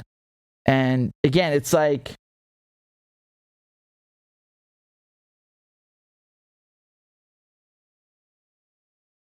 you literally assassinated one of the most important people in the Middle East, and they just don't give a shit. Like, oh, you didn't tell us? People like to say Trump didn't start any new wars. Yeah, man, Trump started a war when he killed Soleimani. It's just the Iranians who had the unbelievable restraint and patience to not respond immediately. You know what I mean? Let me tell you something, man. Iran does not need a nuclear weapon. That's the whole thing. Iran, and this is under sanctions, developed its ballistic missiles and cruise missiles and just its defense forces in general so much that, I mean, why does it need a nuclear weapon? It's irrelevant. They're fighting asymmetrical warfare. Like, just listen to the Israelis. What do they say? Or the Americans? They say, oh, Iran is in Syria. Iran is Hezbollah. Iran, Hamas. Iran, Houthis, right? They always connect Iran to everything. Yeah, it's true. I mean, Iran does not hide from that. Iran is proud to help in Syria. Iran is proud to support Hashd al-Sha'bi, proud to support Hezbollah. And so my point is that, once again, Iran does not need a nuke. Iran has developed considerable, extremely strong alliances in the region. And it's really the bedrock of the axis of resistance. I wouldn't say that, Iran is like, it's not something. Let me explain this, man. This is not like Iran sitting at the top and like ordering everyone what to do. No, it doesn't work like that. And even when they killed Soleimani, this is not like in the West where, oh, you kill the leader and everything is over. No, that's the thing, man. I mean, obviously the guy was a formidable commander and tactician, and like he's unique, right? But in terms of stopping Iran, like, no, that on the contrary, I mean, that just like, you just kind of further prove the point that there's nothing but animosity towards Iran. Trump did a lot of shit, man. Like, and Israel loved that. And I was just talking about this earlier with my mother, like, the way that they cut him loose, I still remember that tweet from AIPAC. AIPAC is the Zionist, the Israeli lobby in the United States, right? And it's one of the most powerful lobbies in DC. And, it's very crucial for them because they get $3.8 billion a year, right? So, I mean, that's just one form of support the U.S. provides. And Trump did so much for the Israelis. And then I see this tweet, I think it was in January 2021, where AIPAC is saying like, oh, we condemn Trump and da-da-da. Like, I was like, wow. I mean, I don't give a shit about the guy, but the way that they dumped him, like everybody, man. Wow. And to have these swamp creatures like fucking John Bolton come out and talk about like, what is classy and presidential like, and oh, he was eating French fries. I know he doesn't talk like that, but it has this aura, right? He was eating French fries. What an ingrate. Okay, you were his fucking national security advisor. Why were you not doing your job? You've been there for decades, causing shit all over the world. you're going to tell me now that you just, he just took the documents with him. No. The reason that John Bolton and Michael Cohen and all these people that were in Trump's camp and all these neoconservatives like, Dick Cheney and Colin Powell, the reason they're all running over to the Democratic Party is because they want to rebrand themselves and make you forget that they're also swamp creatures, just like Trump. Do you understand? Like, these are people that, George Bush's presidency has shaped every presidency until now and probably beyond, right? All of these institutions that he set up, the Department of Homeland Security, this like warrantless wiretapping, the NSA surveillance, Guantanamo Bay, this whole war on terror, tax cuts, you name it.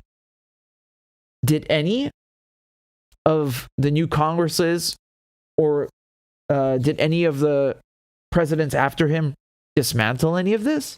No, of course not. So these swamp creatures who are responsible for things like the DHS, things like the war on terror, like CIA torture, Abu Ghraib. Are you really going to sit there and tell me Trump is worse than them? Wow. Trump is a swamp creature, but neoconservatives, acting like, oh, well, he's not a good Republican. A good Republican invades Iraq. Right? A good Republican invades Afghanistan. What the fuck is a good Republican? Coming from the mouth of George Bush. I wouldn't be too forgiving or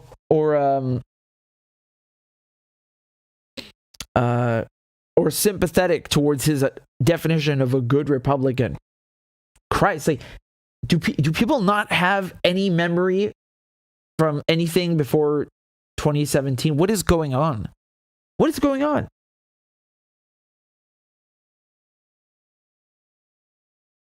Man, Bush was it's not Bush alone, right? It's his father and all these disgusting neocons that worked with his father and then with him. Oh my God.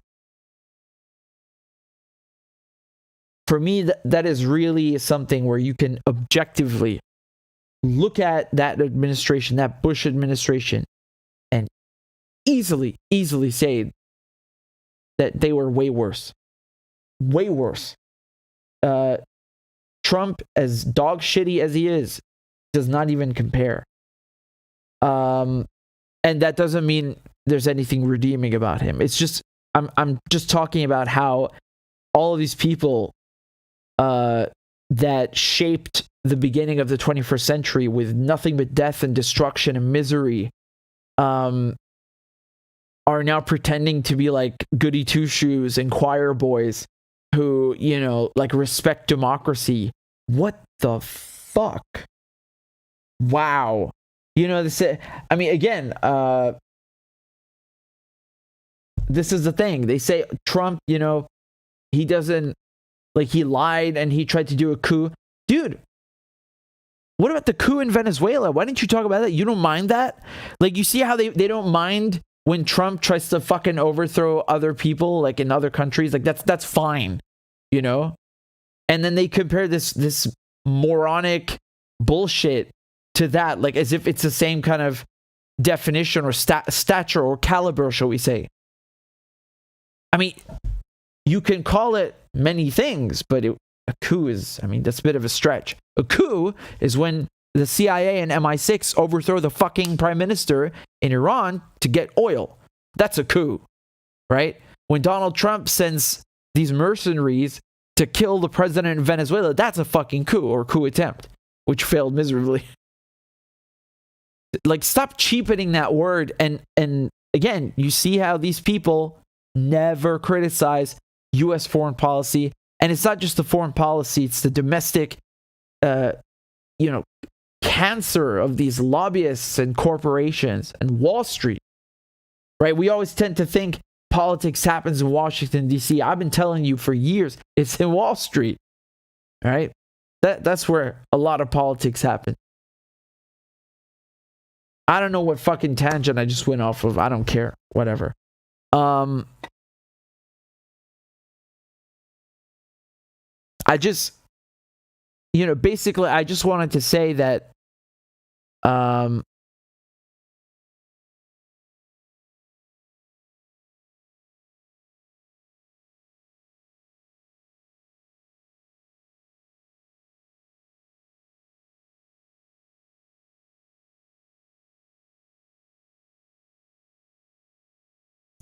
not going to cry because Donald Trump is I'm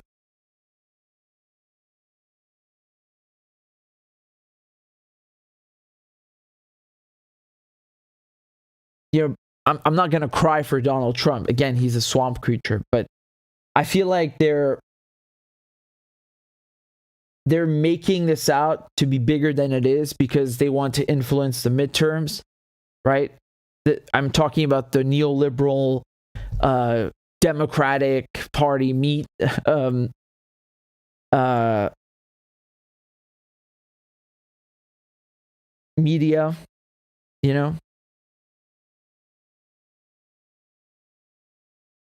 like obviously the FBI raiding Donald Trump's house, a former president of the United States. Yes, it's absolutely significant. But you have these meatheads like James Carville saying that this is the biggest story since 9/11. What? What does that mean? Why are you saying these words that come out of your mouth? Why is everything with Trump the biggest story since 9/11? They're so desperate for clicks. They're so desperate to make themselves relevant.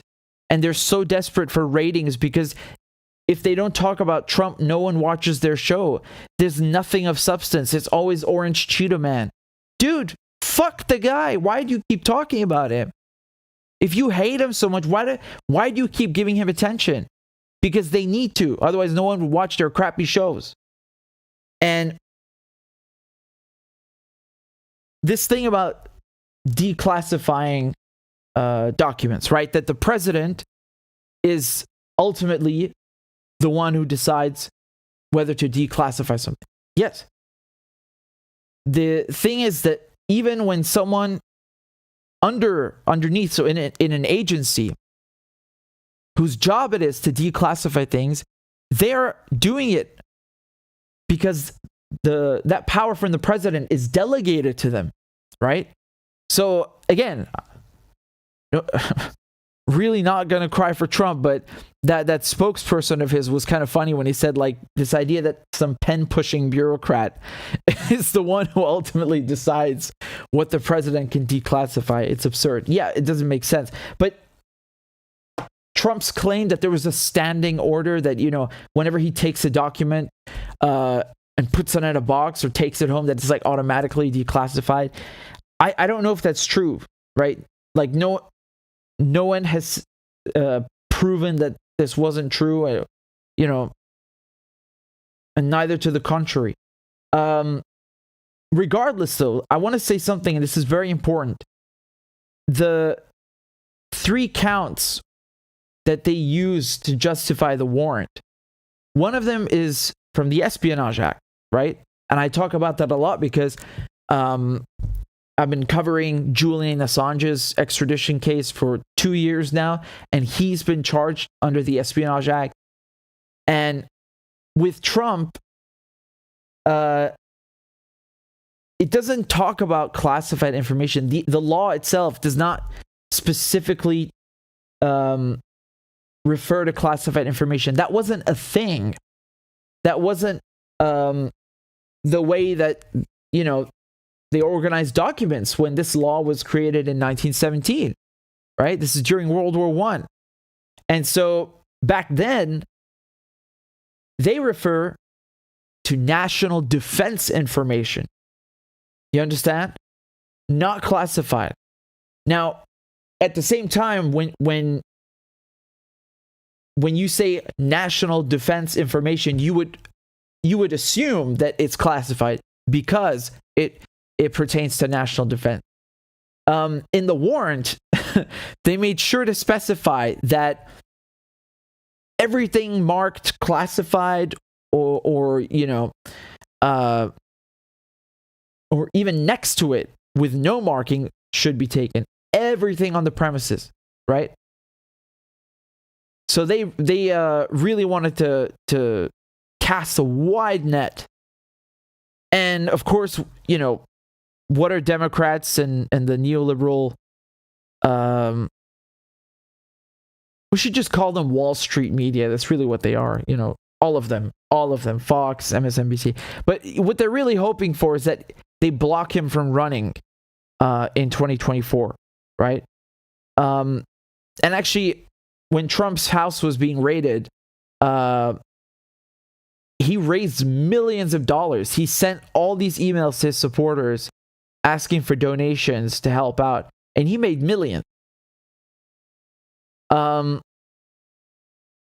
They also took his passports, although I think it was the DOJ, they immediately gave them back. So they released a statement saying that the filter team deemed them to be, documents that do not pertain to the investigation, and they gave them back. So Trump had 2 expired passports and 1 active diplomatic passport. I didn't know, actually, that the former president gets to keep a diplomatic passport. That's very interesting. But that's what happened. And basically, when they conduct a search, when they execute a search, they have an initial filter team that looks through the documents, and precisely for this reason, to see if they have stuff there that they don't need, and then they gave it back. And I'm just saying this because Trump was railing about it, which, I mean, if you took my passport away, I'd also be pissed. I mean, what does that have to do with anything? You know why? Because it paints you as a flight risk. It's like, oh, this guy is guilty, so we took away his passport. It's. And I like the headlines in the media. Did you see them? Look at this. This is really funny. This is from the BBC. And they're saying,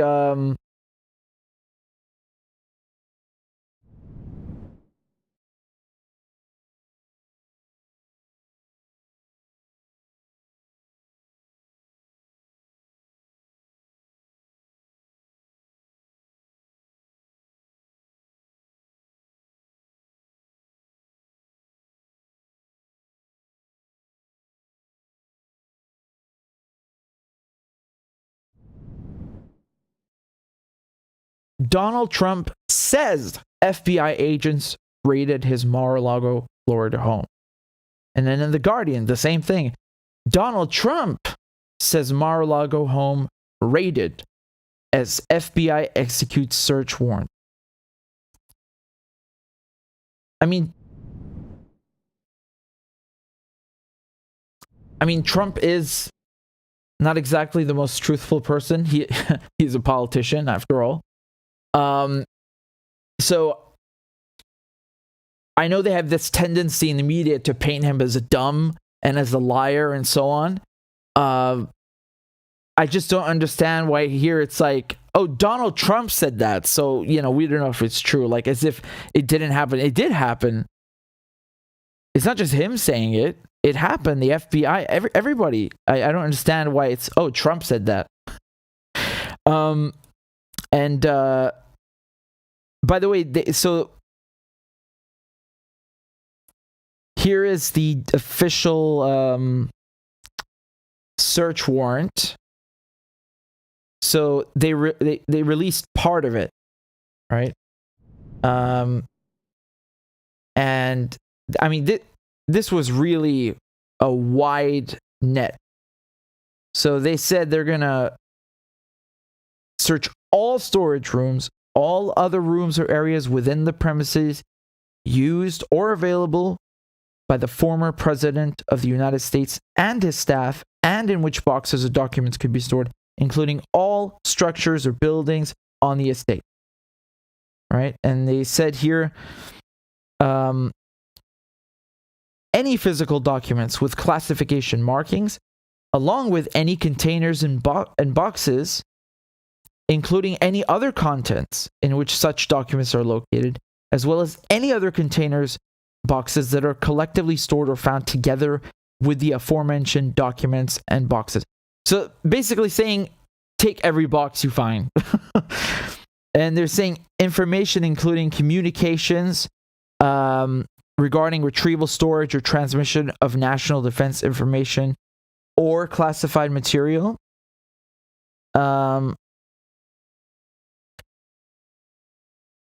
And they're saying any government or presidential records created between January 2017 and all the way up until Donald Trump's last day in office, so his entire tenure from 2017 to 2021.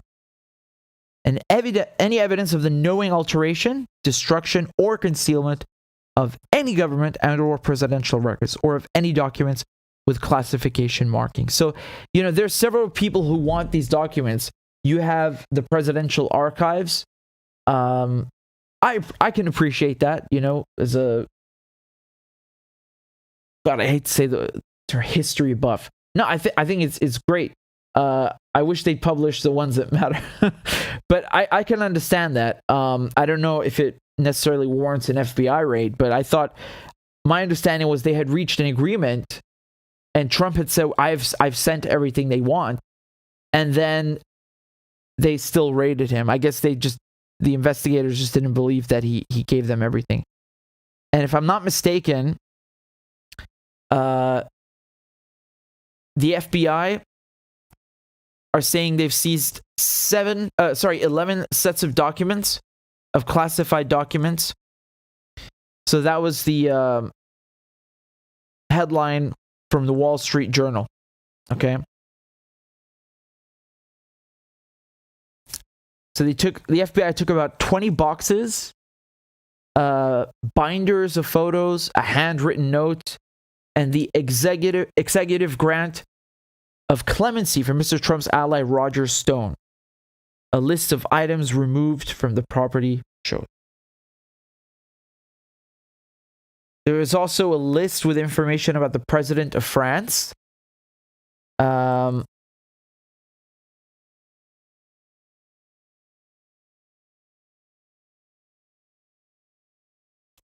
And let me play you this clip. This is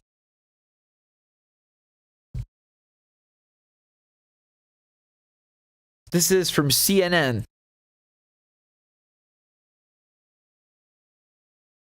Maggie Haberman on why she thinks Trump took those documents. So you raise, I mean, there's a bunch of different explanations, but you raise one possibility that this may be more about the former president's personality than anything else. It could be, and he was certainly known as somebody who liked to show things off. He liked to show off the accoutrements of being president. Tchotchkes, you had called them. When he was a businessman, he had tchotchkes in some corner of his office. Shaquille O'Neal's giant shoe, he would show off a lot to visitors, and it was always the same tour. He liked showing off these Kim Jong-un letters when he was president. People would come to the Oval Office, reporters, visiting dignitaries, you name it, and he would wave them around. And we know that at least some of those were among the items that were at Mar-a-Lago. So that's one possibility. We know that he was telling advisors when he was resisting giving these things back, they're mine, it's mine, and so forth. So that's always one possibility. The other is that he, one other is that he sees some advantage, and whether that is something that makes him seem aggrandized or bigger, or whether it's that he could see it as leverage of some kind, you have to consider that possibility. There's a lot we still don't know, but Trump throughout his presidency acted as if there was no difference between himself and the government and his company. It was all one big brand. Just into CNN, the former Trump Organization CFO Alan Weisselberg has pleaded guilty in a 15-year-long tax fraud scheme. CNN's Kara Scannell joins us again, this time live.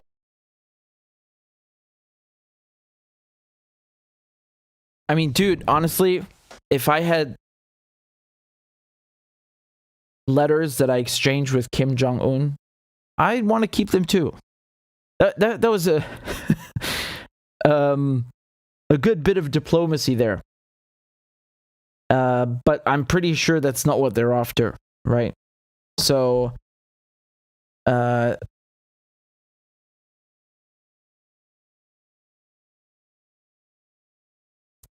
do you guys think? Do you think Trump had these documents because he wanted to show off?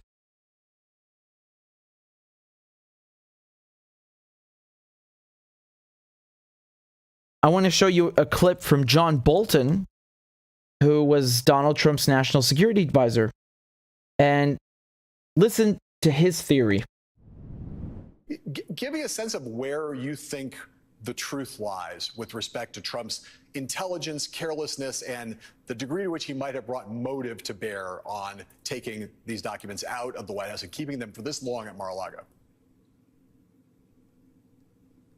Well, it's very hard to speculate on motive other than that he liked cool things. He saw things so he wanted to take them, and he was pretty much able to take them, and not just on classified information matters, on all kinds of things that crossed his desk. Some days he liked to eat a lot of French fries. Some days he took classified documents. He wanted them. Why did he want them? Because he could get them. I'm not sure what they're doing here, because they all hate Trump, and yet they're like kind of defending him in some way. Like, oh, he's just like a child, man. He just wants to show things off. It's innocent. I don't understand what their point is, because it sounds more like that in that vein than criticism. But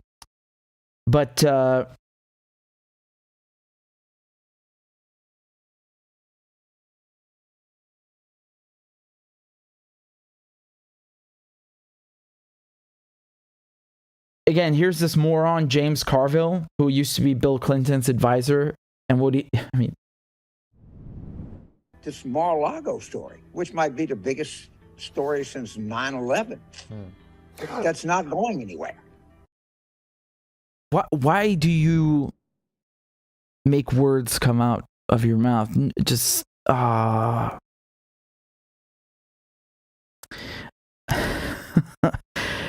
You want to see something even worse? You're not going to believe this. Hillary Clinton released merch after the story broke that the FBI raided Donald Trump's Mar-a-Lago resort. Look at this on Twitter, what she posted. I'm not kidding. But her emails. I'm not going to lie. That is kind of funny. I know she didn't come up with it. And they have t-shirts too, apparently, but her emails. Okay, honestly, this might be the weirdest time to promote my merch, but I don't care. Because it's my show, and I get to do what I want. So, again, we've got Uncle Joe's Rainbow Coalition Death Cult. You know? We're killing people and stealing their oil and exploiting the global south, but at least a woman is running the sanctions under the Treasury. Very diverse. And we've also got the Lion. It's my birthday today.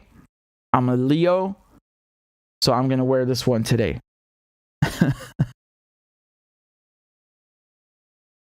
Mona made made all of these for me, actually. I had the idea for the Rainbow Coalition Death Cult, but she brought it to life. And she's also a Leo, by the way. So this one says chanclas for all. In Arabic, we would say shahata or sarmaye. But in Spanish, chancla. Am I saying it correct? Either way, the point is well taken. Well, just quickly going back to Hillary Clinton's merch. I mean, it is a bit hypocritical, isn't it? You know, they would always chant these, lock her up. And man, there's many reasons to lock Hillary up. You know, murdering Gaddafi, don't get me started, seriously. But I'm confused because when I heard about this story, I was like, hold on a second. Isn't that exactly what they were mad at Hillary for? Like, she had classified documents on this server and shit, thousands of them, and nothing happened.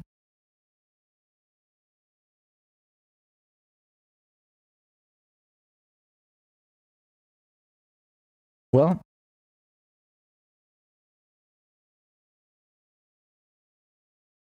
they're very happy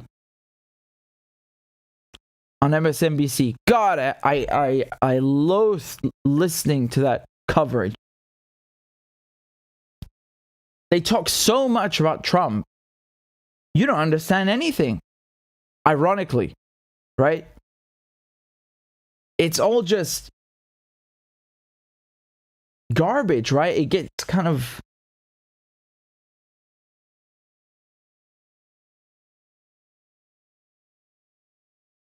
horrible. The things I do for you guys.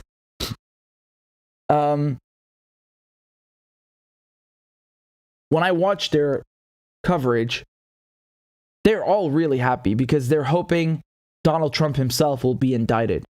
So they're seeing, oh, there's an FBI raid. Awesome. Yes, humiliating for him. And then they're also seeing that again, Mar-a-Lago's in Florida. But over in Manhattan, in New York, you got Alan Weisselberg, who took a plea. He pleaded guilty and admitted that he had conspired with the former president's company to commit numerous crimes. And so because he's old, he's 75, they're going to give him 5 months as part, under the plea, and he'll only serve 100 days with good behavior, something like that. And, under the plea deal, he's got to pay $2 million and point the finger at his longtime employer, the Trump Organization, at its trial in October. So anyway, my point is they're all seeing this and they're so happy. They're really, really happy about it. And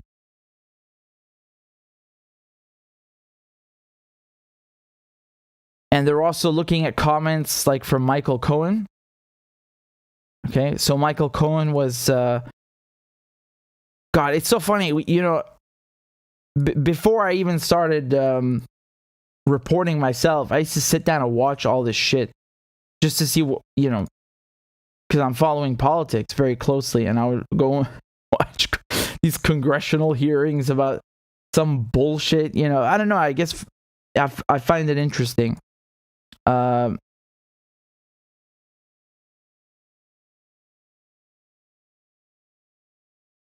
But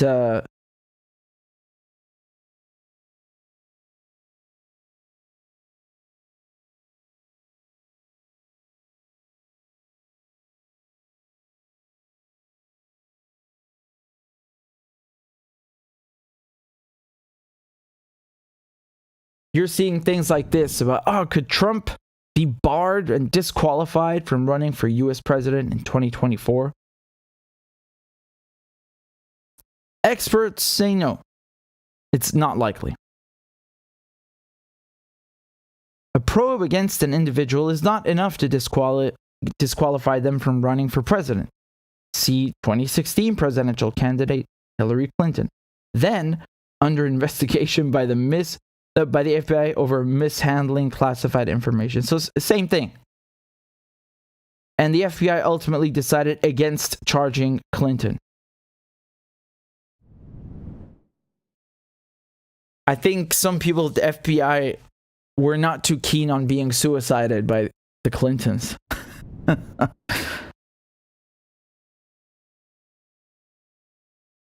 So they say, let's assume for the sake of argument that Trump is convicted of mishandling classified documents. The U.S. Constitution spells out just 3 requirements to be president. Be a natural-born citizen of the United States, be at least 35 years old, have been a resident of the United States for 14 years. Oh, well, that's good to know. So in 5 years, I could run for president in the United States, where I have never lived and I'm not a citizen. But that's exactly what I wanted to tell you guys earlier, is that the Congress cannot violate what I just read to you from the U.S. Constitution, especially criminally. Do you understand? So that would be very difficult to change. And again, it would likely not bar him from running for president. So the only reason that they're cheering about this is because they want to make as much money as possible. They want their ratings up again because of their stinking garbage shows. They don't talk about anything interesting, right? They don't even criticize Trump, right? Speaking of Trump, they would never criticize him for all the imperialist crap that he did, all the crimes that he committed to help Israel, the crimes against Syria, against Iran, Venezuela, the crimes against his own people, man. Sending your money to the arms manufacturers. I mean, they've been all doing that one after the other, but he raised it to unprecedented levels, and Biden's doing it now. They're not going to criticize that. Oh no. The coup in Venezuela, the attempted coup, they're not going to criticize that. Every, insane, vicious crime that he committed, he killed someone, and he boasts about it. They're not going to criticize him for that, and they're not going to cover foreign policy, and they're not going to do anything of substance. This is all they have. It is so pathetic and pitiful. Thank God for independent media, and thank God for you guys. I'm really grateful to have you, and thank you so much for all the birthday wishes to me and my mother. I really appreciate it very much. Thank you, thank you, thank you.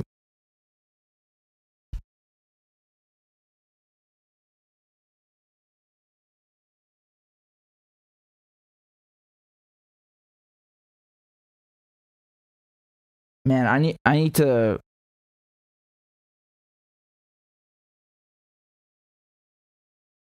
check on Rockfin as well.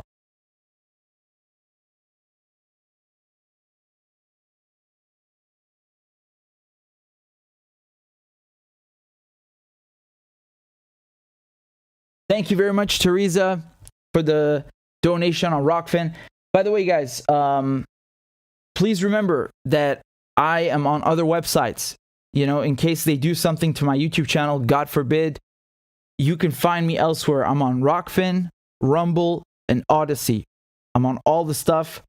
You guys told me to make an account on Odyssey and Rumble. I did it. I'm on Rockfin as well. Everything I do is free. I don't ask for any unlocking premium content or whatever. No. It's free and accessible to everybody, as it should be. And I'm grateful that you're here. Thank you for all the warm wishes. It's really, really so nice to hear that from you guys. Yeah.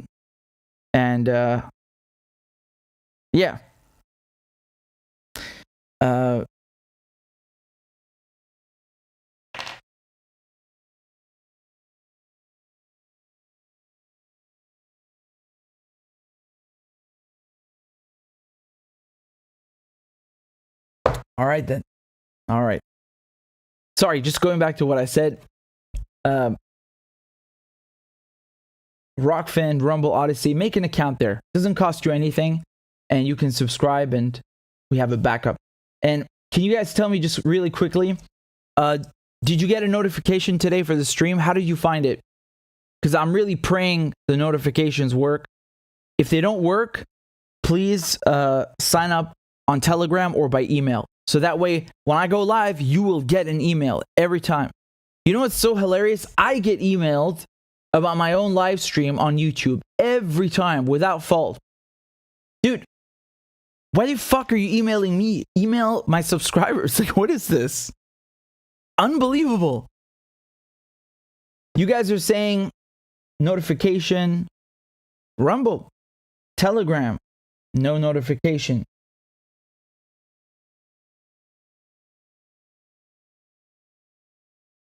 Marvin says, you are my favorite anti-Zionist and Syrian YouTube ambassador. God bless. Teslemli, thank you very much. Really. The date is now the 20th of August 2022. Julian Assange and George Abdallah are still not free. Please, guys, check out the video on my channel about George Abdallah. George Abdallah. He is the longest political prisoner in Europe. This guy is in France. He's been in jail there for 30 fucking years or something. And they put him in there because he's a resistance fighter. And I did a video on him. Go watch it, please. Because I know, you know, this guy, it's such a shame. Like, there's no media attention whatsoever. No one fighting for him. I mean, don't get me wrong. A lot of people do, right? But I mean, in the West, it's hard, right? Because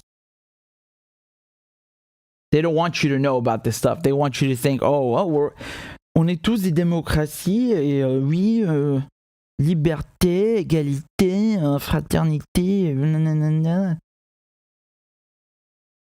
It's like Ferdinand the Bull said, George Abdallah is a Lebanese hero. Muqawim. Yeah, you guys, some of you are saying you haven't heard of him. Let me just show you on the screen.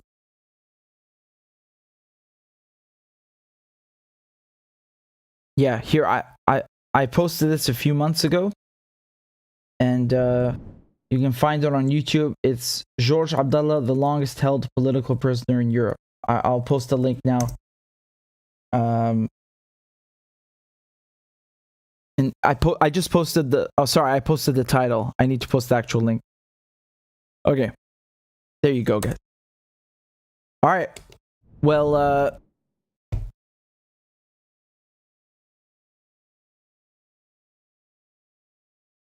again, thank you guys so much for tuning in. I hope you get a notification next time. If you didn't, try hitting the bell icon and going on Telegram or email. So you will get a notification, guaranteed. And thank you so much. We got several people who signed up on Patreon.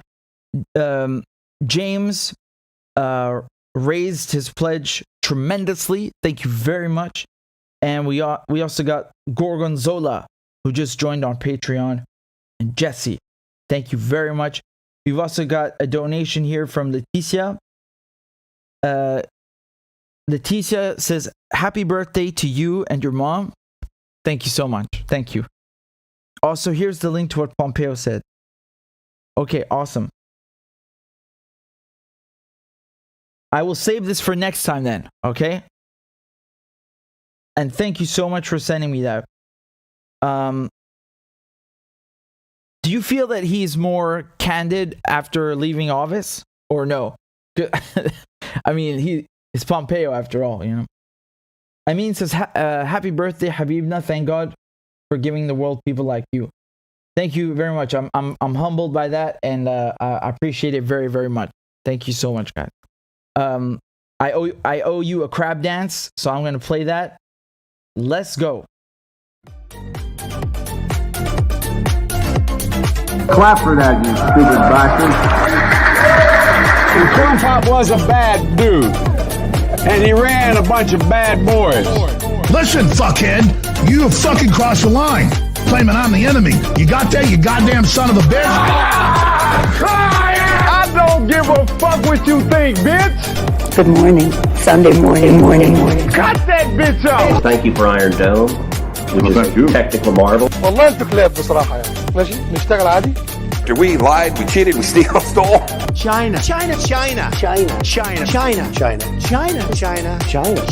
And you ain't black. There's always the macro, and then there's the micro.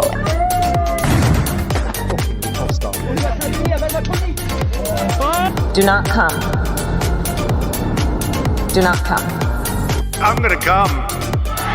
You talking to me? Ladies and gentlemen, I'll have two number 9s. Number 9 large. we got him.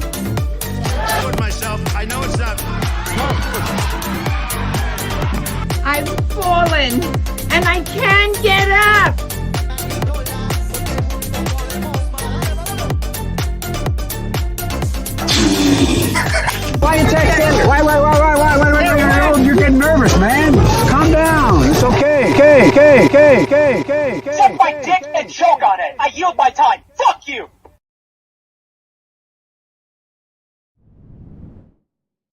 That's it for me, guys. I'm gonna go and I'm gonna go and try to relax today and say happy birthday to my mother. So thank you guys so much, and I'll see you next time. Thank you for tuning in. You're priceless. You're so precious. Really, really happy to have this community. Thank you. Take care, guys. Masadame. I am once again asking for your financial support. A is for All men and women created by go. You know the thing. B is for I'm beginning to see why your wife left you. C is for Corn Pop was a bad dude, and he ran a bunch of bad boys. D is for Don't worry, I'm so serious. Children, I love to hear them. E is for Excuse to walk by the dealer and say, no, I'm not going to be a mule. I got something to do. I got to go do boom, boom, boom. F is for Time friend, and she's a friend. She's been my friend in and out of public life. G is for Go to Joe 30330. H is for Hairy legs that turn blonde in the sun. And the kids used to come up and reach in the pool and rub my leg down. I is for I'm a Democratic candidate for the United States Senate. J is for Just look at the record. I have President Biden, Vice President Biden. Well, I tell you what, if you look at my record and you still doubt about my commitment, then you should vote for somebody else. K is for Kids jumping on my lap. And I've loved kids jumping on my lap. L is for The lion, dog, face, pony soldier. M is for Make sure the television, make sure you have the record player on at night. The phone, make sure the kids hear words. N is for NATO. O is for The only African American woman that's ever been elected to the United States Senate. P is for Poor kids are just as bright and just as talented as white kids. R is for Rest her soul, and although she's your mom's still alive. S is for Send a text to the word united. T is for Truth over facts. U is for Union workers, the UAW took incredible cuts in their future. V is for I'll vote for somebody else. All right, thanks so much.